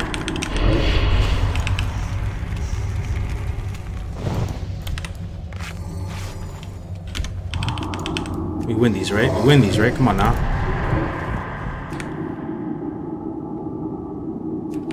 We have the 2 points in suppression. We win these, right?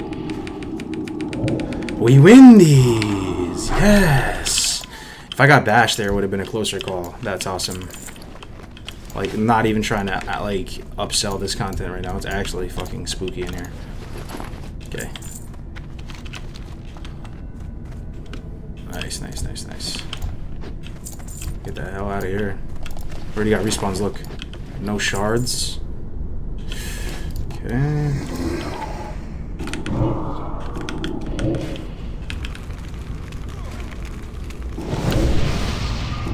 Need some shards badly right now.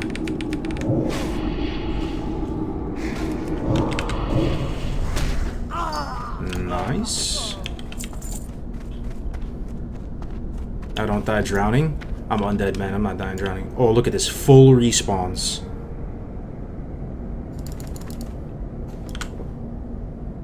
And I think I might be trapped. I might have to hearth, to be honest, because I can't run out. There's 2 sentries right outside. Unless... Where's my hearth at? Oh, I need to kill the other guys here, though. I have to fight my way out. My void could pull them. Oh my god, bro. You think if I pull these 2, they should pull up here without pulling those 2? If they do, it's Nikki Nuevo. Fresh meat. Something's happening.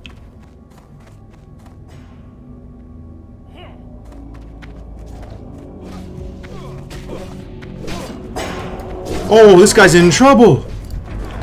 Oh no, he's at 33. Is he good?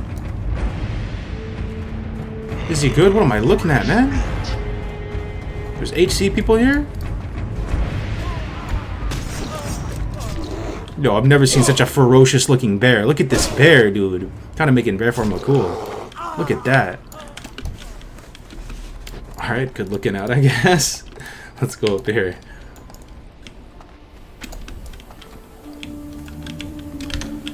Alright, alright. Push forward.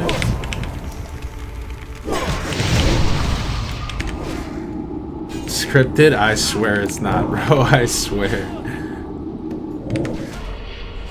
Talk about luck. You can't script this. I know. I mean, it always could. It's possible somebody could be just watching the stream, wanted to help out or something, but you can't really do anything about it. You just have to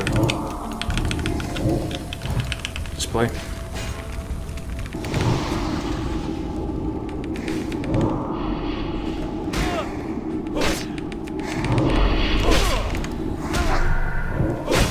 Did you call for backup? No, I swear I didn't. Check guild chat.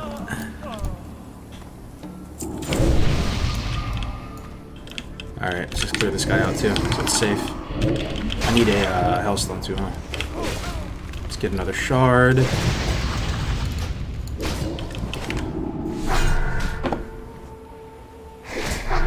Streamer perks. Yeah. Respect the 3v1. Yo, did we get hosted? How come there's so many people here? 600 people. I swear, man. Nope, no host. Yo, thanks for being here, guys, on Twitch. That's a lot of people. You're actually bigger than the YouTube chat. That's insane. YouTube's at 529. Twitch is at 595. There's actually more Twitch people than YouTube. That doesn't really happen to me.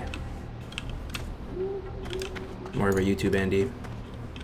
Okay, how do we do this? 3 mobs, 1 preserver. That's a hard pull. We only had to do 2 before. What if I pull this guy on the left? Yo, this is actually kind of a hard pull. Does anybody know? Can you separate these? Cheese and rice. Let me try. Oh, yes you can. Good shit.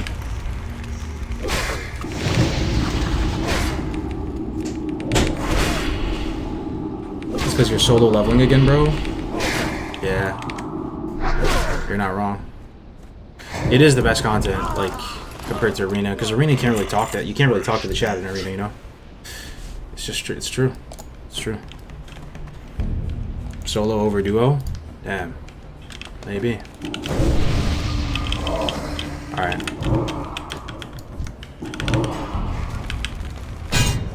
And I got bashed, but I got bashed on fire, that's fine. I don't know how this is gonna shape out. It should be fine.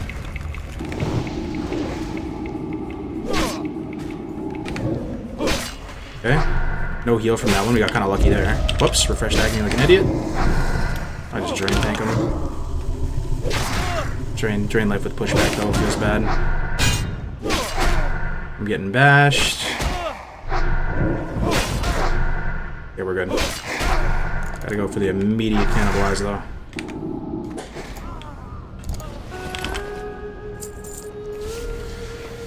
Man, this quest is no joke, man. Even after a year of playing hardcore, Northwatch Hold still has some serious difficulty to it if you're going in at this level, at least 17.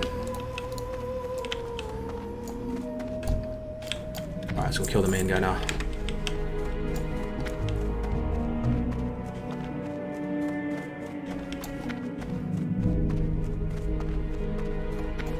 Definitely one of those hardcore hotspots.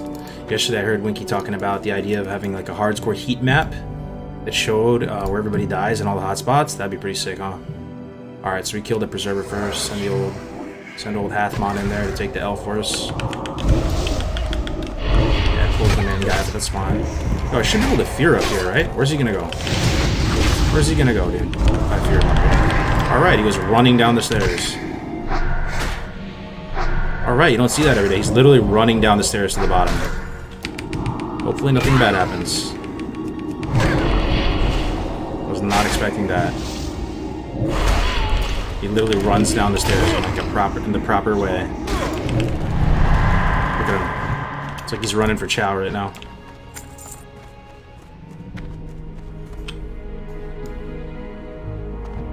He's running for chow, man. He's running for chow. He's like, they got chili mac and the defac.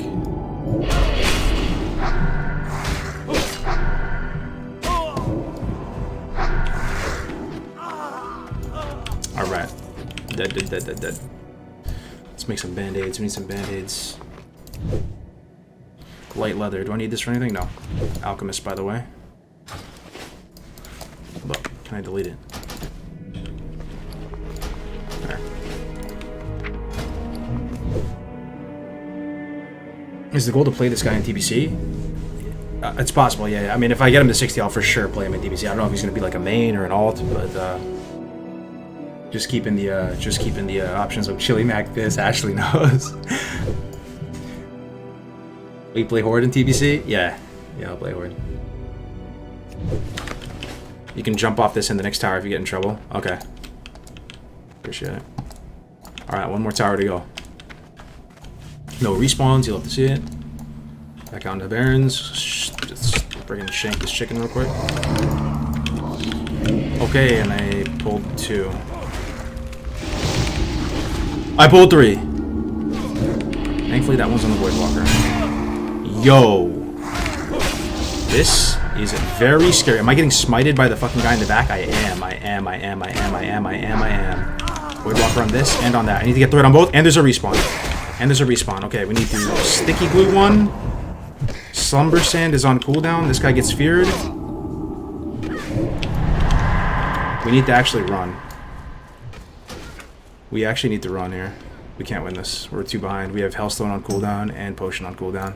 This could be it, man. We're just going to see how it goes. Hopefully there's not a lot of mobs here. See how it goes, man. This could be the end of the line. Honestly. Void Walker despawned. They're running for me. See how far they leash. It's out of our hands now.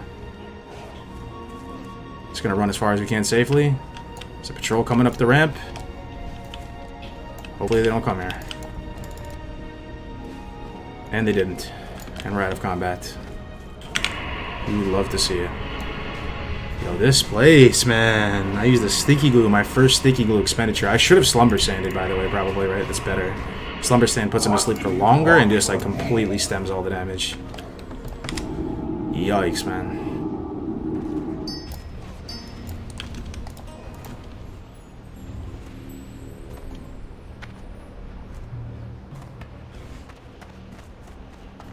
A close call.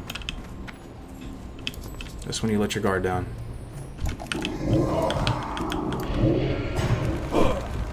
Gotta chill a little bit for the next like 30 seconds, then we have Potion again, that'll be good. Escalated quickly, yup. Respawns, pulled 3. Bad time. Love how you always press the escape key when you're in trouble. Yeah, just trying to clear out the target so we don't release it, right? Show me the talent tree? Sure, there's not much to look at though. Hey, I'm glad you asked, because now I can get 2 points in suppression is if you're getting greedy. Do I go greedy though, chat? I think I want to go greedy, because I'm not going to do really stupid spicy stuff. I'm not going to like solo RFC or anything. 4% should be fine. That hit caps me against mobs 2 levels higher. Like, I'm taking this run seriously. Like, I want to hit 60 on this guy, you know? So I think 2 points in suppression is fine.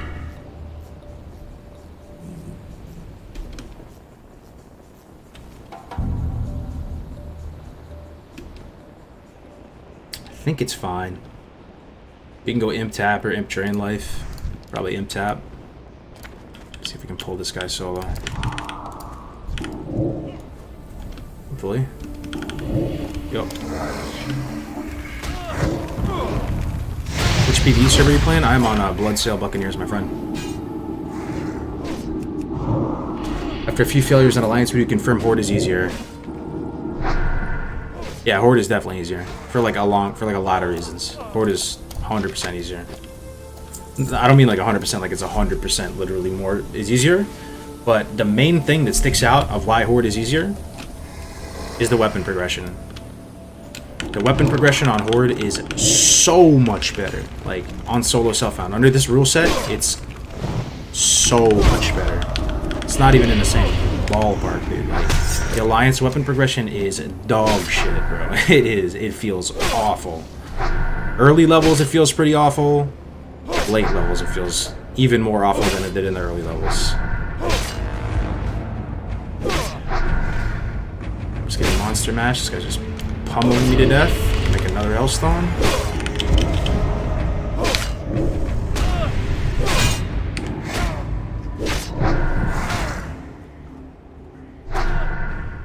But yeah, you also have like, you know, Ren buff and stuff like that, but the weapon progression on Alliance,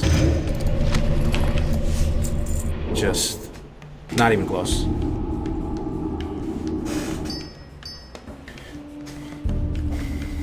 How many rogues are you going to see in Arena? I would think that Orc would be better. I mean, 15 to 20% stun. Imagine how tilting it would be to be a rogue. true, but like you get so shut down by fear then. You get so shut down by fear. It's like you get less shut down by a stun resisting, because you plan for like the stuns, right? Like it's just the normal exchange of cooldowns. You plan for getting cheap shot, kidney shot at some point. Like that's part of your strategy. Like you're factoring that in. You just get feared and it's just GG, bro. You get a full fear on a rogue, like just literally full 8-second whatever fear on a rogue. It's like the worst thing ever for a rogue.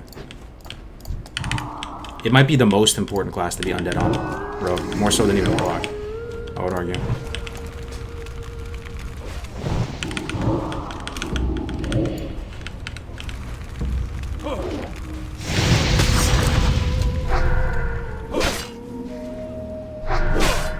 It's not hard to play Bloodsoul Buccaneers with 20% horde population.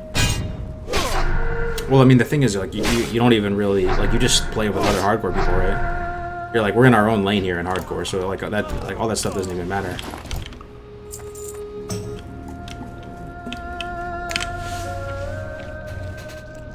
Durotar's Mulgore takes me, like, 5 to 10 hours. Fastest starting zone, 100% is the human starting zone, by, like, a big margin. You can get a sub 1 hour level 10 in the human starting zone. Human starting zone is, it used to be the gnome. People thought gnome was the best. You're getting like hour 20 times, 1 to 10. The meta has shifted. The fastest, all classes. Durotar has improved a lot though. And it's because of that, the weapon crate revelation. That's been like the meta change recently in Durotar. Like it's actually worth it to get the weapon crate. You basically, this is not a hardcore strategy, it's just a regular speedrun strategy. But in order for your run to be competitive, you need the weapon crate up by Ratchet. And you need to die back to Valley Trials, vendor it, and buy the sick axe like immediately. Or like the sick weapon. There's like one for Rogue, there's one for all the classes. And you basically do the entirety of the run. You make a little investment early, but you do the entirety of the 1 to 10 run with the sick weapons, and you can buy like skills, you don't have to worry about gold. So, like, you know, the Durotar time has improved a bit. It's getting down to, like, hour 20 Durotar times, or maybe even faster than that, like hour 10. But still, human is the best.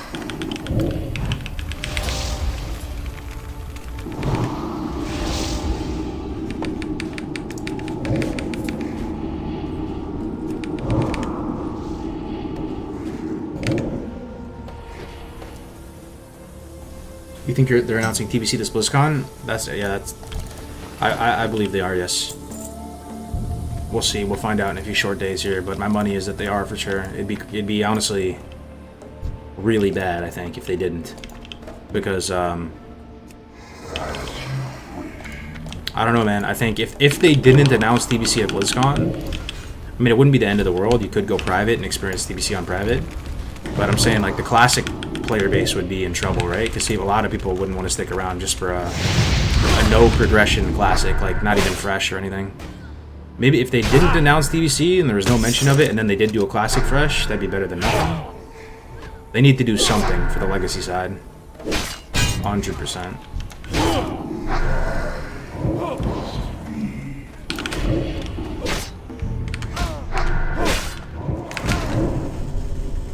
Get him, Boyd.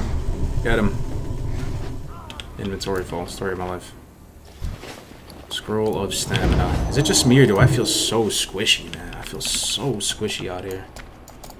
I do not feel like a Chad SLSL lock right now. I'm getting demolished by everything. I do not feel strong. My gear is still like grays. I have like 2-3 greens. That's probably why.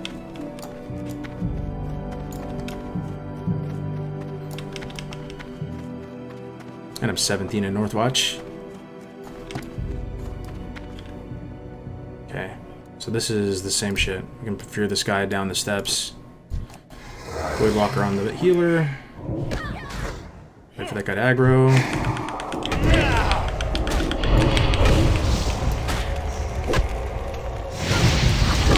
Start with an alert on this guy. He doesn't bash, I don't think. He doesn't have a shield. Shadow bolts into this guy. Resist, you can see it.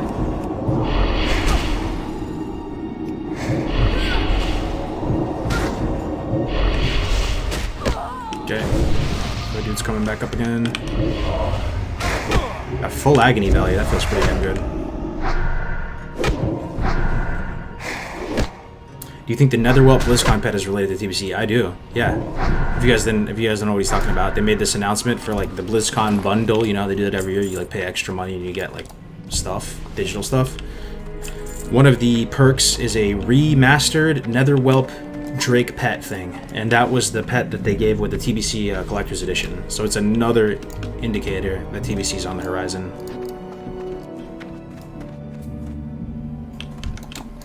And my buddy Ale looked at it, I guess somehow, and he said that the model is like way too high res for it to be in the old game. It would have to be in like a...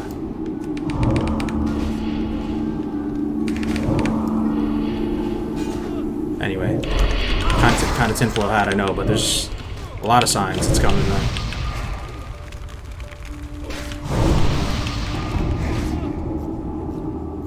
Did you do RFC? Nah, I didn't do any dungeons on this guy.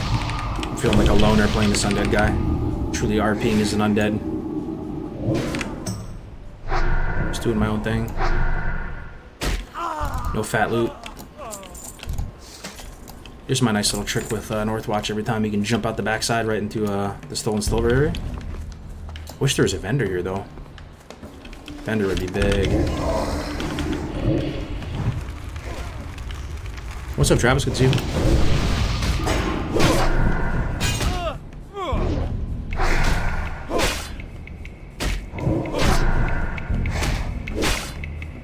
No escort? I don't think so. Only because I'm gonna do stolen silver and this other stuff out here.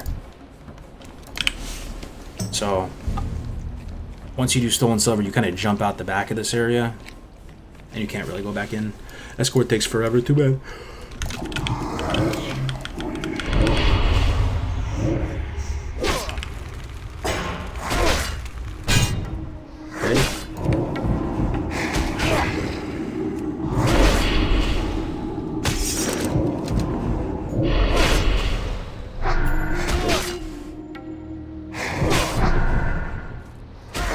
They need to do something about real money trading or it will ruin TBC. I mean, if they just said that real money trading is a permaban, and they literally just said that, it would fix a large percent of it. It has to be perma, though. Because a lot of people, that is the difference maker.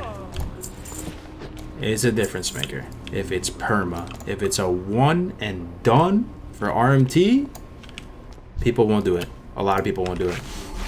It's the fact that it's just a slap on the wrist that makes it so like free. Like there's just no risk basically at that point. Like it's just fine. Like that changes the dynamic for a lot of people.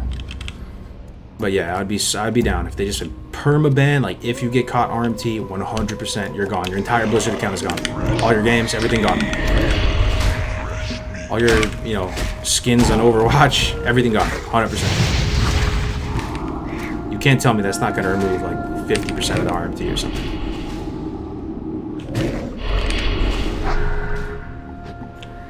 RMT, real money trading, like just buying gold.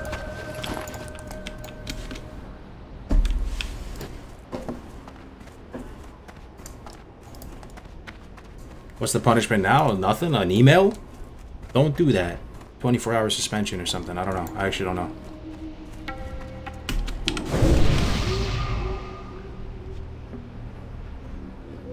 Trade the TBC. So classic release TBC level still 60 or up to 70? Classic TBC will be 70. The level cap is 70 in TBC, yeah.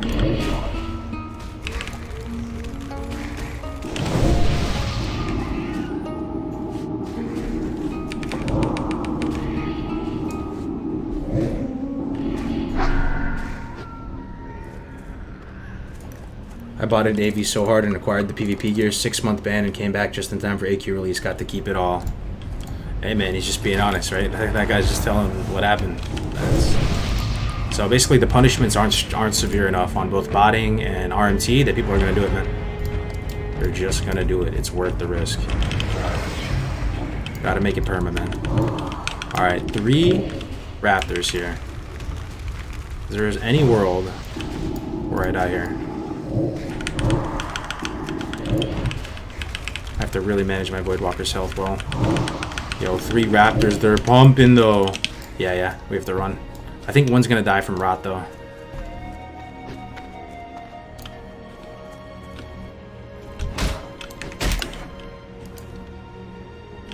I think one's gonna die.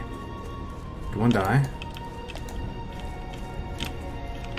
Poor Voidwalker, man, taking all the L's. Yeah, this one's gonna die. Stay combat. Come here, don't release. Don't on the. Oh, fuck. I don't know if I can do this then, because you need to kill 3 raptors. Let's see. Let's try again. Try again. Thank God Voidwalkers don't have a happiness meter. You'll love to see that. Oh, I think this one pats out a little bit. You saw that? Maybe I can pull him solo. Then 2 is no problem. It's just 3 is too much. If somebody gets 1 million points, yeah, I'll play Shadowlands, sure. For like an hour. Pretty sure it's impossible to get 1 million points. Not impossible, but it would take like 2 years or something. If WoW token, no WoW token. I mean, isn't the WoW token basically already in though, man? I mean, you can just buy gold right now, bro. Like, just what does the WoW token enable? I guess it allows legal buying gold. Like it's right. I guess that's what it is. But the WoW token's already basically in because you can use your retail WoW token. Like you can use the WoW token for retail. It pays the same classic sub, right?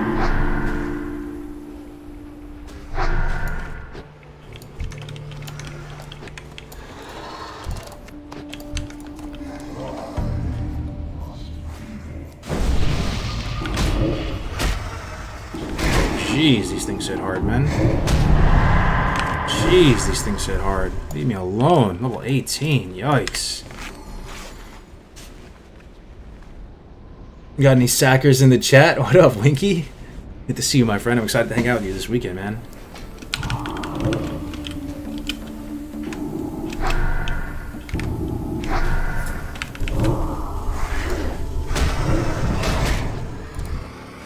Inventory is full. That feel. All my locked brothers and sisters know. When you're trying to get shards, but your inventory is full.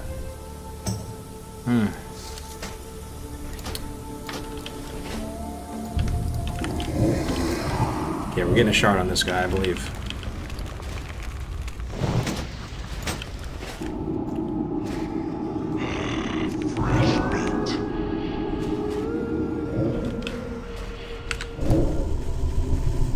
It's like having the drug dealer in your home and he says hi to you every day. Wait, what? It's a huge enabler of the WoW token?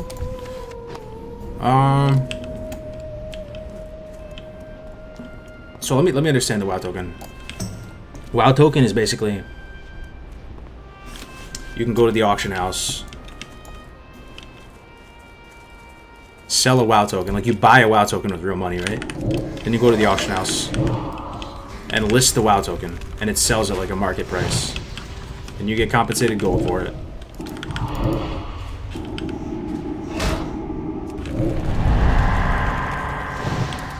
I mean, I definitely see why that's an issue. I just kind of assume all like the really sweaty people who are like raiding and stuff, they all buy gold, man. Like just look at these GDKP runs and stuff, like everybody's buying gold anyway. It's always going to be a thing in WoW. So I kind of just like accept the fact that you can buy gold in the game pretty much. But I care a little bit less just because we have hardcore now too, right? If that really pisses you off that like there's gold buying, like just flagrant gold buying, and it's not even a secret, like people just know that everybody buys gold, you can always play hardcore and just be immune to it all. Just be immune to it. Just immunize yourself.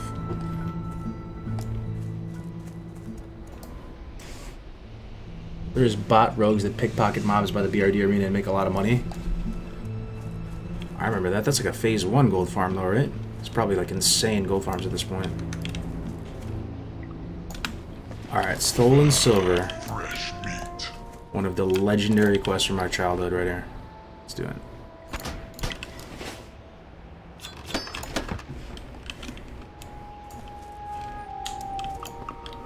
WoW token just lets people on your server dictate the value, which I like more than third-party sellers. Yeah. I don't know. I'm glad we have hardcore. It's just one of those times where you're glad you have hardcore, right? I swear. I think, like,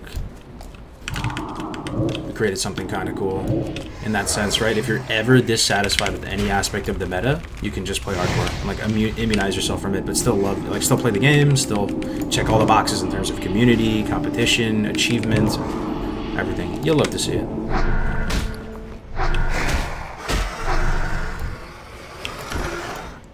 Two more horns.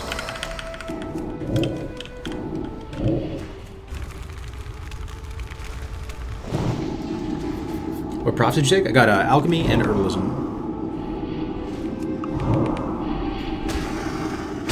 Came from the YouTube stream and the sound is really distorted over here. That's a Twitch bug. If you just refresh, you'll be fine. Is there a hardcore raiding guild? I think Ompi started one. I'm not sure how many members are in it. I'm down if all the boys make it happen. I'm down. Like, I don't really want to lose my level 60. That sounds awful. But I'll get my rogue in there and have holy spring water and the ability to vanish out. Lips, holy spring waters, everything. Hey, what's up, Denzi? Good to see you, my friend. I've never felt a more visceral disappointment as I have having to delete characters in HC. But isn't that kind of cool that a game can, like, evoke those emotions? Like genuine fear and excitement and all that.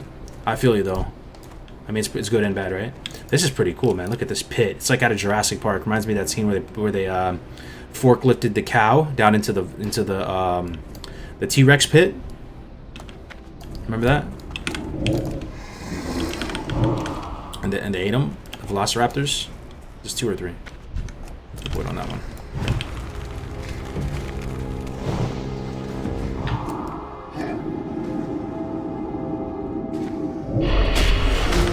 We're about to pull 3, though. We are about to pull 3. This one hopefully should die. Agony's about to expire. Re-up. Oh, yikes. Oh, yikes. Voidwalker low. Oh, yikes. Fearing the other one. Come on. Come on, kill it. Come on, Hathmon. Hang in there, buddy. One more. Hang in there, buddy. Don't die.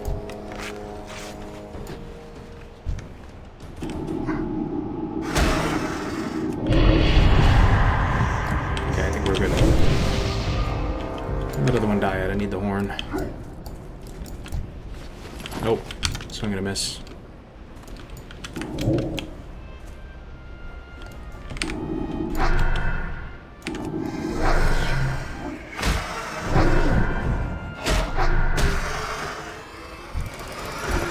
Reloaded, but sounds still super sketch. I'll just go back to YouTube. Interesting. Is anybody else having sound problems? I feel like if anybody else was, there's enough people in here that people would have said something. I think it's just you, bro. I'm sorry that's I'm sorry about the sound, though.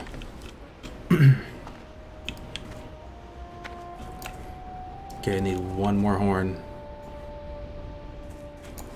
And there's 3 raptors. I like our odds. Let's heal up Hathmon real quick. 3 seconds on Band-Aid. Then we can take 3, right?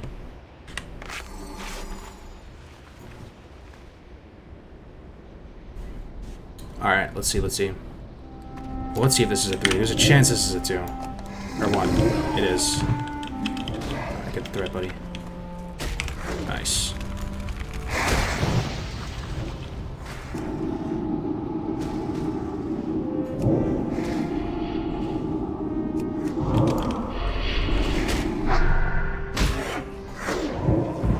No sound problems, thanks for the feedback. There it is. The horns and the soul and silver. Another one under our belt. Another milestone. Alright, let's get out of here. Add-ons, if you type !UI, a command should pop up that takes you to a video guide for all the add-ons. I can link it for you though right here.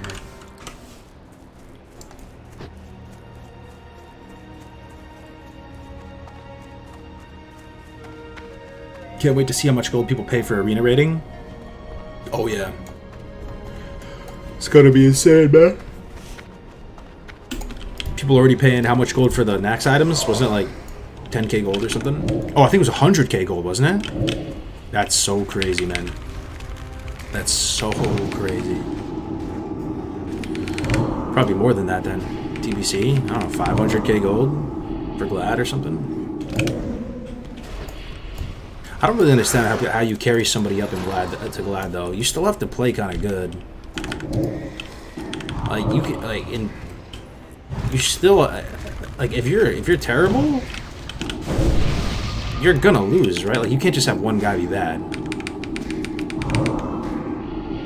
You'd have to be so good at the game. Like imagine queuing twos and your partner's bad. There's no way to win. Maybe if you were a rogue and you just like, dumpster the healer real quick.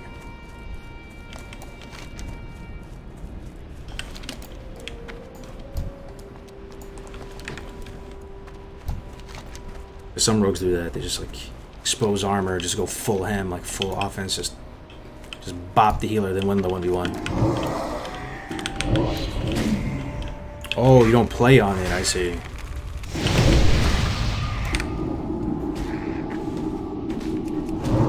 Oh, that makes sense.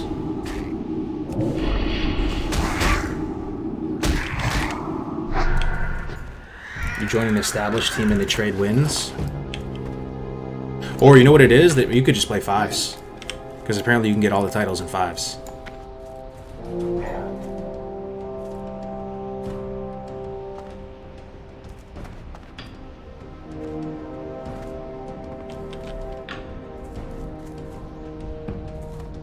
Don't Blizzard IP log though? I think they do. Every time I try to log in on my but you can verify it, you just have to like click an email link. Okay. So what do we do next? Bracers, we could chip away at that, but yeah, we'll chip away at it a little bit more. Let's try to get like 3 bracers.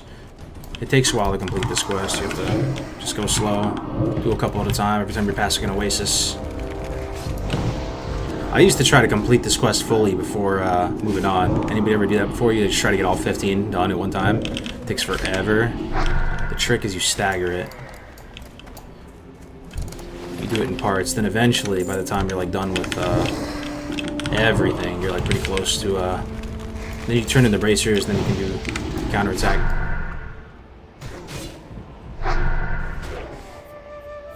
My account was hacked back in Wrath and I recovered it with a guild bank full of mats and gold.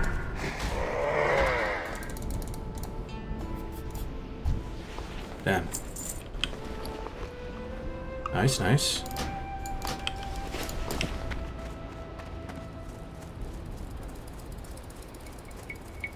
Damn, Kargoz is undead. Yeah, I'm liking the undead too.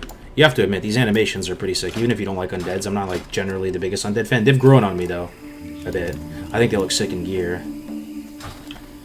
The animations are nice on undead.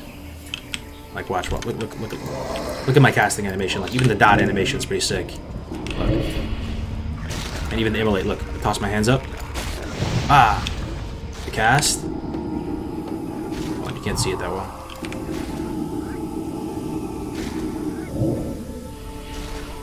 It's pretty cool.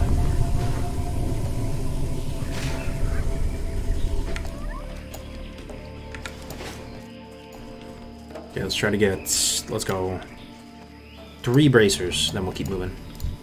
Hurting on inventory space though, big time. Multi-boxing 5s to Glad. The Dream. I don't think, well, I was asking some big brains about that. They don't think it can be done up to Glad. You can go like kind of far, but it's not gonna, you can't get a title with that.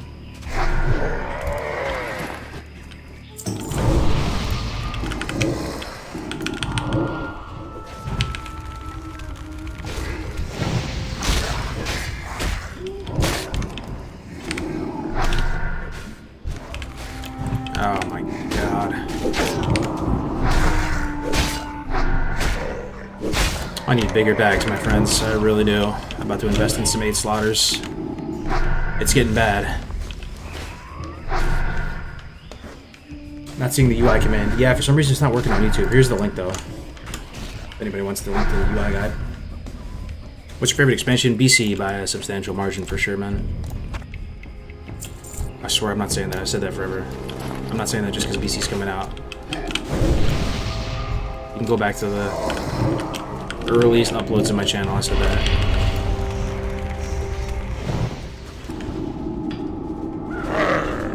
Oh fuck! Oh fuck, dude! Oh fuck, oh fuck, oh fuck, oh fuck, oh fuck. Swiftness, this. We need the void on this. We need the void, we need the void, we need the void, we need the void, we need the void, we need the void. I swiftness spotted away.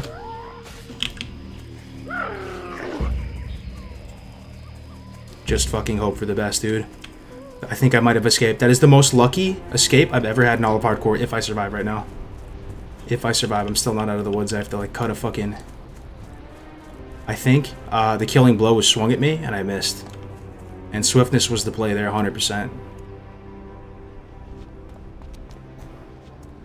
Literally the luckiest. I need to...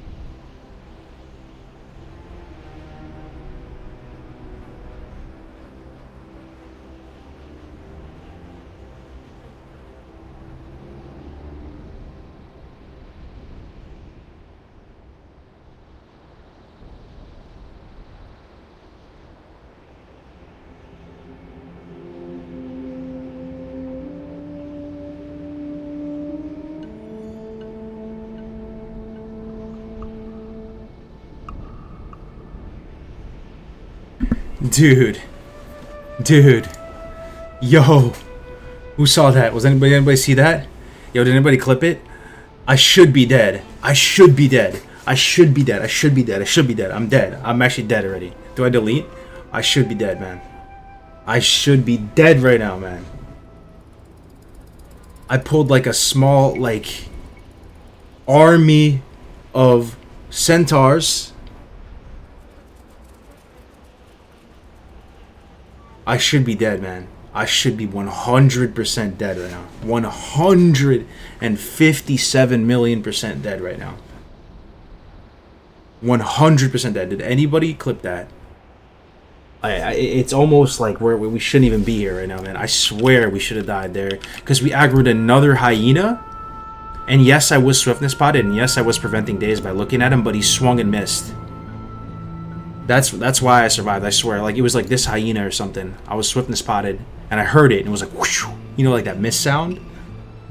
Oh my Lanta, dude. I hope somebody might have clipped it, man. I'm about to watch it.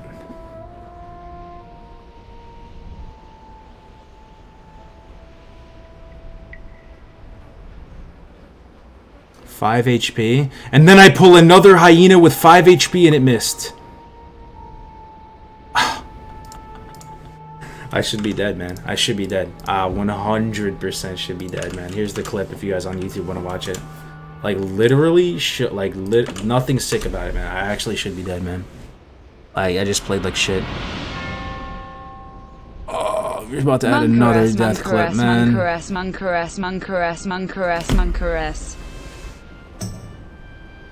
Yo, thank you for the 10 sub Keiko. I really feel like I should not be here right now.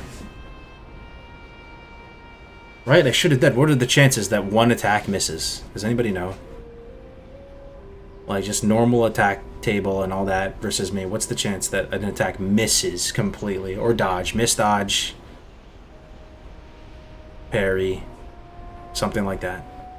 If you roll the dice and swing one time, what is the chance of a miss?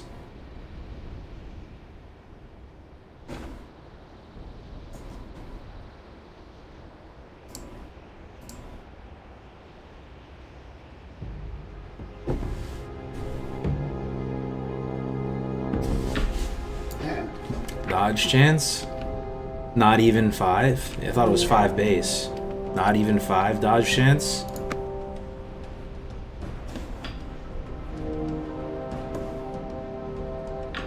Not even a nice play, man. I should be dead. The play shouldn't have gotten me out of that, bro. I literally should be dead right now.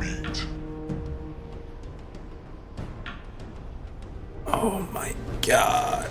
Almost had to go back to the starting zone, man. I need to be way more careful. I have no shot of making it to 60 if I'm not way more careful. I think I need to respect the challenge more or something, man. Like, I'm talking 50% more careful.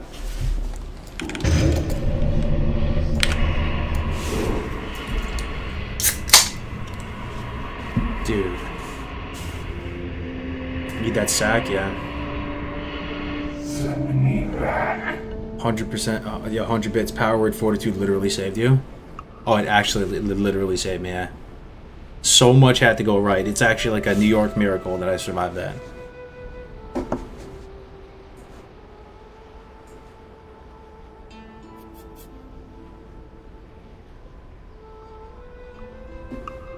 I think I would have died 98% of the time. I agree.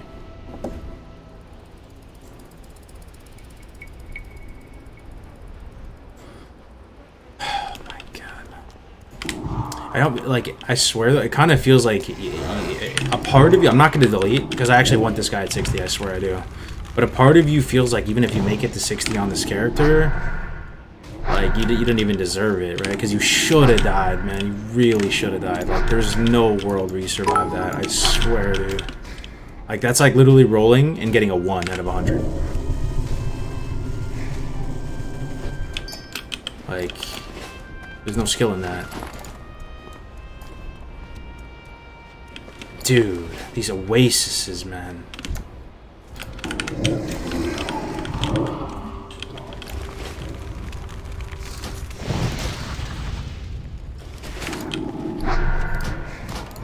I don't even know, man. That was insane, man.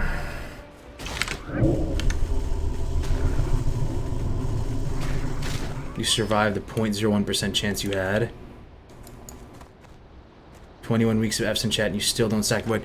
Winky, I don't have it, bro. You get sack at 18, bro. This guy's talking about sack. I'm 17, bro.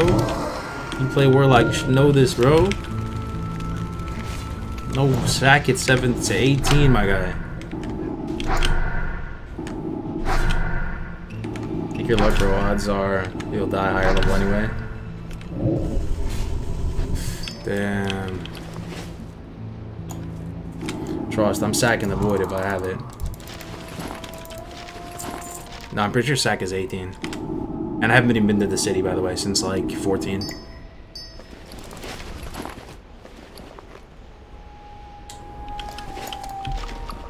Sack is 18, right? Let me check. But I'm pretty sure it's 18.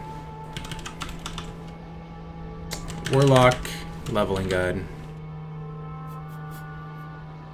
Made one myself.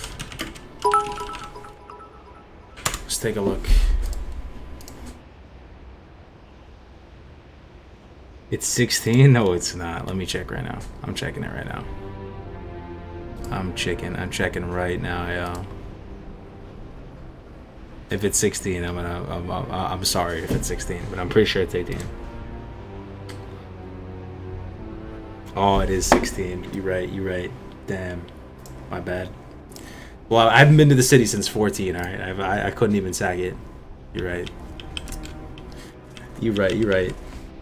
I made it myself. Oh, shit, man. Damn, I shouldn't even be here right now. I swear I should have died, man.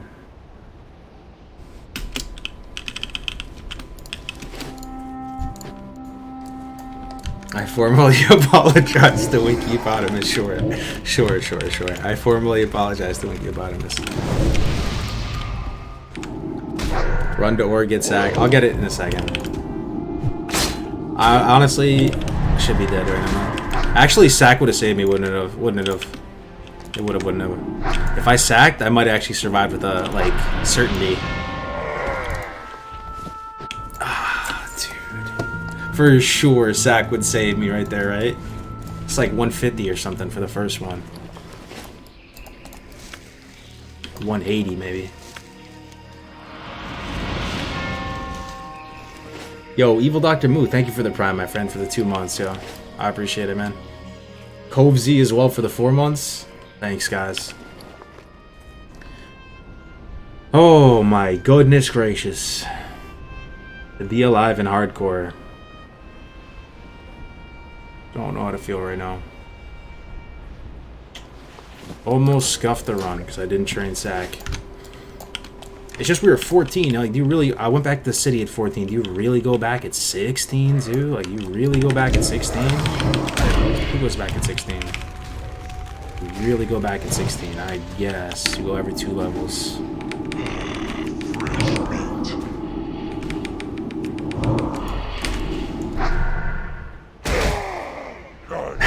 Kargoz, the measly regen from your demon armor saved your ass too. I know, man, I know. I really shouldn't be here, and I almost feel like this run is invalidated, I swear, man.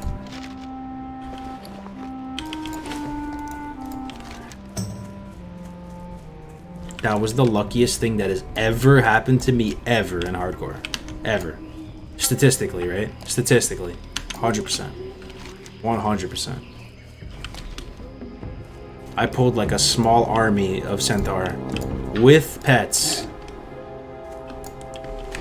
Survived with 5% HP. The swiftness potion got off. They didn't daze me again. Pulled another mob. And it missed.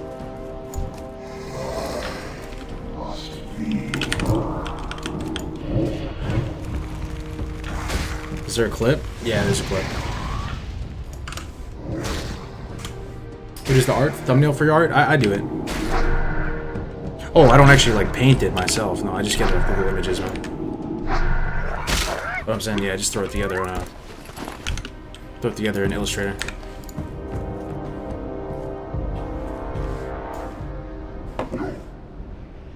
Here's the clip for the YouTube people again.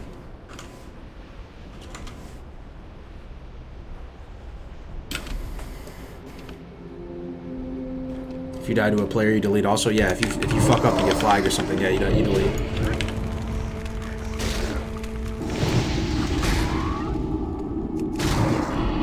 Is it a rule of hardcore to buy skills every 4 levels? No, but at the same time, you don't want to spend all your time in cities, right? I guess SAC is a pretty big level, though. You really should probably get it, I guess. I'm just trying to rationalize here. If you really respect the challenge, you go get SAC at 16. I agree. To be fair, though, I thought it was 18, I swear to God. To the point that I made a fool of myself on stream.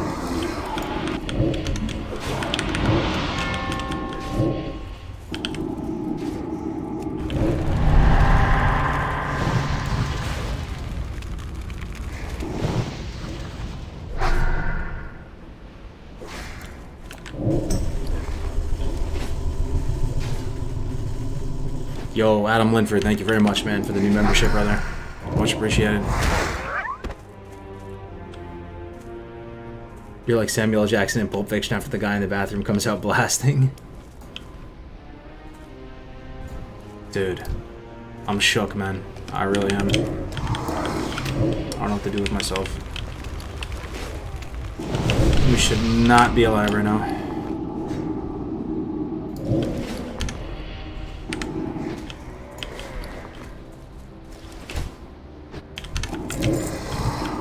Hey, let that be a lesson, though, if you're gonna learn something from this stream, right? Respect the hell out of the oases, man. Respect the hell out of the oases. Like, these oases. It's not even just that wombo combo of 2. To be honest, I don't even know what I pulled. What did I pull? Varrock doesn't spawn around here. It's not like we're the WC oasis with that roaming patrol of Herzog or whatever his name is. What was that huge pack even roaming? There's just a huge pack roaming around this oasis for no reason? I guess there is.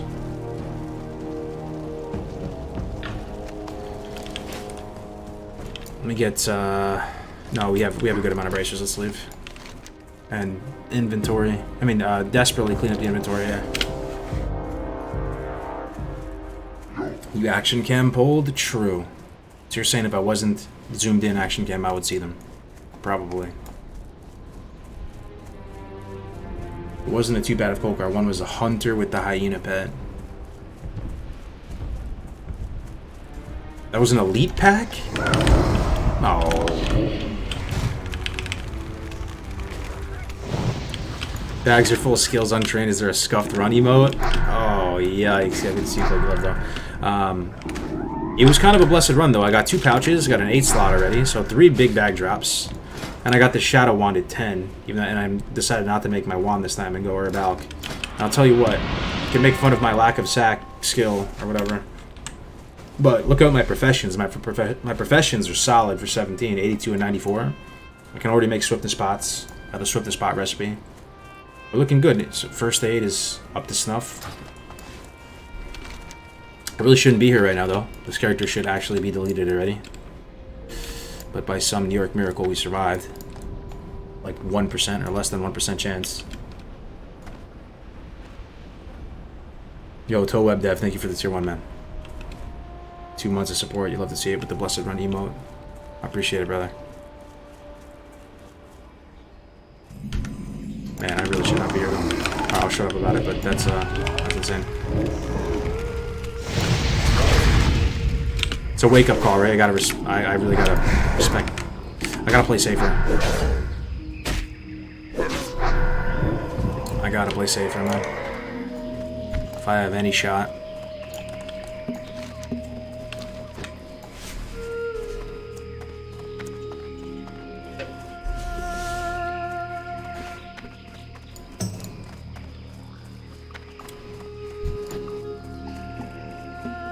Flip of the near death here.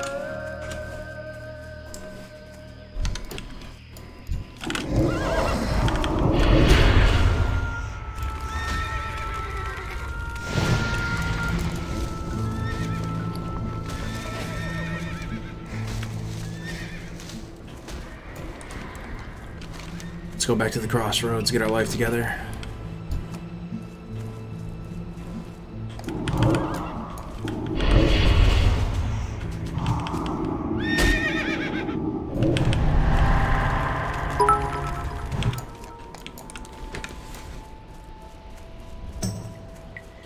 I went back and checked. You were legit at 1% 5 HP. And did you see the hyena swing and miss though? You saw that, right? I should not be here right now.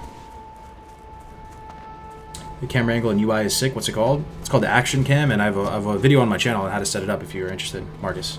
What's up, Cameron? Flip it to Gorthax. Thing is, I'm just gonna look like an idiot in front of more people.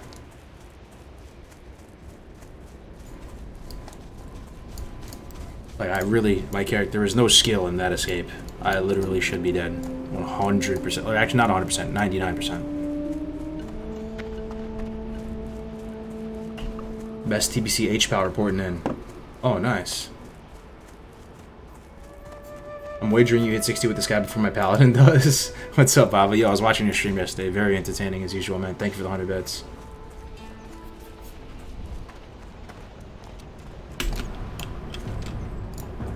Greetings, traveler. Oh, the blessed vendor, man. Seriously, the most blessed vendor. Let's clean up this horrendous looking inventory. It's all this linen weighing me down. I don't think I even need to make it anymore. I think I'm on to wool cloth here. Anybody know if the top of the dome, when I can train wool? I should be there already, right? Isn't wool like 80 or something, or 85? Because I'm about to vendor all this linen. I'm gonna make like 1 stack of band-aids and just vendor it all. Okay. This linen is eating up our inventory.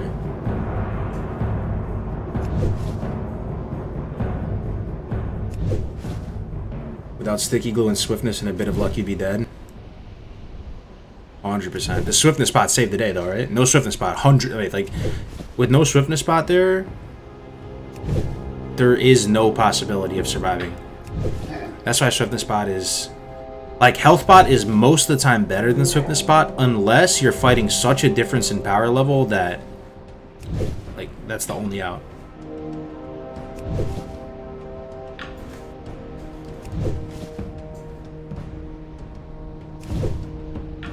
Yeah, for sure. That's a good deal. I am getting skill ups though, which is kind of good. Do I make this till it's gray? Alright, I'm gonna make 5 more. I'll stop. Fresh meat. Let me see. Maybe I can make it up to like 95. Then I'll vendor it. Yeah, never mind. Fuck it. It's not giving me any more skill ups. Okay. Alright. That's good. A lot of inventory space is opened up because of that. Do I really need 10 health potions?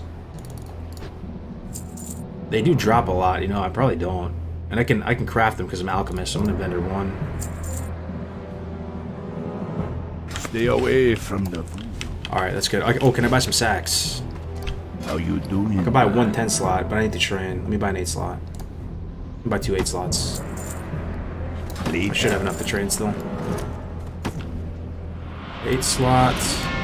8 slot. Ooh, do we go full 8 slot right now? I think we do. I think we do. What you want? Speaking to you. Spirits be with you, man. Alright, full 8 slot for the win. Make a little bit back selling these old ones though. Traveler,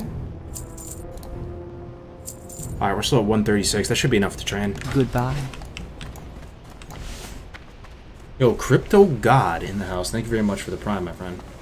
Are you a crypto god? Are you an ICO, angel investor, legend? Where's the pet action bar? It's hidden behind my camera. Low time. Ooh, free 540 there. Thank you for the prime, my friend. Yeah, so much space now, right? So much better. Stronghold. Let's check what we owe. Oh, this guy yoinked it, I bet. This guy knows. Maybe, let's check anyway, though. It's too juicy to pass up. It's big money. It's huge money, if it's there.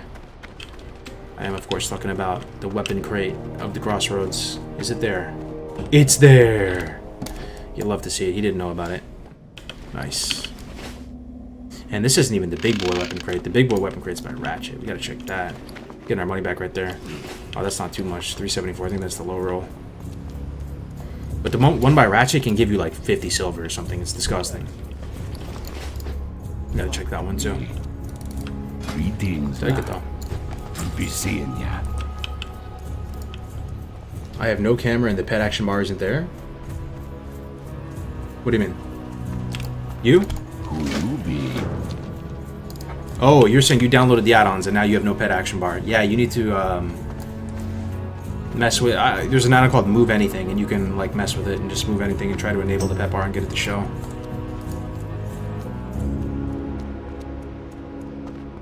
Didn't even know about that creating plates since vanilla.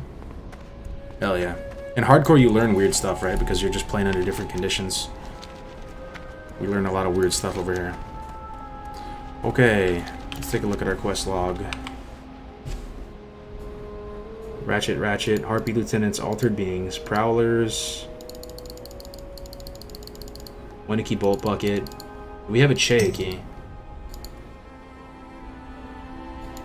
This routing is kind of scuffed, man. We need to just get Prowlers done.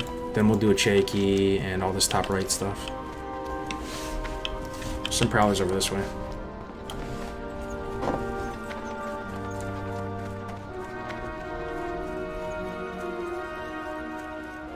How long has Classic been out at this point? What is it, coming on 2 years, guys? A year and a half? How long?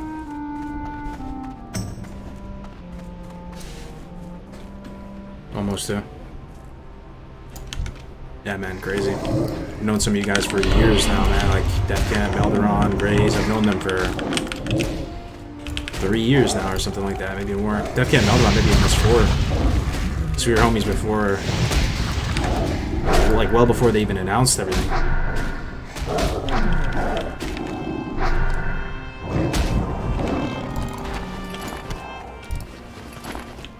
It's crazy, man. Time flies.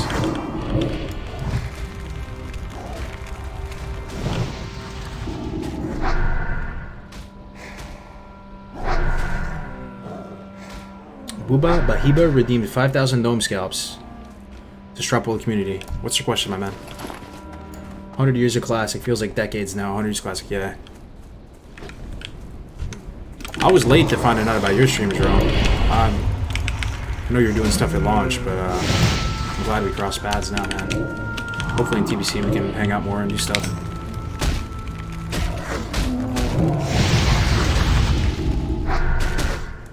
I'm struggling between Lock, Rogue, and Druid in the TBC... for a TBC in the arena. Lock, Rogue, and Druid. How much do you care about PvE? Probably start there. And what do you like to do? Like, do you like healing? Do you like... Because you put only one healer class in there with Druid. You put Lock and Rogue for the other ones.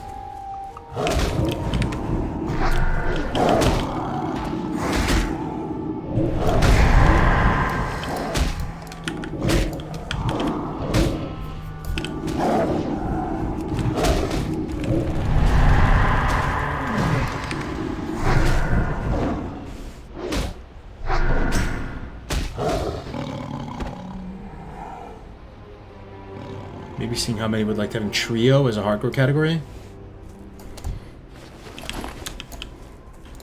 I don't know.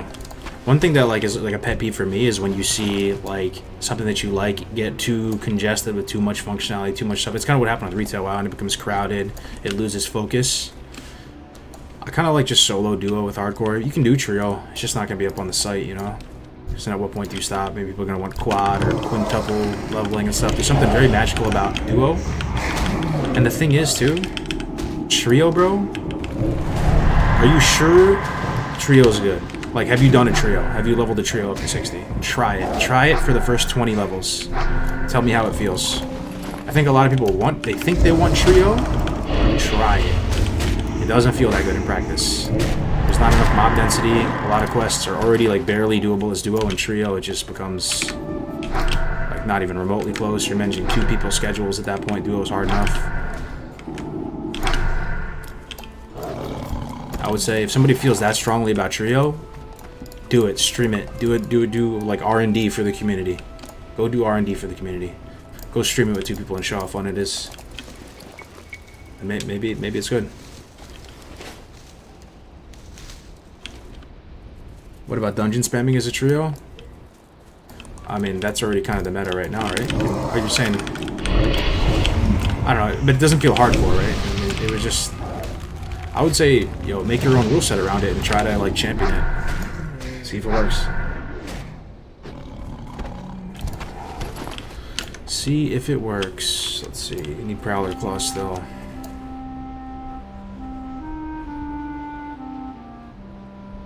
Okay, let's go to Ratchet and do Prowler Claws. And then do Altered Beams as well.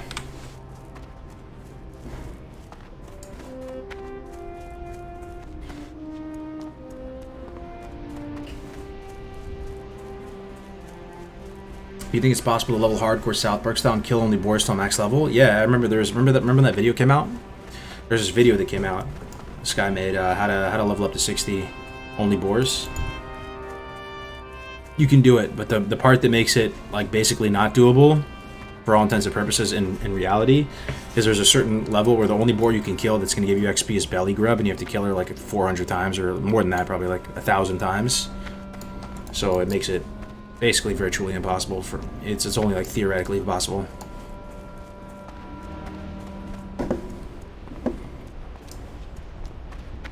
Someone did it? Wow. Do you think Warlock struggles with PvP that much more in Undead? It really just depends on the comp. Just keep like this is if you remember one thing with like about at least my take on Undead versus Orc. Undead just gives you more flexibility in what comps you can play, and you can run double DPS if that appeals to you. Season 1, double DPS will be at its strongest overall. Like RM, they say Rogue Mage gets better Season 4 for some reason. I don't understand all the implications. Maybe it's the PvE here being super good or something. But one general thing is that Season 1, double DPS is at its strongest. So if you go... you want to play double DPS in Season 1, you're going to have a harder time as Orc.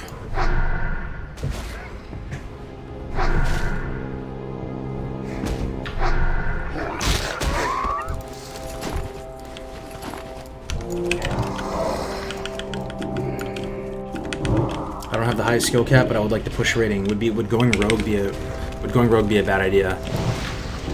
Rogues are really powerful, man. If you're interested in PvP and you want to push rating, Rogue is not a bad choice. Rogue is insane. It's like a class and a half in TBC. Currently running an HC trio on Horde side. Warrior Mage Priest sitting at level 20 right now, thinking about only doing dungeons as trios, never grouping with anyone outside our group. Yeah, report back. Let's see how it goes, man. Is it fun so far, doing the trio? If I had to do trio, I would definitely do dungeons as well, yeah.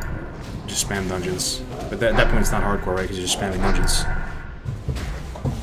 I think 18 is 9 talent point. Thanks, man. Yeah, true. I have 2 points, so I think we're going to get greedy and go 2 points suppression instead of 3 or 4. We're probably not going to be killing stuff way higher than us. Probably just get 2 in imp tap.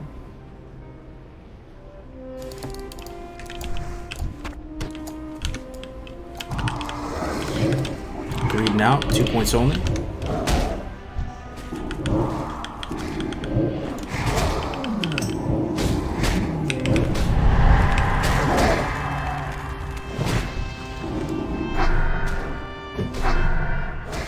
A bad rogue is useless though. Just don't roll every power. True. I would say that's kind of true, Fresh Fox, but that's like on a tournament realm. I don't think there will be that many undead rogues. Like, well, there will be a good amount, right? But the rogue PvE for rogue is so dog shit that that's going to like be a big deterrent for a lot of people. And then they also have to roll undead for the PvE sweat. So in practice, I think a lot of people would not roll undead, and a lot of people are just like enthralled with the idea of Blood Elf Rogue. Look at Tactics; he was dead set on playing Blood Elf Rogue. It took Endless for him to like snap out of it and want to roll undead.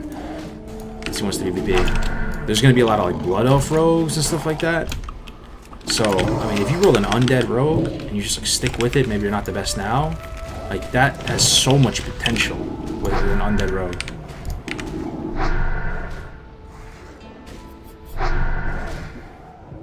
Best profession to go with skinning for hardcore.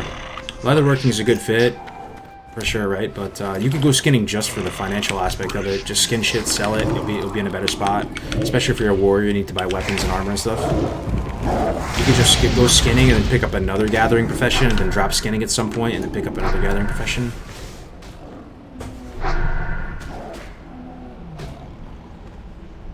Troll's got to be the best for PvE rogue. Orc. If you can go Orc, you go Orc.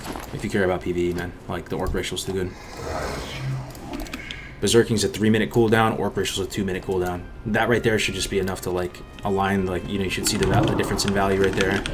And then it's only a 10% bonus of haste for Troll if you're at full health.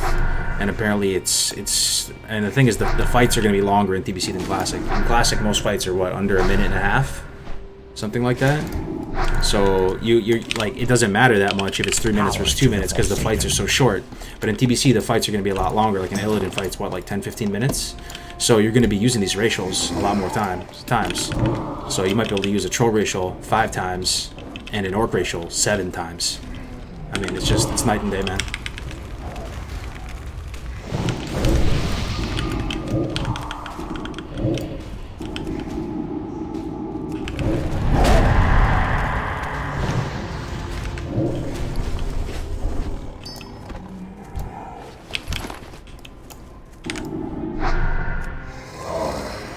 People are sleeping on Seal of Vengeance. I thought so too, man.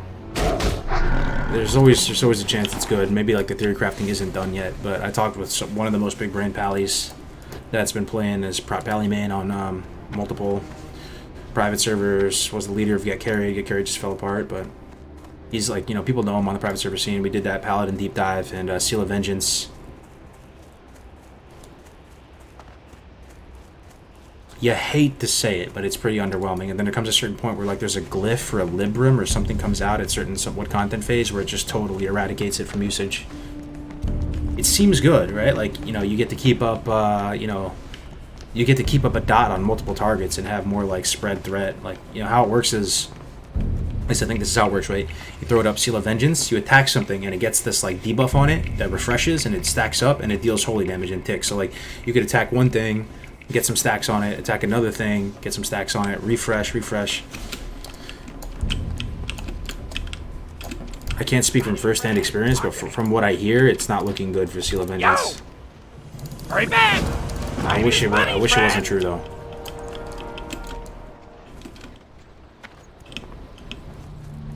And yeah, like, you know, there's probably still a lot of like secrets and stuff of TBC that people haven't figured out yet.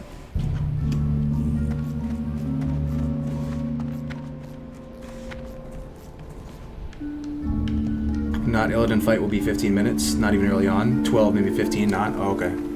Well, something like that. I'm just trying to make a point that the fights are way longer in TBC, right? So it's not like you just use one of the ratios one time. Ooh. I'll take it. Some green pants. Alright, the Sea Dog breeches. And a 3-stam cloak. We're powering up, boys. Need to get the vendor. Got the best deals anywhere. I'm so goldfish mode today, though, man. It's hard for me to focus.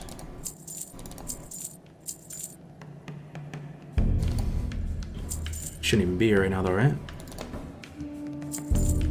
Glad I could help. Alright, let's go do altered beings. Then we probably just go do a Chakey and stuff. I got what you need. Don't get it with the pet action bar. If I activate Beardsley, it's just not there anymore. Yeah. I wish I could give you a more straightforward answer. People in the hardcore Discord have figured out like a workaround. I figured out a workaround with you guys live on stream. I just downloaded that on Move Anything, and I started like... This is what it looks like, Move Anything. This is the interface. And I went Blizzard Frames, I think it was. Blizzard Action Bars. And it was like pet action bar, this one right here. And you just have to like tinker with it and you'll get it.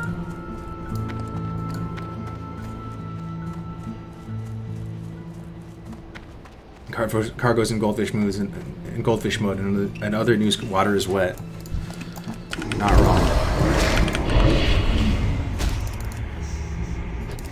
You are not wrong, Caligula. I'm telling you, the WoW guys wanted you to live. That was the luckiest thing that's ever happened to me in hardcore right there. So we'll have a story to tell if we do make it to 60.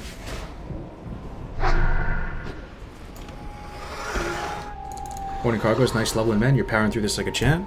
Well, thanks, guys. Appreciate you guys being here. The viewership has been really good, man. I don't know if it's because it's solo or duo or just... But it's amazing, man. I mean, we've all seen this content before, but you guys are still hanging out.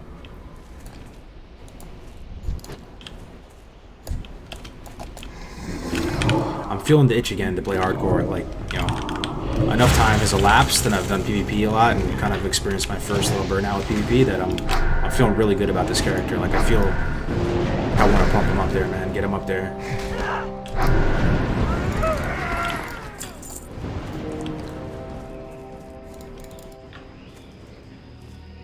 Morning, where you from? Damn. True. It's West Coast and it's afternoon. Where in the world could it possibly be morning? Australia? Probably Australia. I'm guessing. Australia, isn't it? It would be like 2 a.m. in Australia or something. Isn't it like 24 hours?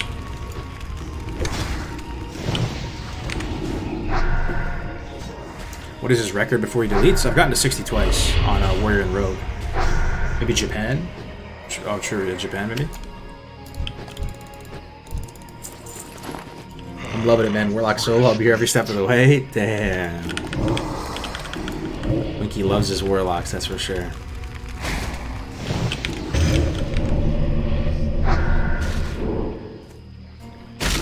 Is Japan on the same time zone as Australia?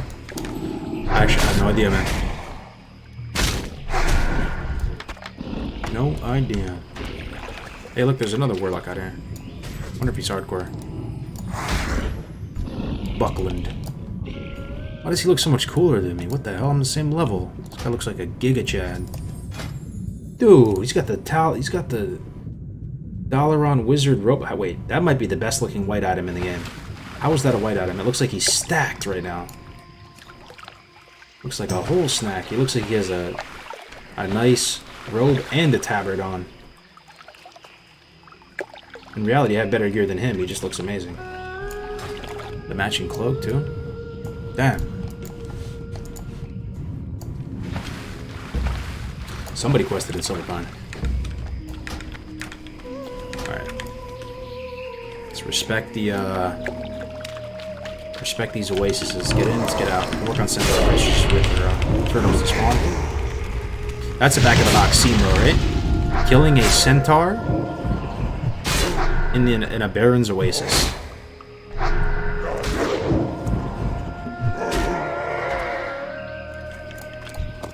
I can play with UI off for a little bit.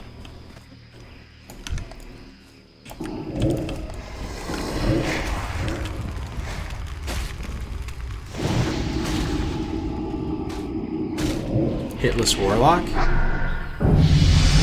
Tricky. Yeah, that'd be tough, bro. You'd have to like manage your fear Best perfectly. content creator on the platform. Of course, we're here to watch you level some HC. Yo, swell chunk. $20. Thank you for the kind words, man. Damn, dude. Yo, thank you very much, man. Yep, we got a little bit more runway with Classic. Let's make the most of it. TBC will be here before we know it. We're all thirsting for it right now, but that's kind of the magic of it, right? The pre-launch thirst. Remember when we were all waiting for Classic, just like beyond excited for it to come out? We blinked twice and now we're at the end of Phase 6.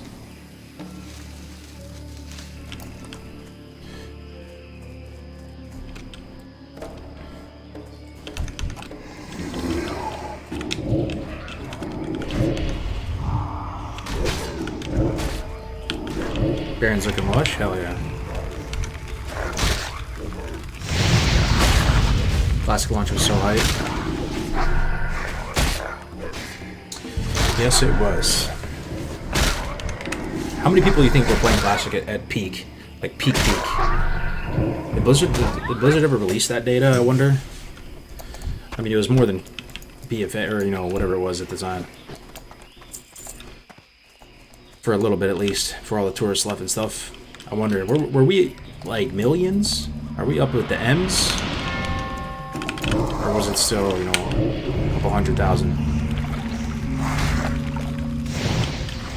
I mean, some of my guides have over 1 million views on it, but maybe it's just people clicking it a bunch of times. I don't know.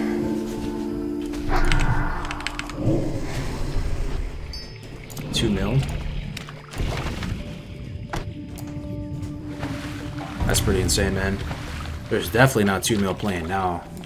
Playing now? Well, if you had to guess, maybe 100K?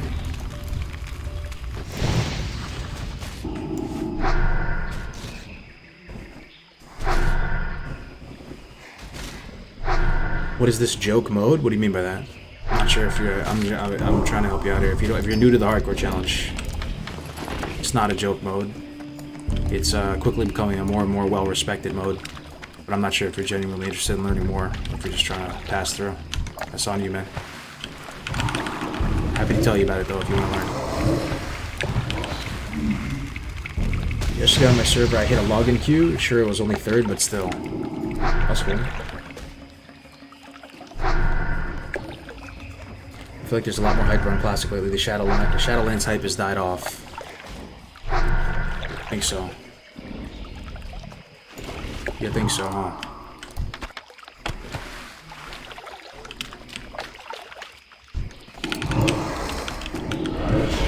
I don't know, has it died off, chat? Anybody still playing it?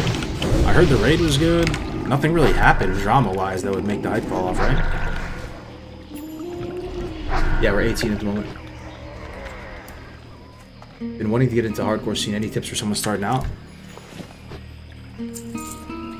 Just take it seriously, man. I mean, it's such a fine line before that statement sounds cringe, but like, just for your own enjoyment of it, you will enjoy it so much more if you actually like respect the challenge and try to think of every talent, item, decision through the context of having one life, of being like a mortal. You know, you will have the most enjoyment, and the game will feel the most different if you do that, as opposed to just kind of like playing it like you normally would, and then you'll probably just die at some level and have no interest to try again.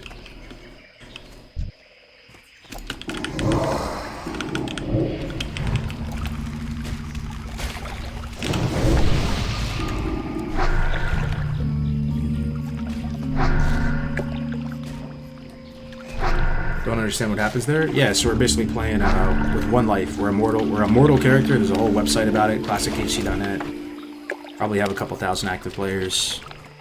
There's some rules around it, but it's basically solo self-found gear rules. You have one life. There's a couple other nuances to it, but that's pretty much it. If you die, you delete the character. And you wouldn't think it would change the game, but it does. Just try it out. If you're skeptical, just try it. One run. How hyped would you be if Blizz gave a shout out to you for hardcore during BlizzCon? It'll never happen, man. even right now, there's a couple thousand people into hardcore. For Blizzard to even notice, it would probably take like, I don't know, 100K or something. They're like a massive company, right? It's like couple K. Not gonna do much for them.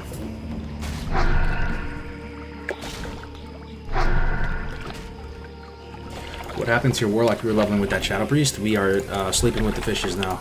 We died.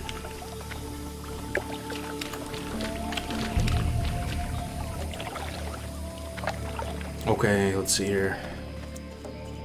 We're getting there. The Barrens map is looking a bit less hectic. Let's go back to Crossroads, then we'll shoot up north and do some of that stuff. Also, we're overdue for Stone Talon, huh? 18? We're super overdue for Stone Talon. I can't wait for Stone Talon, man. Stone Talon's great. What a great zone. Enforced hardcore servers would be Pog. Oh, hell yeah, they would be so nice, man. Like, Baba said it yesterday really well. I was watching his stream. Like, he has, like, just a very wise way of saying things a lot. You know, he has some stripes on us in terms of the years, or most of us at least. He said that, doing a hardcore server for Blizzard would just be such a, like, a low-effort way to retain so many players to Classic, right? For not too much... I don't know how much it's going to cost them to do a hardcore server. I don't know how much it costs to even run a server in general. But you would retain probably thousands of players, I would say. If they made a real one, right? Like a real one. And that would be so worth it. Those people would just be like fully into Classic. They probably only play Classic. It would just help keep the game alive.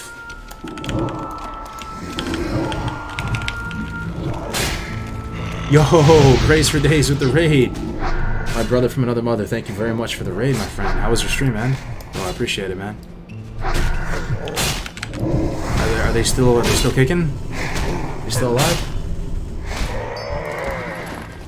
The old crafted 2 health. Did you see the clip, Gray? Yeah, it's the luckiest thing that's ever happened to me in hardcore, bro.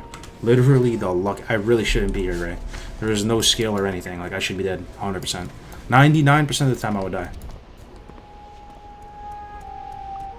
Why don't you open with Immolate Instacast a lot? It's because Immolate has a lot of snap threat. It deals like high threat like immediately, and it's not a guarantee the Void's gonna be able to pull off of it. If you put fresh rank at Torment, sure, you could do that. But at 18, the Torment's pretty ate up. Like it's probably not going to be able to snap threat off an Immolate pull. So Agony, it was designed pretty much to, like conceptually, I think, as a pulling tool. It deals very little damage at the start and a lot of damage at the end. It also, you want to have, in order to get good value out of Agony, you want it to be on as early as possible. So if you're going to go that route and commit to that line of play where you go instance first, you might as well throw both instance up and then do the Immolate after.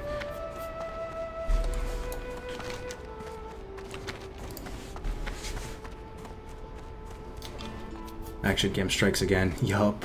You'd eventually become the server villain if the server was enforced hardcore and you hit max level. I mean, the most exciting thing about an official hardcore server to me would be the idea that people would have no choice but to try endgame content and to take it like hyper seriously.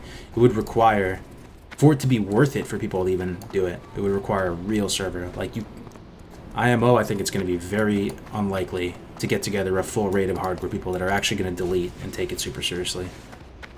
It would need to be like a real server, but it'd be so interesting to see how the meta is different. It would be like a whole new game. Like, I don't know what the itemization, the stat weights, everything would be different in a hardcore server. You would probably prioritize survivability above all else. So maybe you just start like itemizing really weirdly. Everybody needs a certain minimum amount of health to survive a mechanic, right? Maybe like everybody needs 6k health before we step in to survive X, Y, or Z. It'd be cool, man. Someone on Alley just looted Elixir of Mongoose. Oh yeah, it's pretty easy to farm. It's my favorite potion in the game. You know what they say, once you go Mongoose, you never non-goose. It's my dad joke, but it's very true though. Any melee class. Even if you're like Paladin, Warlock, Paladin, Warrior, Rogue, it's like the best potion by far. It's your own personalized only buff, whatever you want. In tandem with Songflower, big slaps. We shall meet. You're up there in that tuba range and that songflower range. You're gonna be pumping, dude, and you need that. You need that help on a pally.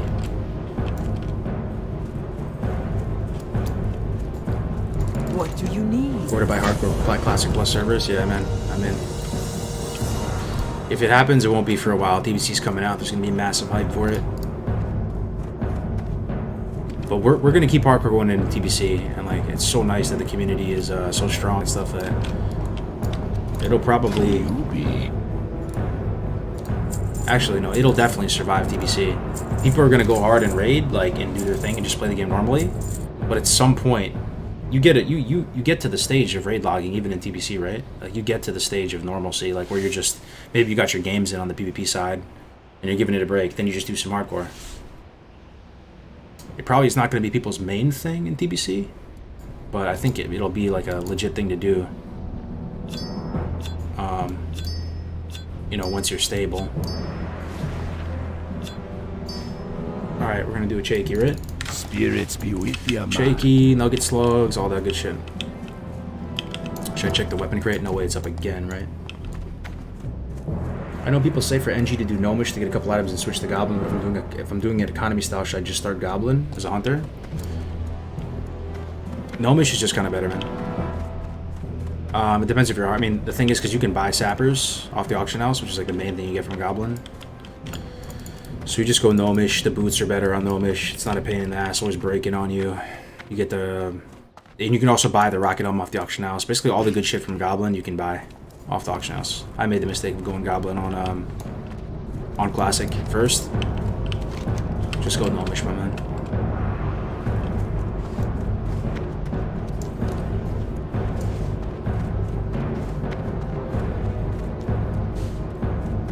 A hardcore server would actually have the best vibe ever. Yeah, but it's cool though, right? Because it's just, it's a way people always are nostalgic about the way we used to play the game and stuff like that, and how cool it was. That discovery, you can actually quite easily replicate that experience, but not in a purely like fantasy, just like role-playing sense. Like you can really create it. You can really create that experience and still have that competitive side, the sense of achievement, the sense of community with hardcore. Alright, let's push north. You do have a shaky, right? Tell me I completed. Yeah, I do have a shaky. That's sick.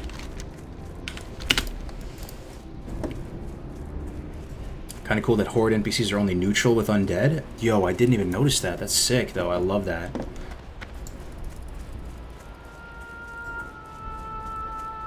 That's really cool. Yeah, because like you're barely part of the horde as an undead, right? Like they don't really trust you that much.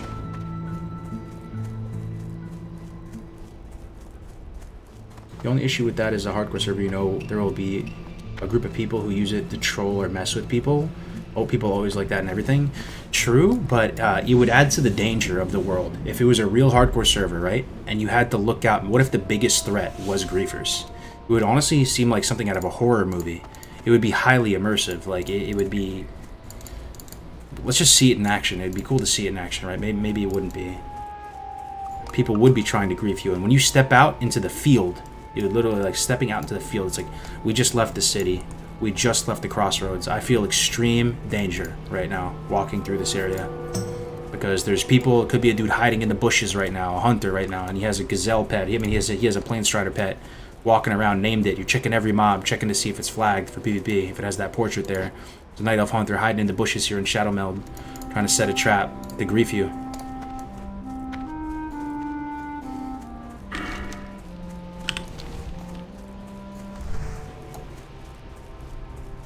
This Warlock is going to make it. I can feel it in my undead bones. Statistically, it's not looking good, man. We should be dead already, and we're at 18. Do our best, though. Rogues would be things of nightmare, it's for sure. Well, I mean, it'd be a PvE server, right? But still, there's ways to PvP on a PvE server.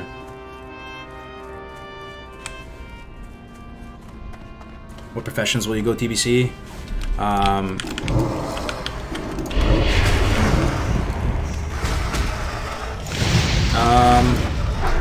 I mean, I'd like to go JC. JC Enchanting is the best for PvP, right? But you kind of need drums for PvE, so I wonder how people manage that. Ideally, if you're really sweaty with it, which I don't know if I will be or not, you can get the value from enchanting in JC, enchant some dope-ass rings, and then drop them, and then pick up leatherworking after. You can technically craft a bunch of gems and just stockpile them in your bank, and then enchant your rings, drop the professions, and still get maximum value from those professions, but still have, like, leatherworking. Oh, where's the Jake? Yeah, I think it's this way. I doubt drums are going to be as necessary as people think. Yeah, we'll see, man. I mean, engineering and sappers and stuff are like the flavor of vanilla. Drums are kind of the flavor of raiding in TBC. So, we'll see. I think it's going to be kind of like robust. People are going to want to use them. I don't find drums that much of a pain in the butt, though. They're cheap. People think you might be thinking drums are expensive. They're actually super cheap, man. You buy them, they have like 50 charges per drum, or it might even be 100 charges. I think it's 50. And you just buy them for a couple gold. 50 charges is fine. Like if you want professions, do it on your alt.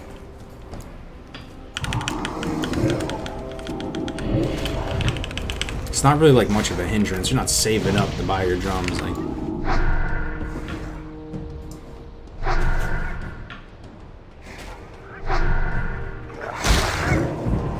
Warlock kill you on a PvE server by dropping an Infernal on you and it aggroes. I don't think you can anymore. I remember when Blizzard changed that and they made it so Infernals can't grief people anymore. I was kind of pissed. I was like, yo, what's, you know, why would they do that? It's not that big of a deal if you die. That was part of the flavor of vanilla. People did that back in the day. It's just kind of a cool, dangerous thing that you can do. But now that like hardcore is a thing, I'm glad they changed it because yeah, you could do that, but not anymore.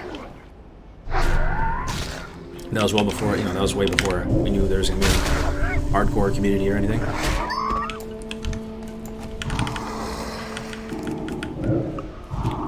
Well, to be fair, no non-hardcore guild on Endless demanded drums. I guess it'll be the same on Classic. Well, that's good. So you played on Endless too, Fresh Fox? It wasn't too mandatory, the drums?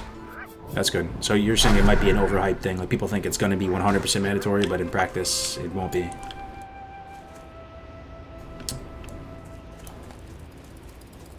I hope they nerf that drums nonsense. I don't want to be trading thing mid-fight as a meta. But you don't trade mid-fight though, right? You just cycle through. Cycle through drums. Everybody's got drums. You have a rotation. It's not that much haste too, man. That's the thing about drums. It's only 80 haste, right? 80 haste is not that much. Like, I think Egregious was like really into the raiding side. He said it's like a 1-2% damage increase for the raid. I think it was 2%, he said.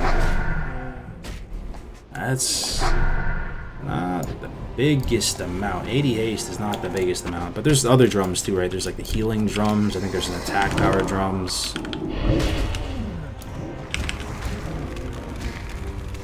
My guild leader's demanding them.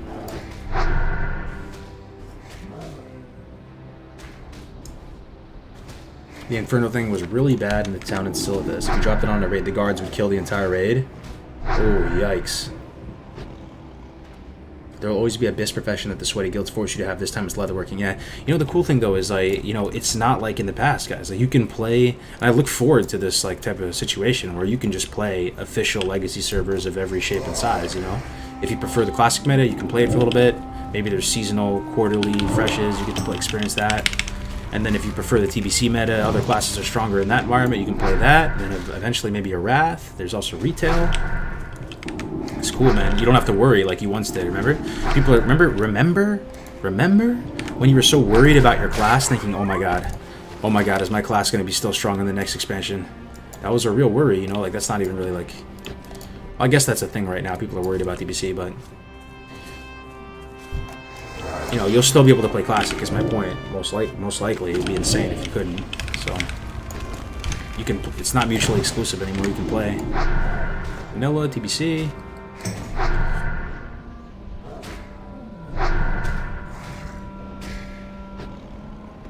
Oh my god, I can't believe I wasn't following. I forgot that I used to watch your streams on YouTube. Oh, yo, no problem. Thanks for following, though. Yeah, the stream's been really great today, guys. Really, really great. Thank you so very much for being here and just watching. We're not doing anything special, but the turnout has been insane. Thank you from the bottom of my heart for watching after all these months and years.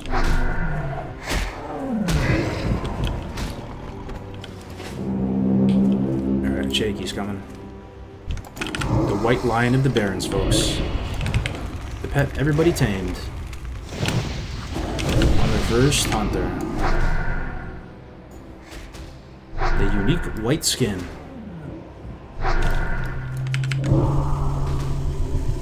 Just talked to my classic GM. We're not requiring leatherworking except for classes that could actually make use of the crafting aspect of the profession. Let's go. I got his hide. Now we're going up to our girl Weniki up here, right?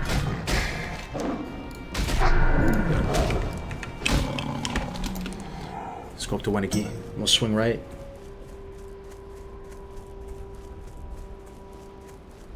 Are only streamers doing the hardcore thing on the server? No, not at all. There's a lot. I'd say, I mean, the vast majority are non-streamers. They're just...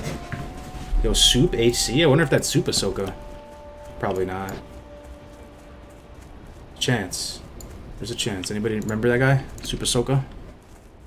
He was like the original guy to do Let's Plays for WoW. Let's see... Yeah, 45 on, middle of the day. Alliance side is popping too. It's about the same in terms of size. There's a lot of people doing it. There's also that other guild. I think it's on Fairlina. The hero guys are doing it now. I love his classic leveling series. Yeah, man. It's Super Ahsoka. He's an OG. He's been around from the very, like, beginning of all the private servers and stuff. So lock over Hunter for TBC. This is going to be your main chicken? It's possible, Samwise. I'm just keeping my options open. If they don't have a fresh, if they do have a fresh, just want to be well positioned. But like, by the looks of it, man, we may not make it to 60. We almost died today. We should have died today. There's a clip that's insane. 100% should have died. There it is if anybody wants to watch it. 100% should have died. Well, 99% should have died. Hey, what's up, A-Loud? Thanks, man. Yeah, this could be the main for TBC, possibly. If they announce Classic Fresh and for TBC Fresh, you'd go for TBC, yeah? Yeah, I mean, we've just been playing Classic for like a couple years now, right? So it's not that I don't like Classic at all. I love Classic. It's the best game of all time, but, you know, there's a certain obligation to, as like a content creator, gotta keep up with the Joneses, make content for the stuff people are interested in, right? And also, TBC just sounds like a lot of fun, and it is a lot of fun. It's a whole new, like, it's a different color palette. It's a different world. It's like, it's cosmic, and I've beaten that horse to death, saying how I prefer like the old school style, like, you know, kind of the more medieval or high fantasy look and feel to the world, the realistic feel. But TBC pulls it off as far as that space, the space look goes. They really pull it off. The zones are beautiful. The dungeons are beautiful.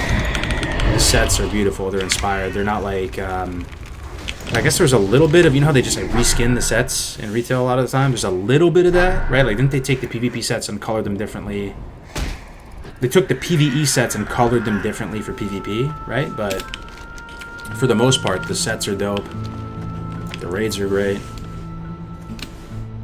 Hell of an expansion. Like, never in the history of WoW did they release an expansion with so much content at launch as they did with the Burning Crusade. They're on launch, technically, right? There was Highjaw, there was TK, there was SSC, there was... Wait, TK might not have been there. Help me out here.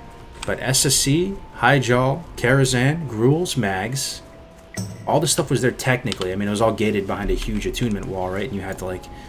But the stuff was done. That's the insane thing. It was done and in the game at that stage. It wasn't, like, incomplete. Here you go. Here's the clip. Well, spit it out! Alright, let's go do Nugget Slugs. The early leveling gear in TBC is like green and purple. Yes, we need more green and purple and orange and green and purple. Yes, darling, love it. The sets are cool though, man. What's your favorite set from, like, just looks-wise from TBC, guys? I think for me, there's a couple that stick out. And the Warlock ones look insane. My buddy Max played Warlock back in TBC. I didn't. I was actually so jelly of the way his gear looked, man. Like, I remember when he got the helmet with the wings that pop out. Pff, man. But actually, the S2 gear, I don't know if it's a reskin from PvE gear. Maybe it's not. Maybe it's unique to Season 2. You know, the red. It's got the red face mask on. You look all like... You're like kind of black and red. It's the Merciless gear, I think. It might be from a PvE set. They'll help me out here, but that might be my favorite. Is it tier 5? The set I'm thinking about. Warlock S2 gear is dirty. Yeah, it looks so nice on Undead too. I mean, it actually looks better on Orc, but Undead it still looks amazing. Do I need to do any PvE and TBC to be top tier, geared for arena for all phases? Yes, you do. If you want to be as sweaty as it gets, you need to do PvE. Some classes more than other, but you need to do PvE. But that's if you want to be as sweaty as it gets. Do you want to be like serviceable and fine and be able to do just fine in the arena? I don't think you'll really need to. You can just chill and do PvP stuff. But if you're really trying to push it, then yeah, you need to do PvE.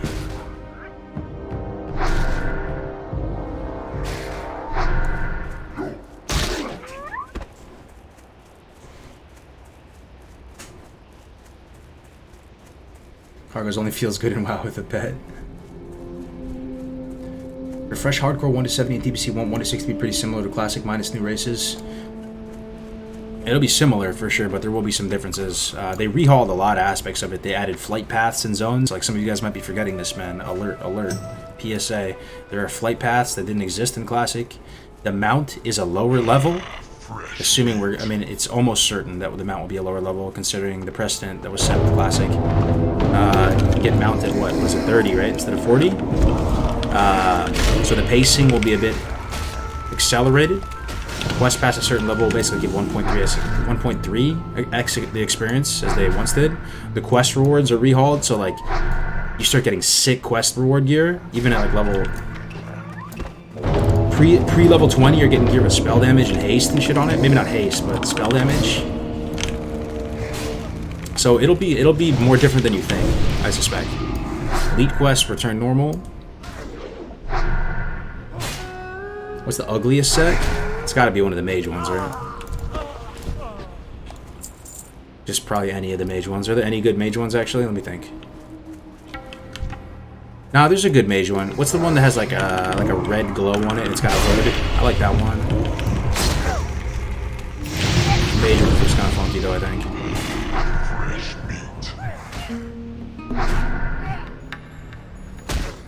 Have you considered the fact that Lock Rogue 2s will be much stronger in TBC since you won't be playing against Undead? Oh, I've considered it, alright, brother. That's what I'm gonna main for Season 1.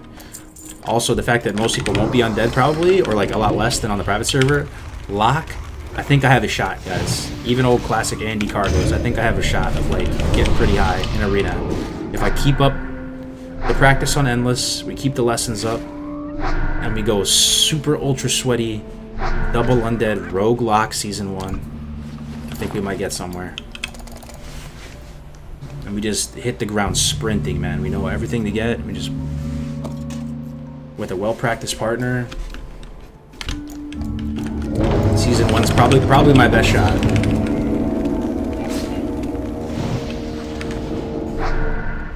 How do you play on the server? We're on Bloodsail. You wanna join? Most mage sets look like pure trash. Yeah.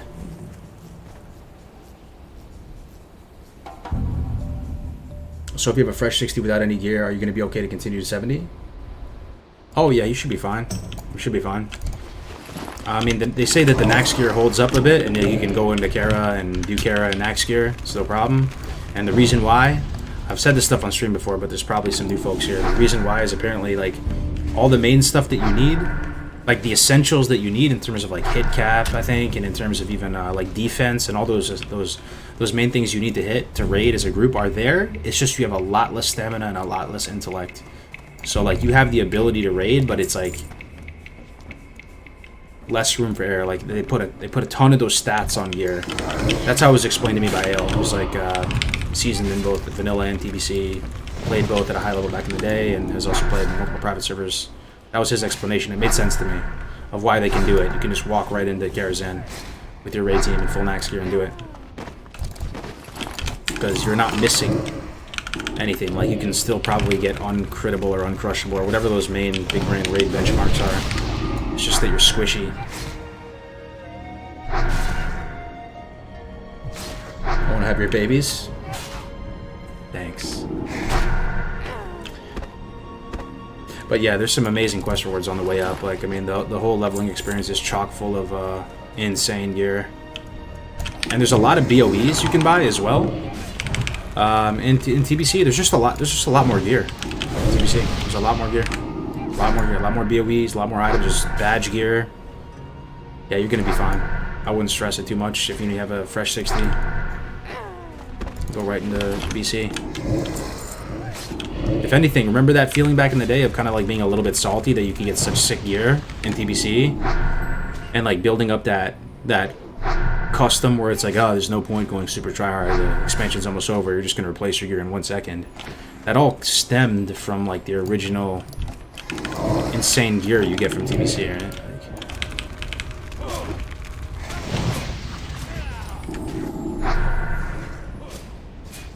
But he'd love to see the lock-in. Salute. Callie, I'll hopefully see you around and get a dungeon with you.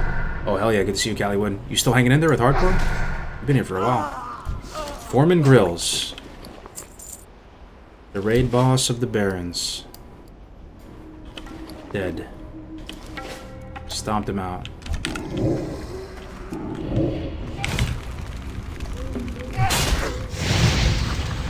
Yes, sir. Got a new hunter. I think I'm mid-20s now. Oh, nice, man. I want to be as sweaty as it gets in all arena phases. Where can I find information on BIS gear?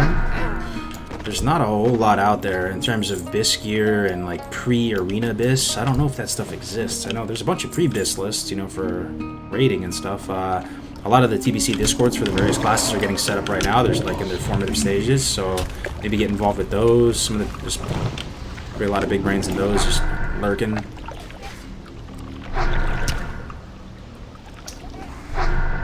Level with me. How good is Shaman in Arena? We had this discussion earlier. Pretty much every class in TBC, every class without exception, has access to a tier 1, and I think there's one tier above tier 1, like you call it S tier or whatever you want to call it, tier 0. A tier 1 arena comp in both 2s and 3s. Every class.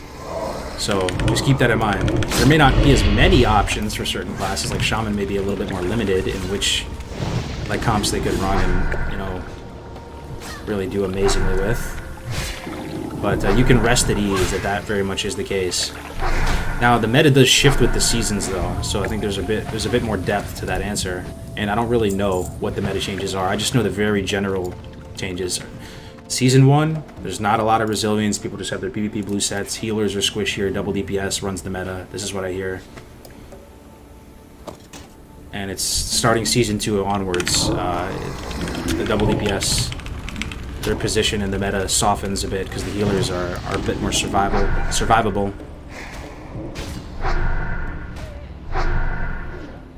Do you like WoW Machinima? Love it, man. WoW Machinima's great.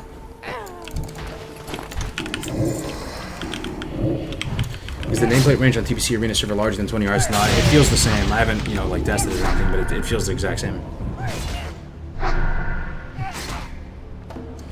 But yeah, like that's another tinfoil hat thing you could say that suggests TBC on the horizon, right? They just randomly out of nowhere at the very end of the life cycle of Classic effectively removed spell batching or made it like very, very trivial, right? Didn't they reduce it to 10 MS? Why would they do that? Classic's coming to an end. Why would they do that? Actually, what would the devil's advocate reason be for why they did that? For the new Classic Fresh that they're gonna roll out? That'd probably be my best guess.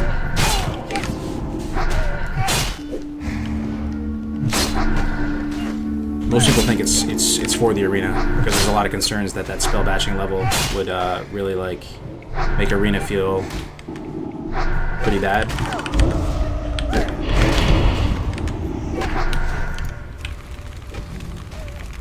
TBC. Why is your camera fucked? It's just you know, we're not doing anything too insane, right? So we can get away with this. It's called the action camera. It makes the game look more cinematic, more like immersive, more like Skyrim or The Witcher, which is refreshing for some people to watch, not play. Most people would not play this character. Most people hate the action cam to play, but like enjoy it to watch. I don't mind taking the L though. I don't even notice it anymore. I've played with it for so long. Do you see the last leak / fake leak about TBC? Kind of scary if true. It sounds so batshit crazy to me. The other leaks are more realistic. That one seems like completely not credible. I don't know. They're all just as credible as they are as any other though. To be fair, they're all just like cropped Discord messages or like Reddit posts or something, anonymous, no name or reputation to back it up.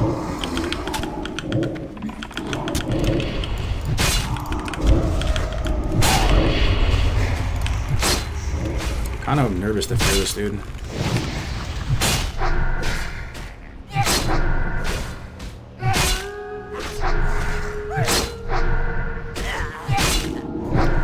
Oh, the cell's still in here. It's fine.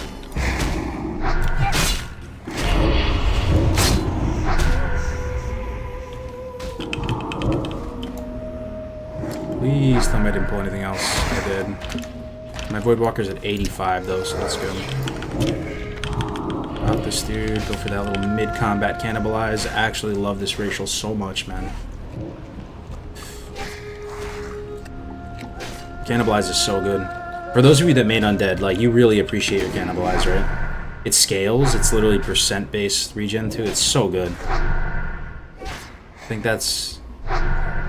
I'm just guessing here, but for those of you who made it Undead, it's probably like your trusty, dusty, special secret sauce skill. Even on Warlock, which you would think would be the class where it, like, benefits the least from it, it's still finding so much value from it. Pretty much never have to buy food, you know?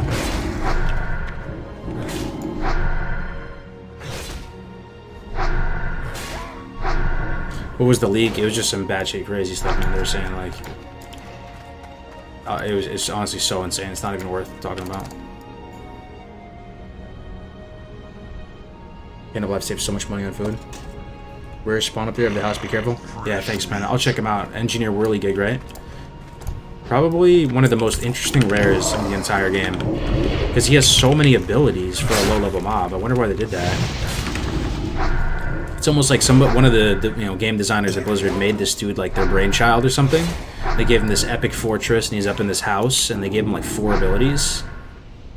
Because they gave him a landmine, they gave him a harvest golem thing, and they gave him an explosive sheep. That's more than most rares have, like 1 ability, you know? Like 1 weird one. This guy has 3. And you can use them multiple times mid-combat if the fight lasts long enough.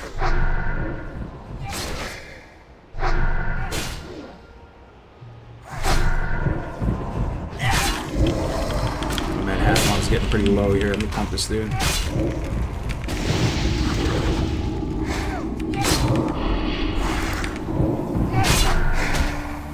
My deadlock is good because life tap cannibalize. Yeah, true, man. It's so nice. Another one pulled? Oh, we're good. We are good.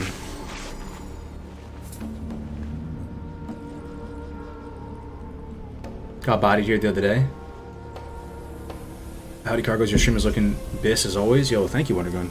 I appreciate it, man. Ooh. Green detected. Leather, though. You guys ever notice that sometimes you loot something and it makes the mail noise, but it's cloth, and then sometimes, like, you'll loot a cloth thing, but it doesn't make the... You know what I'm saying. Sometimes the noises are scuffed. Something gives you the mail noise and it ends up being cloth, and vice versa.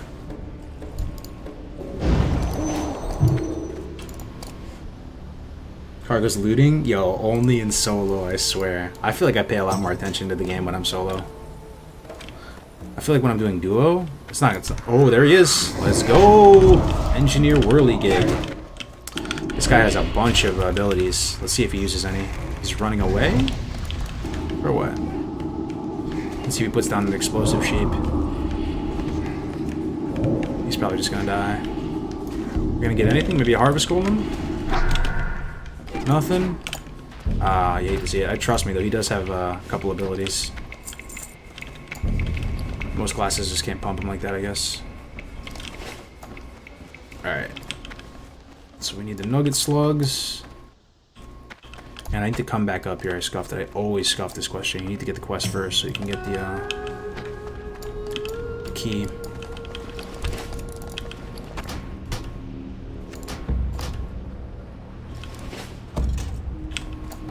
Today I learned items have noises. They do. Yeah, when you loot them. Maybe it's only greens that have it though. Or like uncommon and up. I'm not sure.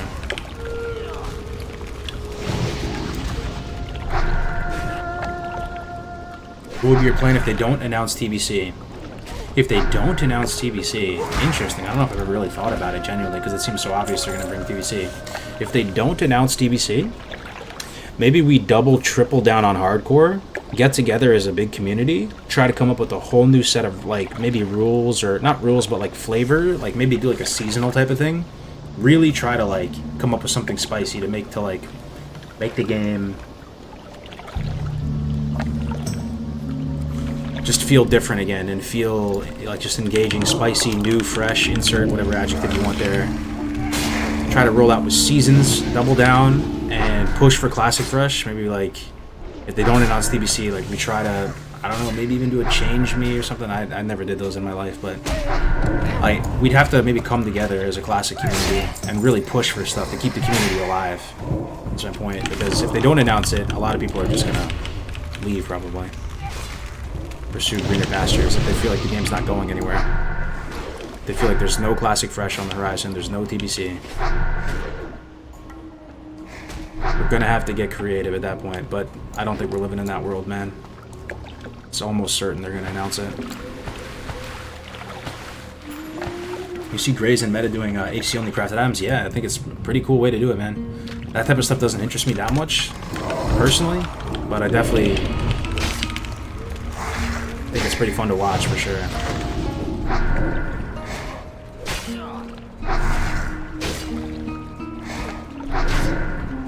They have a lot of reasons to announce it.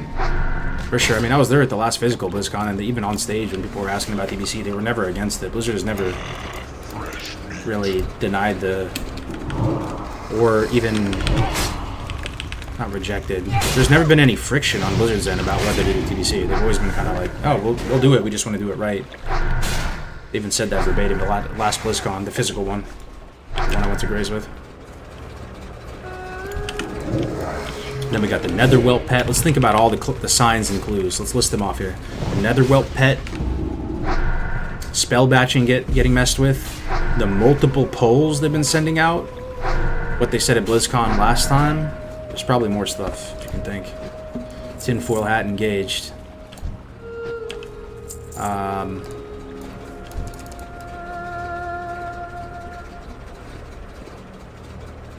The simple biggest thing that ruined Vanilla WoW and now Classic WoW is flying mounts. Get rid of them and keep the game clean. In the old world, I'm with you, man. As far as like flying mounts, I think flying mounts in the old world feel pretty bad. But I really do believe, man, that Outlands was designed from the ground up at its genesis with flying mounts in mind.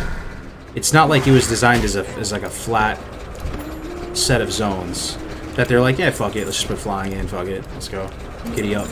Like, there are certain areas you can't get to with the flying mount. There's certain little floating islands, like almost just the, you know, even as you're flying from zone to zone on a flying mount, they almost like decorated it a bit for you to like enjoy and look at.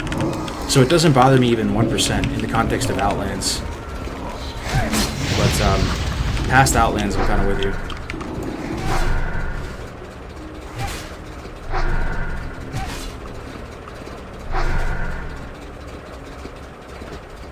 From a marketing business perspective, they couldn't get a better opportunity to announce it, to be honest. For sure. I just wonder, man. I just wonder if TBC is hype and it's like, and it's huge, if we're gonna see this paradigm shift where instead of feeling like the redheaded stepchild of Blizzard where we're tucked away in the drop-down box, oh, you want to play WoW Classic? Yeah, let's like make you go through 3 loopholes and go to the Blizzard launcher and hit this little drop-down so you can play your old 15-year-old game. Watch it be loud and proud displayed on the Blizzard launcher, where it's like all these graphics and marketing about join TBC. Do all this. Let's see how it goes. Let's see how it goes. Let's see if the tone changes, you know, from Blizzard's perspective. Dueling in the floating islands in Nagran is reason enough to keep flying mounts.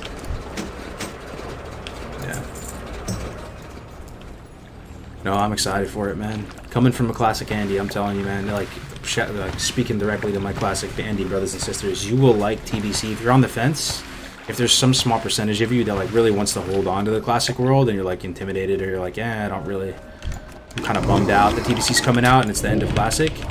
Yo, trust, man, it's such a fun game.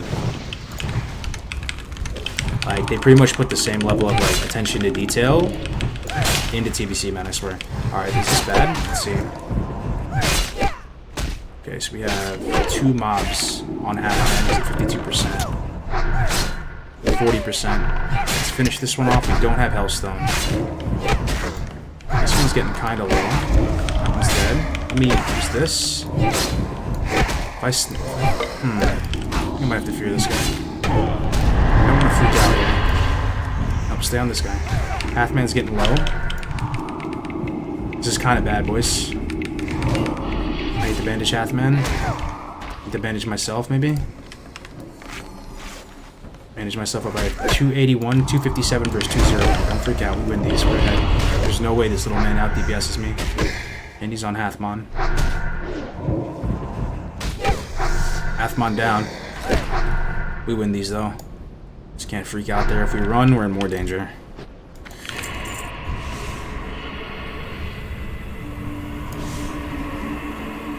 You got sacked? Don't have sack yet. Haven't trained it. Haven't been back to the city since 14. Winky's been yelling at me all stream. Retail makes them more money? Oh yeah, 100%, man. 100%. 100%. I bet you Hearthstone makes them more money. I mean, 100% Hearthstone makes them more money. Pretty much. Yeah, Classic WoW does not monetize well for them, I don't think. Right? I mean, it's just the old subscription fee that's not really increasing that much with inflation and stuff. Right? There's no pets. There's no, like, that stuff is like printing money for them. It has to be, right? Like, they spend some money making art for sure. I buy that type of, I buy the pixels too, like CSGO. Like, I got into the knives for a little bit. I have some knives in CSGO. I get it, but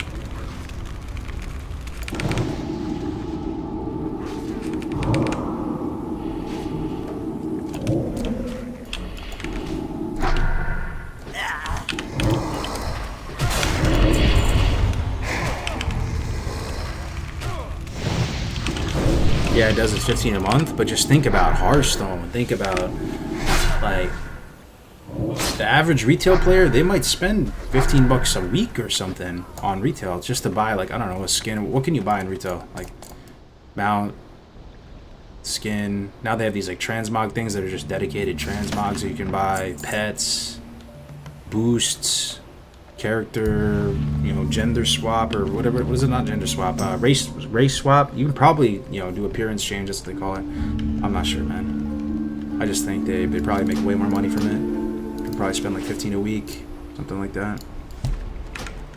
So, boost, what level boost? WoW tokens for gold. Yeah, there's WoW tokens too. True. Whoops, I fell. Do I have all the nugget slugs? Do I have the ignition key? I do. Okay. I'm sure Blizzard's number crunchers have some idea of how many subs they wouldn't have if not for Classic.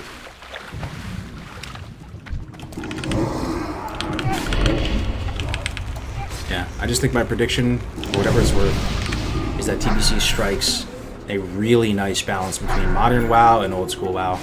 And I think it has the potential to appeal to a much wider audience than just Classic. Talk to me! Even just for arenas alone, right there. But just even the look and feel of it all. Glad I could help! Yo, Employed 186, thank you for the subscription, man. And Cherry Warrior with the raid. Thank you very much, my friend. 22, the raid of 22. Cherry, my man. Thank you very much. Let me do a shout out for Cherry Warrior. And one for Grays as well. You guys all know Grays though, right? But in case you don't, that's one of my best buds here on the platform.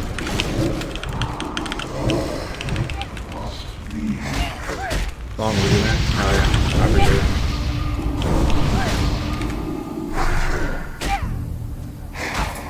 My hub used to drop 100 plus a month because he was mythic rating. Same character.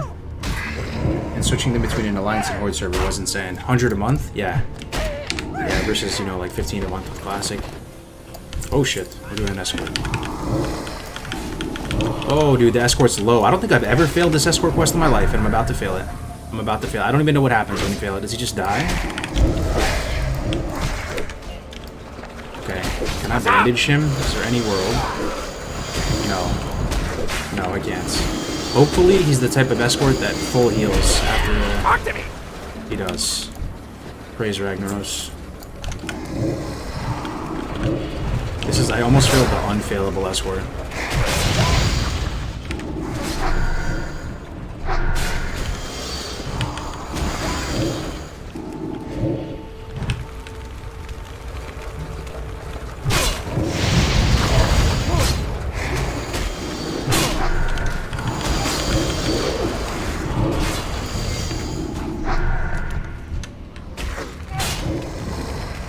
Server for hardcores only would be fun.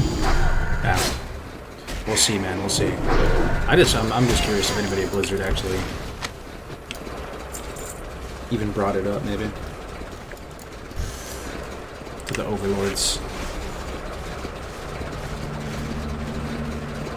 Please no auto 58s. We're gonna have a bunch of idiots running around who don't know how to play their class. Yeah, trust me. That's the one. I mean, I never even thought of auto 58s. You know, some of you guys brought it up in the chat, and I saw a few videos on YouTube of people who want auto characters at 60 or 58 or whatever. I don't know where 58 came from, but please no.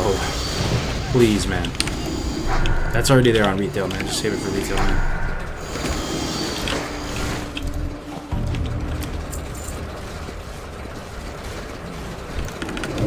If our whole, you know, leveling rite of passage wasn't devalued enough, man, the auto 58s would just feel so bad.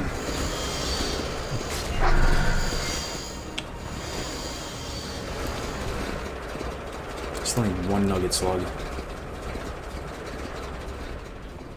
Oh, it's that one.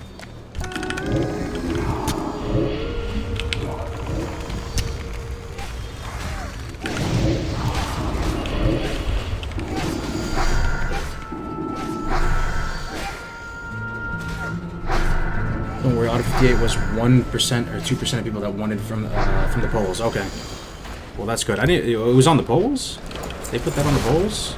They're really thinking about that. Huh? Ooh, juicy upgrade. Thank you very much. Yeah, this dropped for me at level 10, boys, and I dropped at 18. Doesn't hit the same, but at 10 it was nasty because I failed this escort, by the way. At 10, it was like the most blessed thing ever that could have dropped because I didn't create my own wand. I've been using this wand since 10. I'm not even supposed to have a wand at 10. Fresh meat. And good to see you, Tactics, by the way, man. How's your run going?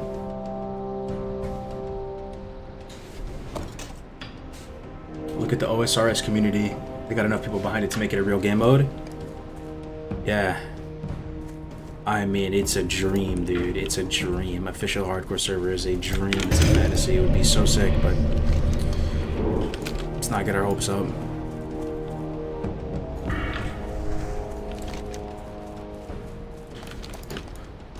Okay. What do we do? What do we do with our life? Do we have Cat's Emerald? Let's see. We do. Oh, let's do that. That's a fun quest. Yeah. Let's go do that.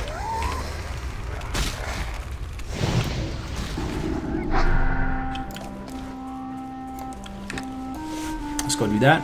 Then we'll be right at Orgrimmar. We can just walk right into Orgrimmar. It's a nice little nifty trick because it's right there. You're right next to Org at that point. Train out. Good shit, good shit.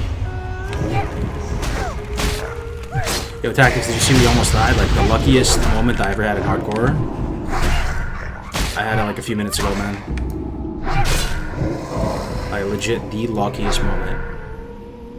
Only in 1% of worlds am I still alive on this character.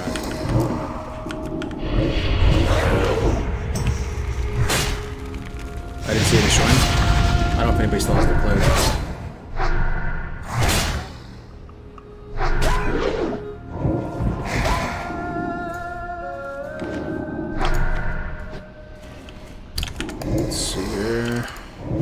Check on your YouTube. Oh, okay. Yeah, I don't know. Somebody might have a clip. I think they made a clip of it. Someone will probably link it.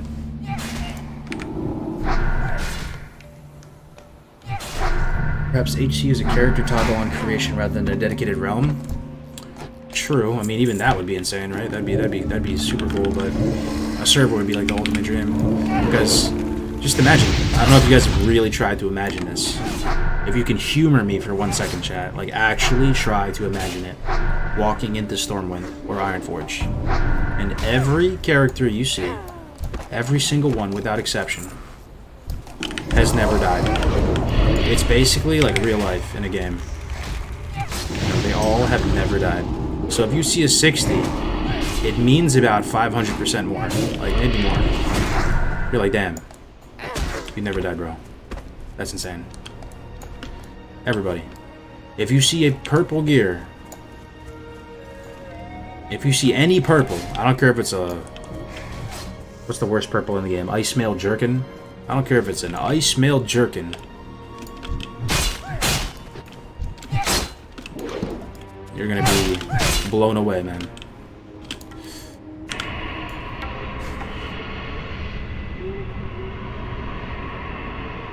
WoW Classic? Yes, it's WoW Classic. HC Auction House. I mean, if they ever made an HC server, they probably wouldn't go all through the trouble of disabling everything. And if it was a real hardcore server, it probably wouldn't have all these random community rules we came up with, right? It would just probably just be the game, but they just disabled respawn. And that'd be cool too. I'd be curious to see what an HC Auction House looks like. You know, what would it look like? What would an HC Auction House look like if it was one life and there was... It might look normal. Is there a chance where it just looks like a normal auction house? There's just a lot less good shit in it? Probably. Everything would be probably expensive because it's more of a risk to get it. You couldn't have bots on the server though, right? Yo, if there was a hardcore server, you couldn't have bots on it because the bots would die. Bots die all the time. Kind of solves that problem too. Yeah, you couldn't have bots. There's no way. There's no way you could have bots. Bots die all the time. They run into a wall and just die or something. A lot less righteous orbs. For real, there would be no bots.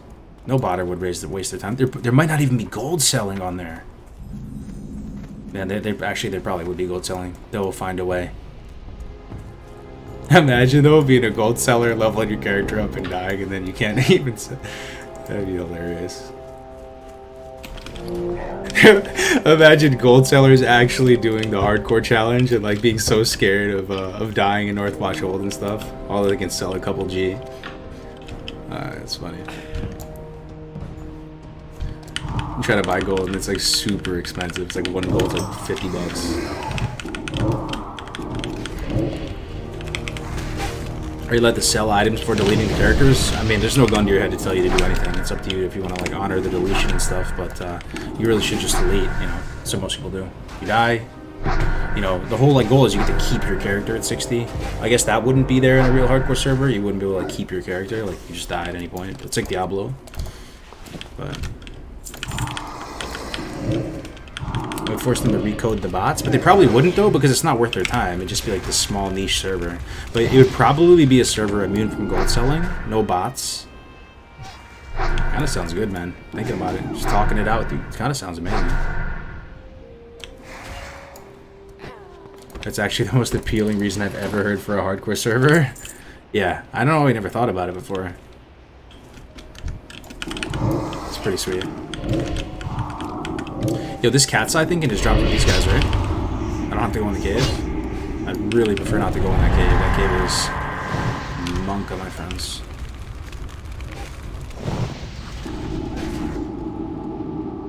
The griefing would be insane though, sign me up. Yeah, sure, it'd have its own problems. And if Blizzard doesn't, it'd be cool. Somebody really should make it at some point. Just to see what it's like. I couldn't stream it, which would suck. That's a big thing. A lot of us put food on the plate that way, but... There it is! Yo, blessed run. Like three mobs deep? Got it already? Hell yeah, dude. Alright, let's go to Org. Let's go to Org.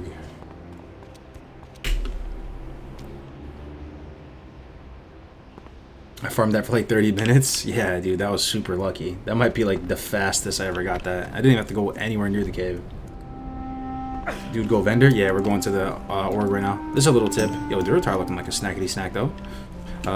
You can just pop right into org right here. You're so close. And just go across that bridge on the side. Don't try to go to a Jara using this method, though. It does not work. I have tried and wasted 30 minutes of my life. If you swim down this river and try to get to a Jara, you will not be able to get up. You think you should be able to, but you can't, and then you just wasted a ton of time. But you can go into Ashenvale and then just walk through Ashenvale normally into a Jara.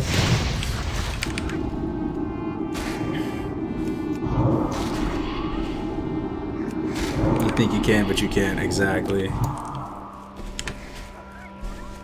This is a fun stream, guys. One of my best in a while. Thanks for keeping me company, man. Good times, good times.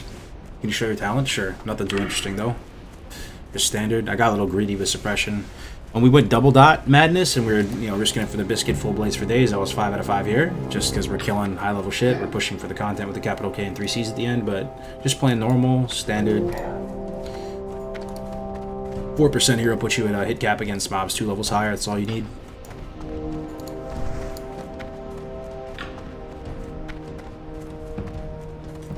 I think you just need to get back to the basics with a good, cozy, solo HC run on your best class. True, man, when you put it like that. Just going standard, Affliction, Deep Affliction, Siphon Life, Drain Tank. 24 will start using the Succubus.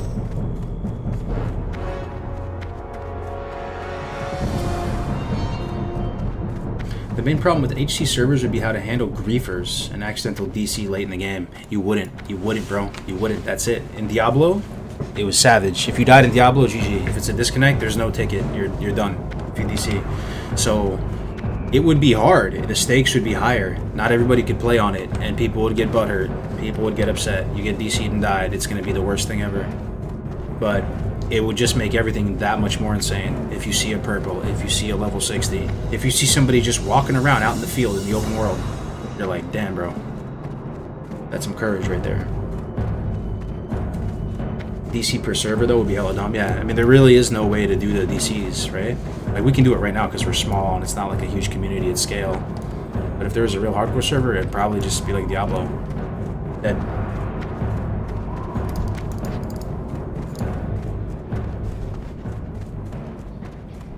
How did the dwarf duo die? 3-man BFD and my paladins drowned. And I died. But, you know, for one for all. Maybe I should have pulled better. I should have hamstringed mobs as they're running away. It's everybody's, you know, it's not anybody's fault. It's just, it is what it is. Okay, I'm vendoring wool now, right? We're in that world. We graduated from the wool. Okay, let's stop by the bank. I'm not gonna bore you with the professions right now, boys, don't worry. I just want to drop some stuff off real quick. Herb and Alch looking good, though. We're up to 98 herb, alchemy 82. So we're gonna pick up our nifty, maybe get some resist potions, or not resist potions, absorb potions. What are you looking for? Let's just deposit all these herbs in here. That's good. I can make swiftness pots too. Should I make swiftness pots real quick? That I might have to do that because I only have one left. Strength and honor. I'll do it later. I don't need more than one. It's fine. One is all I need. I only have one life anyway, right? Abu. I'm not trying to bore you guys. Let's go. Let's train. Then Hearth to Crossroads. Sounds good.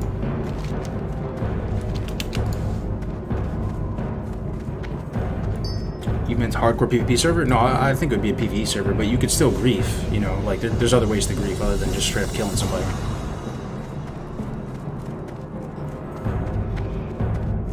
If you die from DC, no deleting based on community AC rules. Yeah, that's right.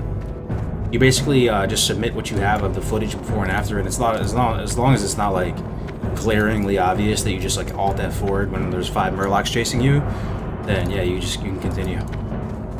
You can submit it to the site. I mean to the the mods on the Discord. There's like 20 mods for hardcore on there. Oh shit, I left the swiftness pot in the bank. Good call, good call. It saved my life before. I gotta get that before we hearth. Yo, really good call. Man, I swear you guys are playing the game better than me, just watching. Do you know about Warlock Quest near Mojave Camp in the Barrens? Mojave Camp in the Barrens. You're talking about Tarajo? The Succubus line? Which quest? What is the quest for Orb of Orhill? Which one? Suck. Alright, Life Tap, huge. Agony, monstrous. Curse of Weakness, might as well pick it up, it's 1 silver. Health Funnel, not very good, but very situationally useful. Unending Breath, pretty damn good. Soulstone, absolutely useless. Searing Pain, amazing. For the Horde. Solid levels, solid levels. Blood and thunder. Solid pickups. Got Sacrifice and Consume Shadows, very nice. For the Horde. Alright, we're chilling. Unending Breath is Biss at the moment, if you know what I mean. True. I already get the 300% now, but with that, yeah, I'm not drowning. Let's put it up here on the buffs. Unending Breath. Searing Pain. Love this thing, man. Love Searing Pain. It's your trusty Dusty as a Warlock. Just go, you default to the old Searing Pain. Oh, should I buy the wand too? I think there's a good wand you get here. Just a vendor wand. Probably should. Weakness here. Never really use this. Health Funnel here. New Agony, and I think we're chilling. That's everything. Just gotta teach our Voidwalker the books. Oh baby, we got Sacrifice. You will love to see it. I need to bind these though.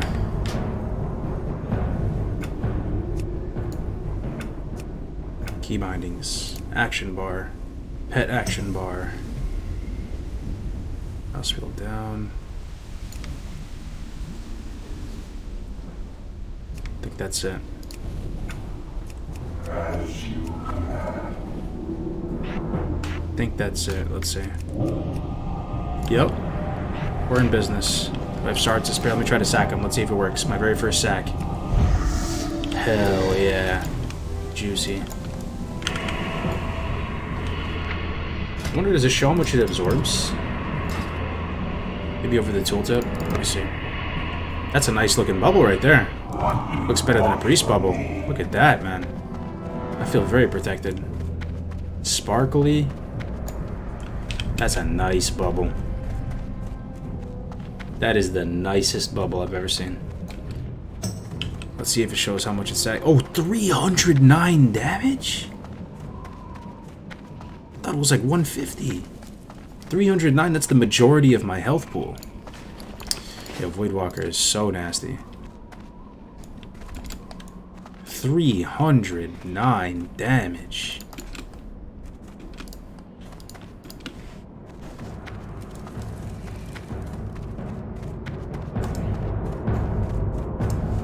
Raze would love that fat sack. True.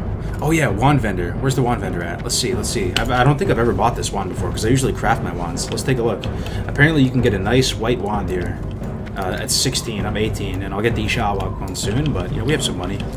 Just treat ourselves to a nice wand. You guys have any guesses? It's probably, I guess, in the Valley of Honor with all the other weapon vendors.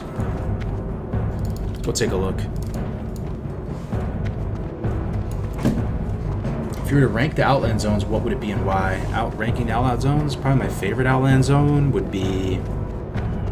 I gotta give you some kind of edgy answer, man. I can't just say, like, Nigrand. I'm gonna say...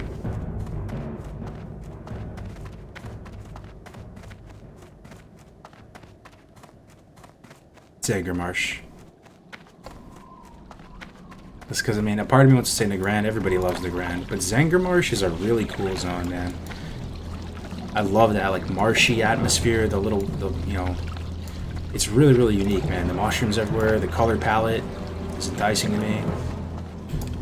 There's a lot of, like, interesting aspects of it, too. Remember that spore... You kill a spore bat, you get that, like, kind of world buff thing. You get the blessings from the ancients there. The Grand is a nice looking zone. The caves. That one place where you take the elevator up, but you always miss it and you fall off. I wonder if that'll kill people in hardcore. You know what I'm talking about? You have to jump on this floating elevator. That place. Zalajin, the Horde outpost on the west. Sporgar, and the little rep, the weird Zangarmarsh rep thing there. All right, where would I look for wands here? Let's see. Probably over here.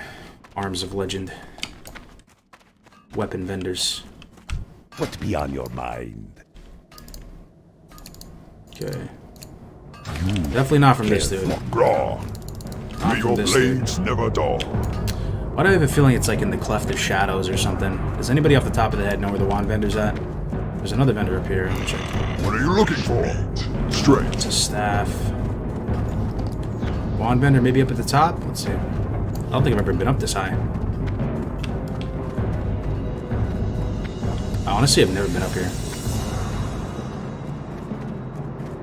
Yeah, there's nothing up here. It's still pretty cool to be here, though. It's probably in the Cleft of Shadows, if I had to guess. Cleft? It is Cleft? Okay. Next to the staff vendor, next to the Warlock trainer. Oh, okay, so we were just there. Zangarmarsh definitely has the atmosphere, and the Grand is just amazing, though. Yeah, I mean, everybody knows the Grand. The Grand is, that's a nice looking model. That's the Wowhead model right there. The Grand is beautiful, man, for sure. The Grand and Zangarmarsh tied. I think Blade's Edge just kind of slept on. Shadow Moon, there's a lot to do there. A lot of great quests. But you feel kind of uncomfortable being in Shadow Moon. I don't know if anybody has fond memories of frolicking around Shadow Moon Vale. It's not like a cozy zone, right? I don't think it's supposed to be. It's supposed to be like this place that you have to be there, but you don't want to be there. It's all burnt and green and demonic and spiky pigs all over the place. I guess they're in Hellfire too.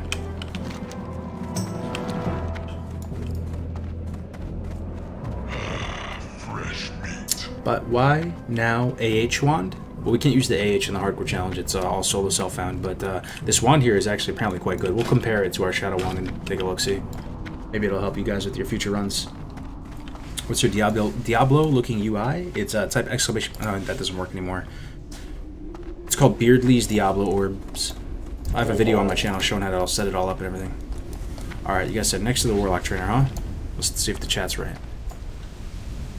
Warlock trainer, you said next to it. That means here. Reagents. Okay, swing and a miss. Let's try here. Staves and wands. There we go. We found it. Hell yeah. Maragus and Caddis. Wand Merchant. What can I help you with? Level 15, 13.4. Level 16, 14.4. So at level 15 you can buy a sick wand. Not even 16. It's no Greater Magic 357 Magnum, but it's not bad. I'll buy this. Go forth to victory. Alright. What do you need? Farewell. Hell yeah, what kind of magic is it? Shadow magic too, perfect. Let's take a look at it. It looks like a stick. Very nice. Are you gonna do RFC? I'm not sure, probably not at this rate, I'm too high. Yeah, I usually craft one, but we got the Swiftness Potion recipe, and we're off to such a good start. I've gotten sick of crafting the wand a little bit, because you have to like reset all the momentum with your professions and go back to the drawing board and level them up again, and I kind of just was like, fuck it, just level, I'll get the 15 handle time, buy one. Alk and Herb are looking real good, right? And we'd have to probably drop our wand, enchanting and tailoring like a few levels ago, and start leveling something new up. Pretty happy with where this character's at. Oh, but look at this though, man. Where's my alchemy? This is big, guys. You saw how Swiftness saved me before on Warlock. You have no on-demand movement speed bonus as a Warlock. Swiftness is so good on Warlock as well as Paladin. So, the fact that this dropped for us, the blessed run. Actually, so blessed. It's looking good. Let's get our one measly Swiftness pot out of the bank, though. What are the hardcore rules other than one death? Go to classichc.net if you want to see all the rules and learn more about What the can I community. help I'll you link it with? for you in the chat in 1 second here. Let's grab our... I'll grab this stuff too. Maybe I want to make some out in the field. Farewell. That's what it is, right? Briar Thorn, Swift Thistle. And let us hearth to the crossroads. What's up, Aaron? I'm doing well, my friend. How are you?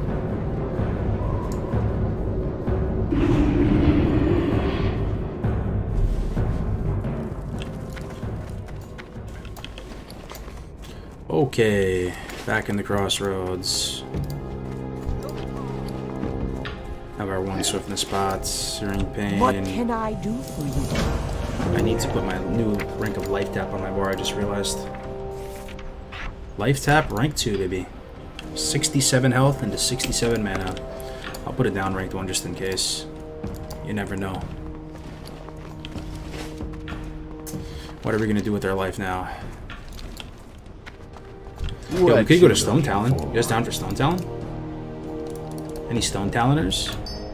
Lita. Stone Talon sounds kind of fun right now. What else we got? Centaur Bracers, the Sun Scale stuff. Got some stuff to turn in and ratchets. I could do one more Arc and Barons, then go. What would I do though? A Ratchet, the Sun Scale, to finishing Centaur Bracers. It's not that juicy. I think we just go straight Stone Talon right now. Let's go. We'll do that stuff later.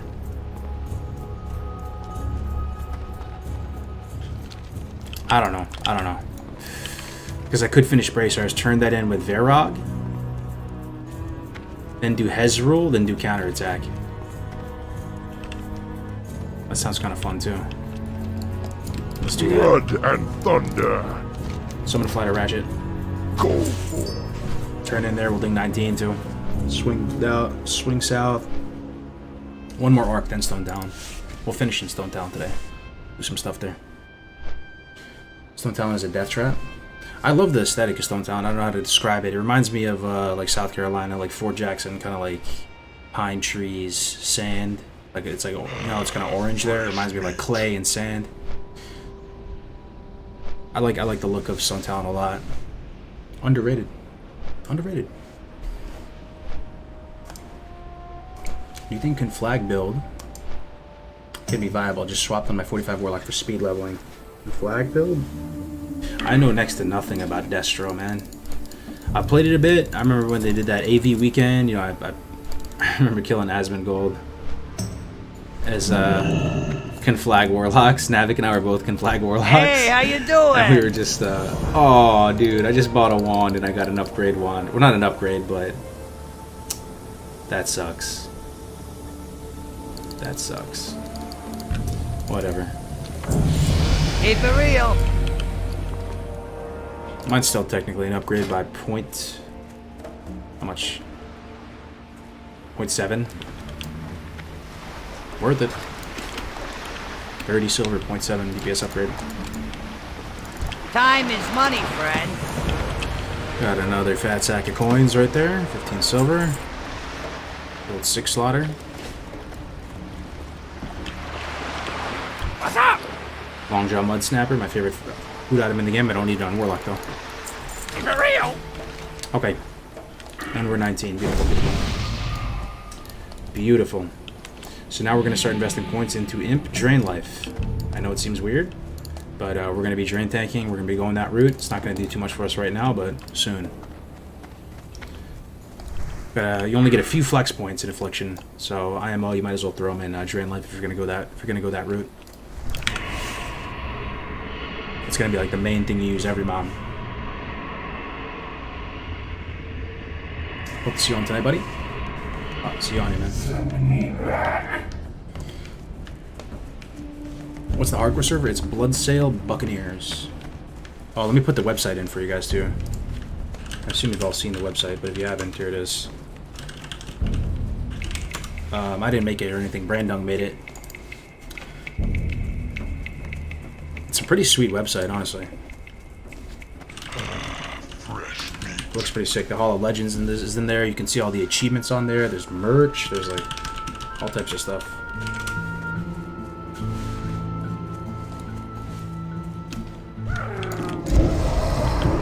Alright. We're doing on shards 4, that's fine.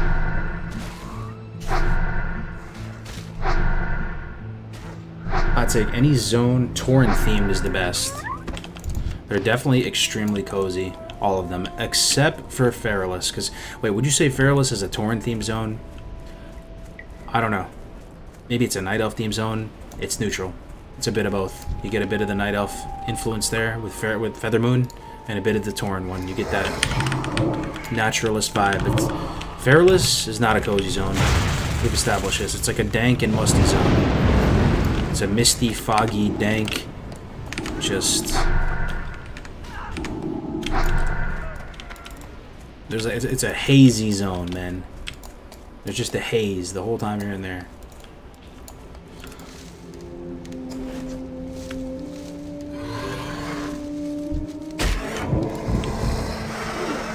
I'm questing in Feralus right now. Can you confirm it's a hazy zone? I was looking for that website via Google for like 15 minutes last night. Couldn't find it. There it is, brother. Just peruse the Hall of Legends. Good to see you there, Kargoz. Keep it up. Content with a capital K. Hell yeah, man. I got 2 in there. Oh, there's a Chen's here. I didn't know that. Learn something every day. It's random centaur villagers, a Chen's. The art on the HC website is really clean. Wow. It's all Brandon, my man. He's a beast. There's merch on there and stuff too. I got like the mug, the sweater, just a couple shirts. Hey, question. Why do you have your camera moving around so weirdly? Is it a hardcore thing or is it just the way you like it? It's not a hardcore thing. It was kind of popularized by hardcore. It's called the action cam. It just offsets your camera a bit. Makes it look a little more immersive, third person kind of.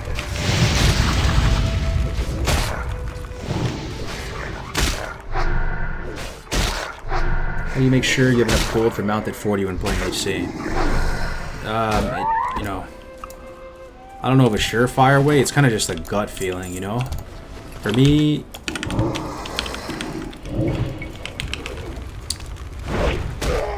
want to.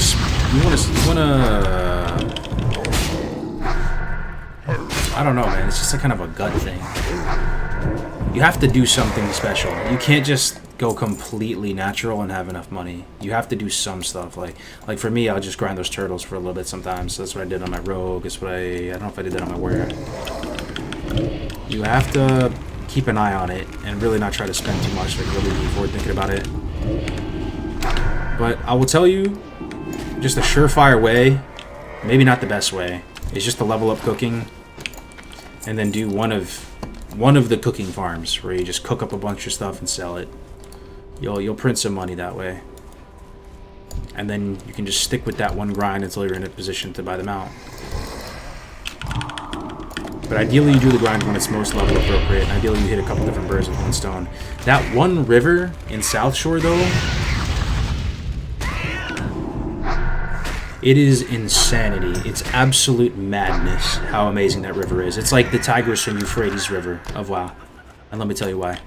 Not only are there amazing neutral mobs there that don't pose much threat to you, there's a lot of them, but they have amazing loot table. You can use them to cook both that clam recipe as well as the soothing turtle bisque. There's also sagefish everywhere. Sagefish pools. Those sagefish pools will give you Rumsey rum, like the bigger one. They'll give you insane MP5 food. You can cook them, so you're power leveling cooking, you're power leveling skinning, because you can skin the turtles. There's life root all over the river? What is life root useful for? Where's my alchemist at? Potions? The greater healing potion that you can never get is sold by like one vendor. You can make some fat stacks of those. That river is madness. There's a clutch vendor, as they say, right there at Terran Mill. Or this one kind of close to South Shore. So, like, that's a big concern. If you're off in some far-removed farming spot and there's no vendor for a while, you're just going to have inventory problems and it's just going to feel bad, right? There's vendors all over the place. There's probably more stuff too. We just gotta think about it. There's probably can think of more stuff, but it's insane.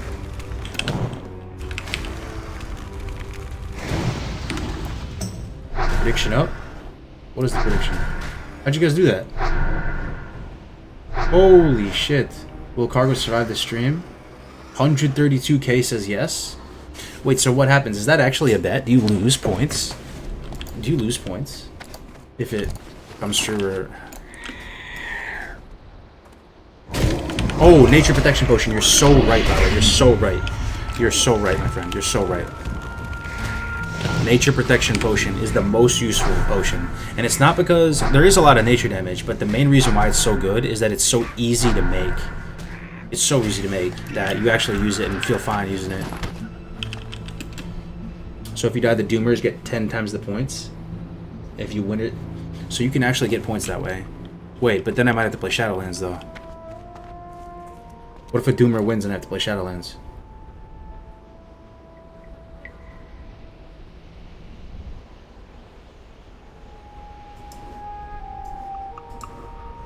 Never gonna get 1 million points. Just don't die. Okay.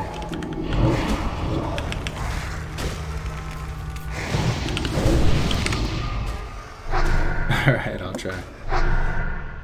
You will need to be really lucky still. That's cool, man. Alright, we'll try not to die. Now we got something on the line. That's pretty damn cool, though.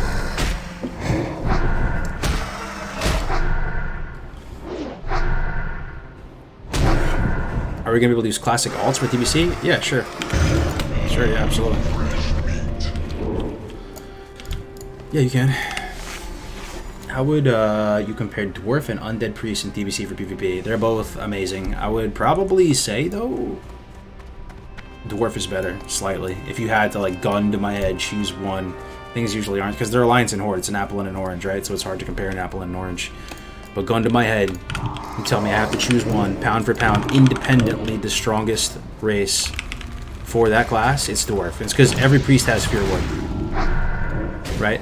Every priest has Fear Ward, doesn't matter what race, so you already have some fear protection with that. In addition to Trinket, in addition to the higher shadow resistance that you have as a priest, due to your buffs and just like the way your class works. So there's already some inherent fear protection there. And then dwarves have their cake, they eat it too, and have a side of bacon, as we say, right? They have Desperate Prayer, which is on demand, huge self-heal in the arena, big cooldown, but it barely makes the cut that you can use it in the arena. They have Stone Form to reset all that poison momentum that rogues get going. They build up a fat stack of 5 wound poisons on you, double wound poison, main hand, offhand, then you just go eaters and just take them all off. Reset all that pressure. Oh shit buttons are like rare in TBC arena, again, to begin with. So if that wasn't enough, Stone Form and that, not only does it remove it, it makes you immune to them for like 8 seconds. So like for 8 seconds you're getting no poisons on you, no crippling, no shiverinos, none of that.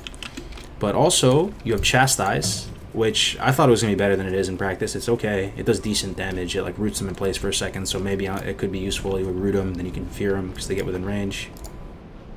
Dwarves are pretty stacked. And the race changes the strat in TBC Arena. 100%. You will kill one target if they are a certain race. CC one target if they're a certain race. But Undead are very strong too, because there's just a bazillion fears everywhere.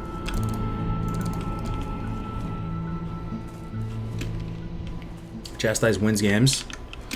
Yeah, maybe I haven't understood the impact of it.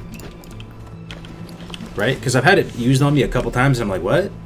Oh, yeah, that's how I feel. That's your feeling wavelength in your mind. You go, what?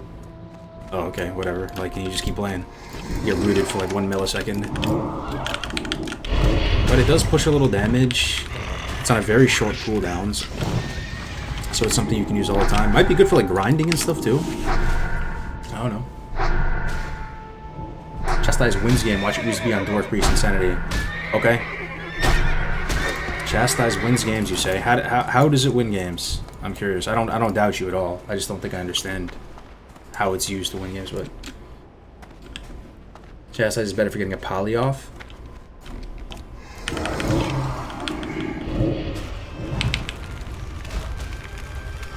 coming for you, man. You're gonna play retail, start thinking about a 2-year badge for you. Oh man, I appreciate you playing Glove. I see you here all the time, man. Not only my stream, but everybody else's. I appreciate the loyalty big time, man. It's so easy to like piss people off in this day and age. Seeing the same faces coming in here.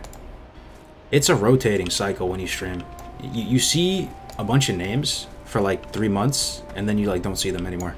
And then you get new names. And it's just like a constant churn. But then, like, you'll see some of the people that were in your chat before in other streams, and it is how it is, man.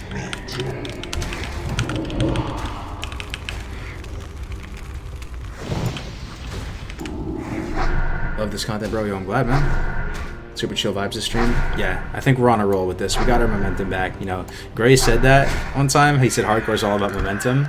I didn't understand. It didn't make sense to me at the time. Like, how is it about momentum? You literally just stay alive and play. This is what almost killed me, right? Yo, I'm pretty sure this is what almost killed me. Whatever this is. I think. I felt like I pulled more than that, though. And why are they just running in the middle of nowhere? They're not even at the oasis. What are they doing with themselves?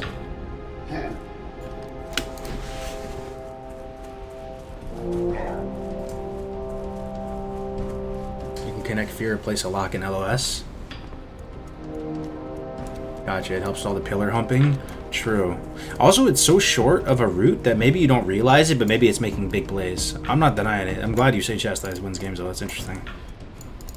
I'm gonna ask. Next time I get access to one of these like monster brains, I'll ask them like, you know, what the use case of Chastise is, how they feel about it. Is it huge? Is it, you know, decent? That seals, I think I'm going to level a Dwarf Priest. Bro, you're going to be so thick in the arena as a Dwarf Priest. The poisons. That was one thing I was not understanding until recently. I didn't realize how important poisons were. Poisons are such a big deal.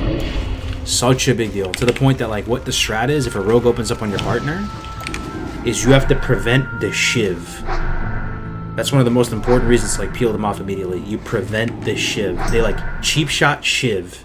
It's so important. Shiv is like the most nasty ability, and you have to prevent the shiv. You prevent the shiv, your partner can get away scotch-free, and they might have to use a stab or something to reconnect. But they get that shiv off on you, you're walking like a potato confirmed for like 8 seconds. 70% movement speed reduction. So like ideally, rogue opens on your partner, you like immediately coil the rogue off, and they can not get shivved, and they can just schwiff around the corner or something. Maybe chastise them.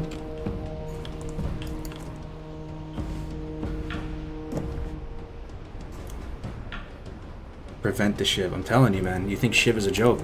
Ask rogues what their favorite ability is. I think some of them might say shiv. Maybe even more than cloak. That's how big of a deal it is, and cloak is huge. Maybe even more than step. They just love it all, though. Rogues just have their cake and eat it too in TBC, man, let me tell you. But that's the sleeper ability for rogue. If a rogue just walks to you real quick and hits you with the shiv and then leaves you alone, it honestly is so demoralizing too as a warlock, right? Like if they're going on my partner and he just walks over to me and goes boop and shivs me, I feel like I need to re-roll. It's the worst feeling. And then he just resumes training my friend in the face.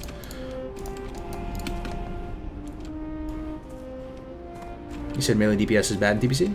In PvE, they struggle a bit, and they get better later. So there's always something to aspire to. You can think, oh, tier 6 and beyond. We get the armor pen, we get the haste.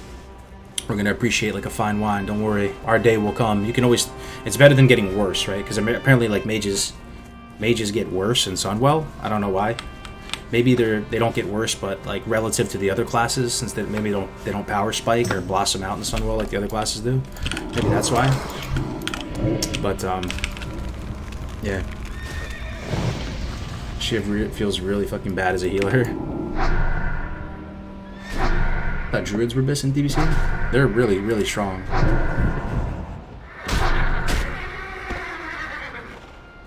Can't seem to get the Shiv macro to work for multiple weapons since I already have modifiers on my bar. Yeah, that's out of my pay grade. I don't know how all the rogue macros work.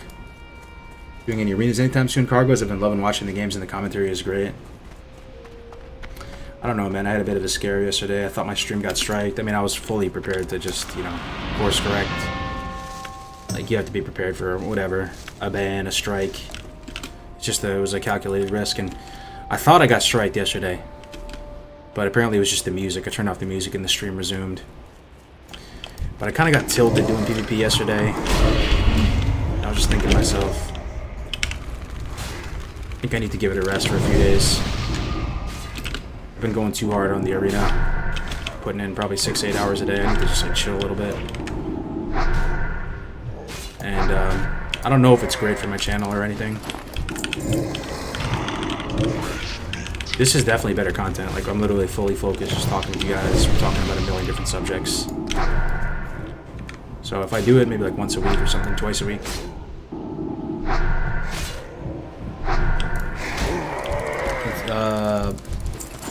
Excited for flying mounts? I am, yeah, I think they work well in an Outland. You still got the Paladin? Yeah, my Paladin's 49 at the moment. Hanging in there.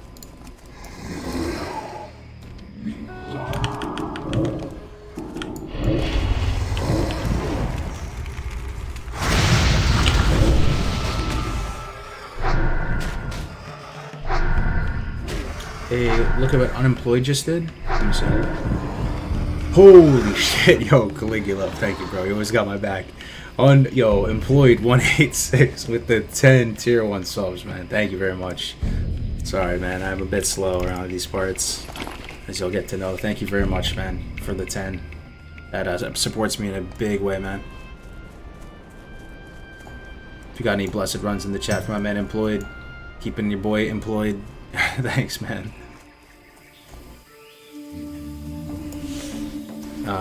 Do you have trouble with the power of your headset? No.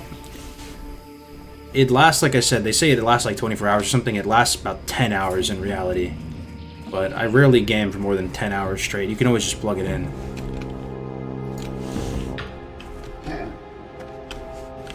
You can always just plug it in.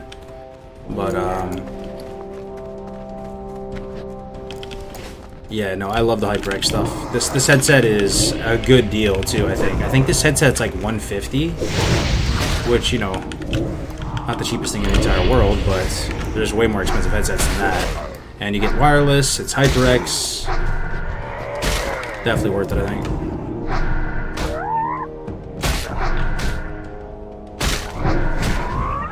Turn off your light? Oh, okay. That's a nice little trick, okay. I mean, it's been fine so far, power-wise, for me. It'll also give you a little indicator when it's low on battery. So then you get a little worried at that point, and then you have to just think to yourself, alright, I gotta start wrapping it up kind of soon.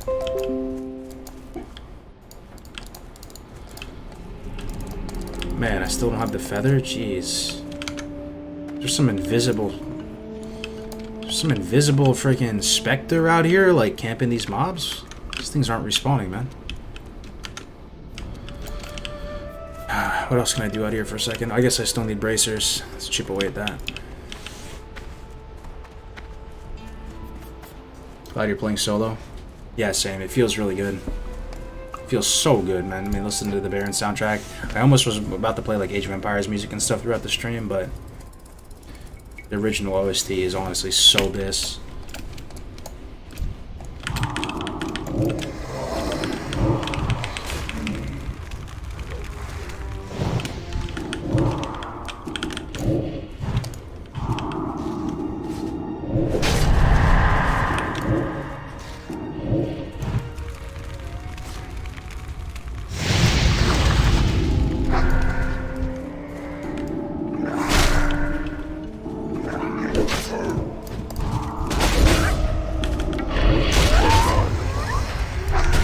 Not pull those guys running around, right?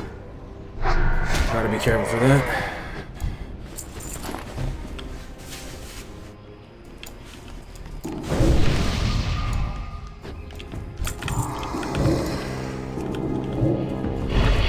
If I pulled him at this low health with a corruption on me, yikes, man. This is a few steps from where I almost died.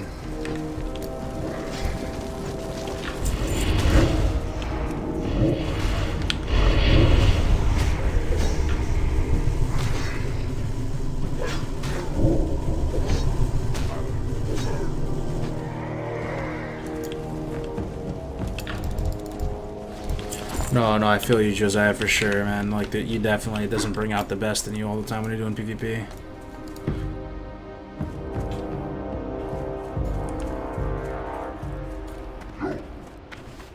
What are your thoughts on the design of TBC release? Fresh or not? Gold cap, no changes, racials. Regardless of my thoughts on them, I think Blizzard is going to have fresh TBC, and that'll be the minority of people. The majority will just continue the characters on into regular TBC. I don't think they're going to touch gold cap. I don't think they're going to touch anything. I think it's just going to be straight up, here's TBC for you, enjoy.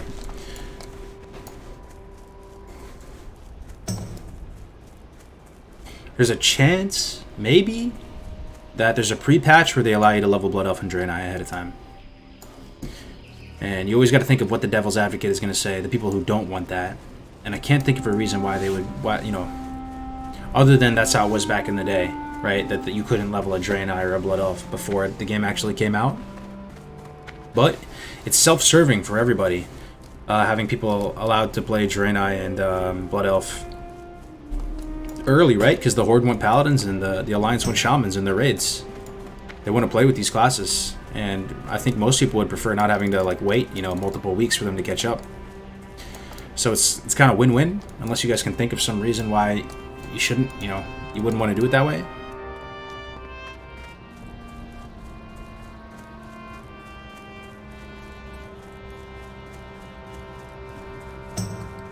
Is it silly knowing that we're going to have aliens? I know Orc lore and TBC with all the new spacey art, it's a bit of a turnoff for me. Bro, I 100% feel you, Josiah, or Hosea, I don't know how you say your name. I've said that for like years that I prefer it, but give it a shot. It's not my cup of tea, it's not my perfect cup of tea, but it's still a solid cup of tea. And like they really pull it off, like that cosmic space age vibe. I'm not normally into it. It's a beautiful game, and it's going to be even more beautiful on the real classic TBC client, because this old Mangos repack for 243 that you get with all the private servers, it's rough around the edges, my brethren. It is very rough, and the game still shines. I can't imagine with the Blizzard touch, with the polish, dude, it's gonna look like a gem. I'm excited to play it and be just buttery smooth. Classic is buttery smooth, right?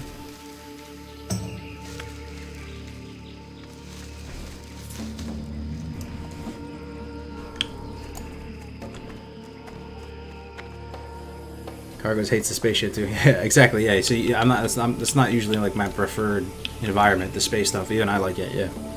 We'll have the best guild in the history of the world of Warcraft, baby. Yeah. Yeah. As they say, I don't have high hopes, Grix. Every single guild or community implodes at some point, man. You gotta be prepared for it. We'll do our best.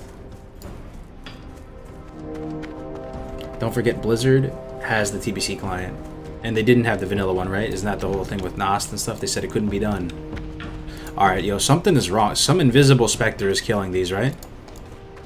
Is it just me, or have these not responded in like 45 minutes? What the fudge? Bruh. This is supposed to be swarming with raptors, man. Come on now. I'm about to skip this quest.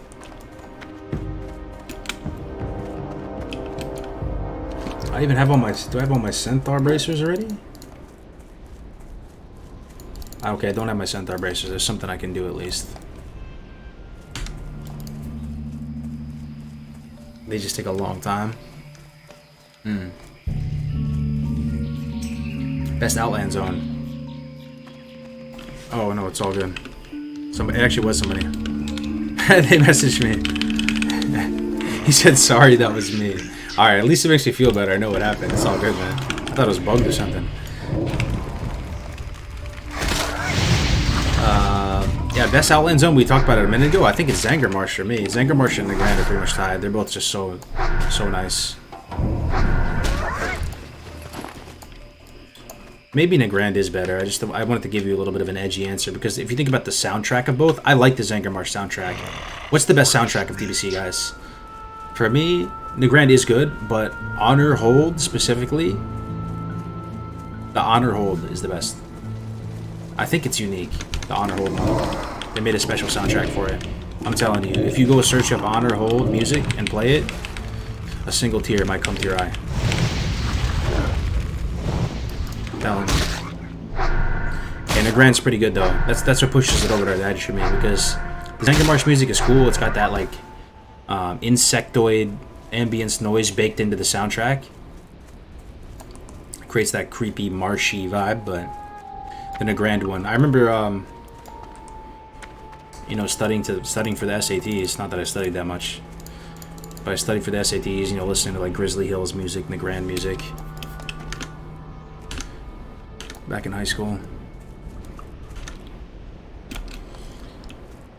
Honor hold slaps your mother in the face 24/7, 365. Yeah, yeah. As a horde player, yes, honor hold, same. As a horde player, honor hold, yeah. I'm glad you guys agree. Alright, we just pulled like 4,000 centaur. Nice, nice. Can we take him?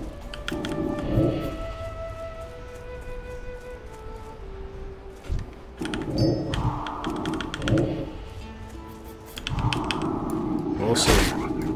Yo, why does that guy look so scary? He's like bloodlusted. He's putting corruptions on me. These centaur are not playing games, man. They're out here deleting people.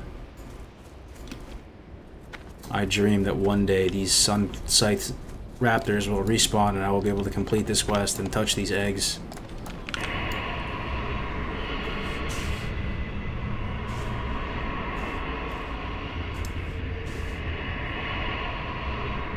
Hey, Kargoz from England. What's up, man? How we doing, Daniel?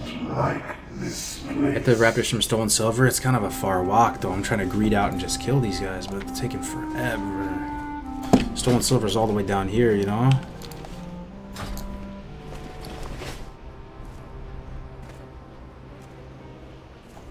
Just kill a few more centaurs.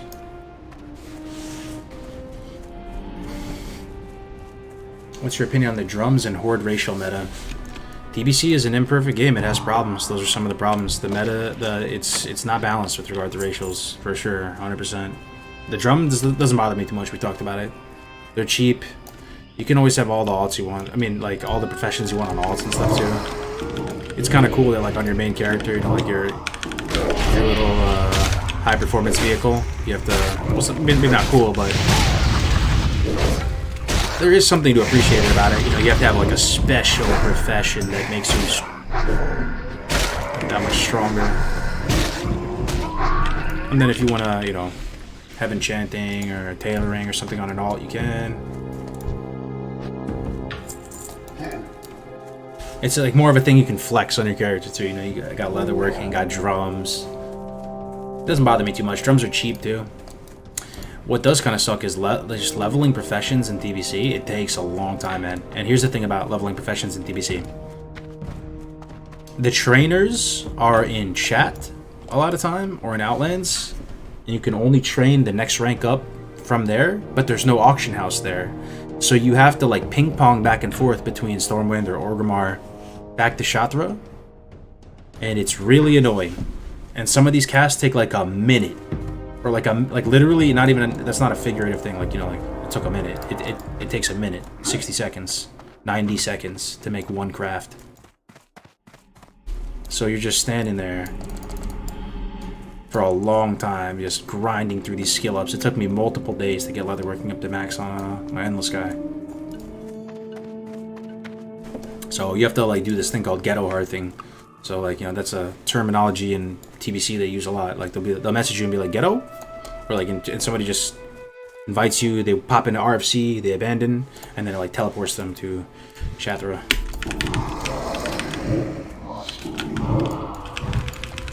Would you say that private server players that haven't been raiding in Classic would be at a disadvantage if servers do not go fresh? Mark of the Champion seems like a huge advantage. Yes. Yes, they would be at a huge disadvantage, I guess. There's a lot of classic items you need that you still continue to use in TBC, right? You still use demonic runes. You're still using, even for a little bit, like Mongoose has to drop from Morose in TBC, so like you might go a couple weeks on your server without it. You know, like you need gold, you need, you know, you still use like holy water, elixir of demon slaying. There's actually a lot of classic consumables.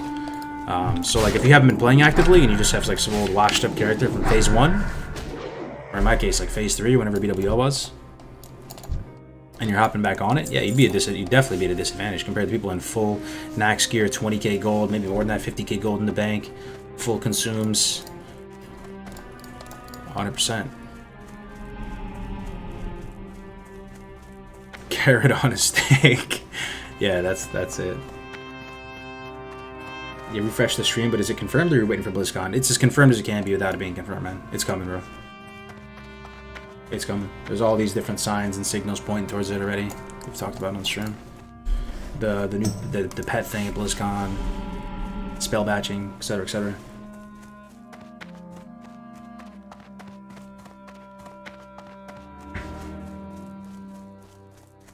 I just want to run TBC again with level 10 Twink with all that resilient stat scaling. Man, that was some fun stuff. Killing people with the shield spike. You'll love to see it. I have no idea what you're talking about, but that sounds fun. What is this resilient scaling? How does it work at lower levels? Can you get resilience at lower levels? Maybe you can gem for it or something? I don't know. How do you get a gem slot at level 10? Maybe is it enchant? Is it resil enchant? There probably is a resil enchant. I know there's like spell pen enchants.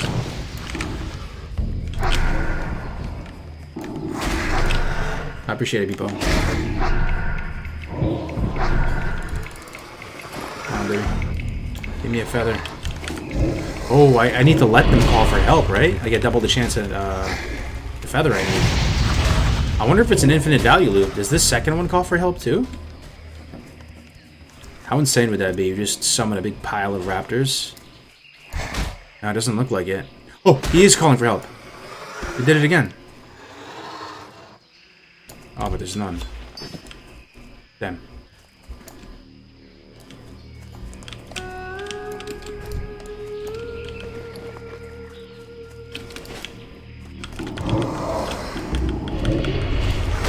you think TBC can resurrect Invictus, or are the dreams lost forever? I don't know, man. We have a dope logo made by Brandon. The Invictus logo is super hot fire, honestly. It's so nice with the double snake heads and stuff. It's almost a shame to like waste it. But I don't know if there's any plans at the moment to resurrect it. Why not work for TBC? Just really depends on what you want to do, man. Orc can be really good too. On the PvP side of things, it's just with Undead you have more flexibility of what comps you can run.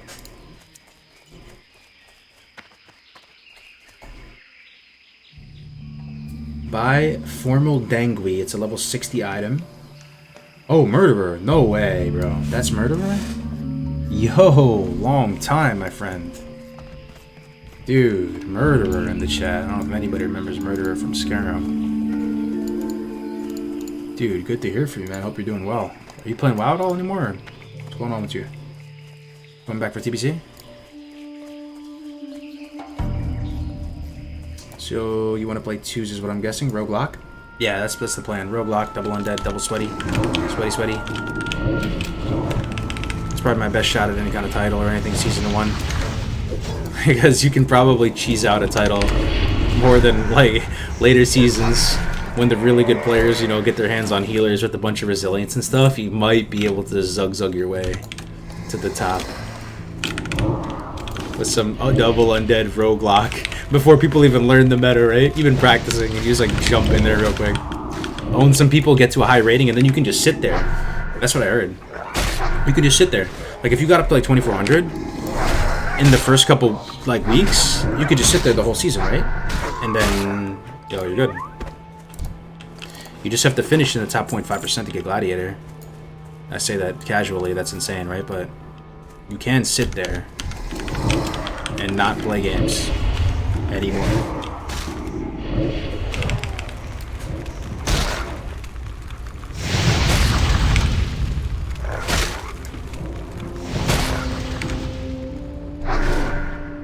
What's good, man? Good to see you. Yo, Korea, good to see you, man. Yeah, it's been a minute. Ran into you yesterday, called you a noob, Tater HC. Oh yeah, what's up, dude? Yeah, I saw that. You're in Ghost Wolf form, right? What's up, man? Good luck.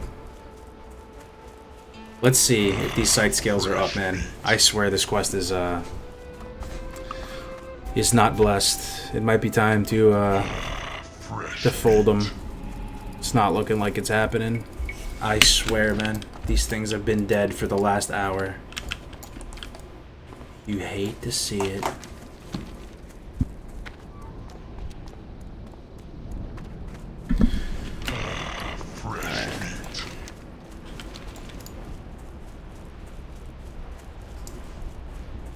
What add-on is that for the Diablo skin? I really like it. If you go to my channel, I have a whole video guide on it. If you just type into YouTube, how to make classic WoW look like Diablo, it's the first thing that pops up. Warrior deep dive soon, my friend. But you can title sit, yeah. Only thing is to get points valued at your rating, need to play 10 games.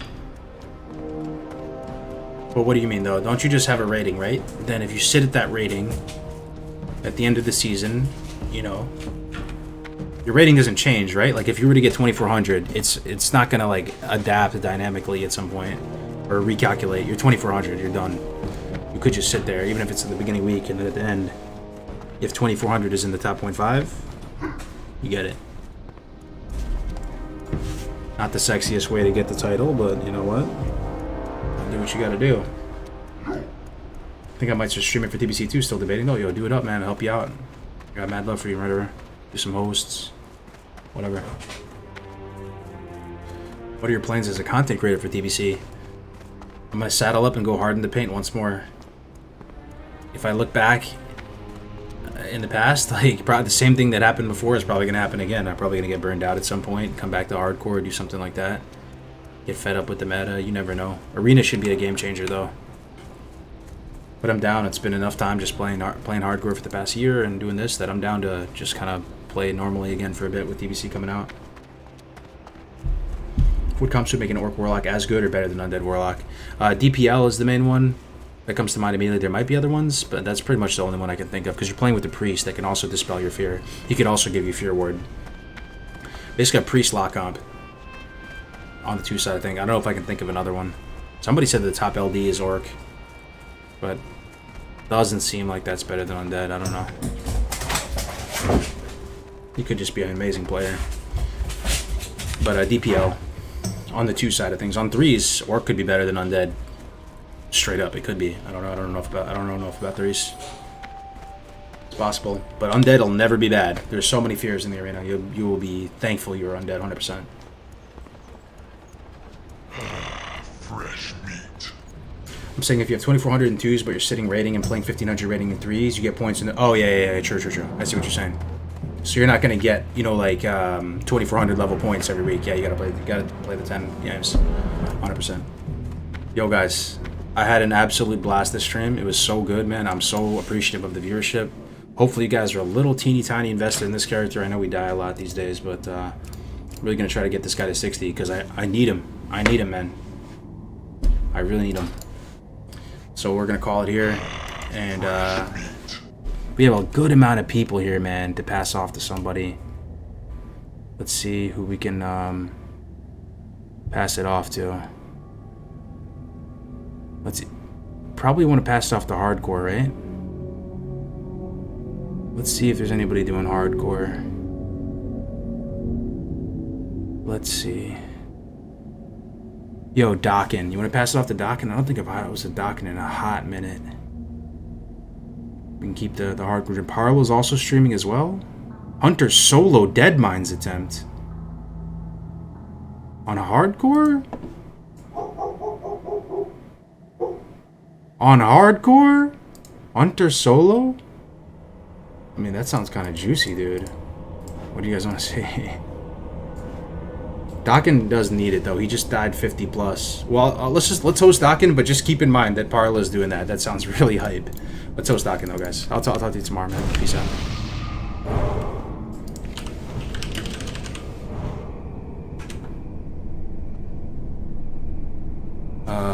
I think I misspelled his name. You hate to see it. It's Dokken_TV.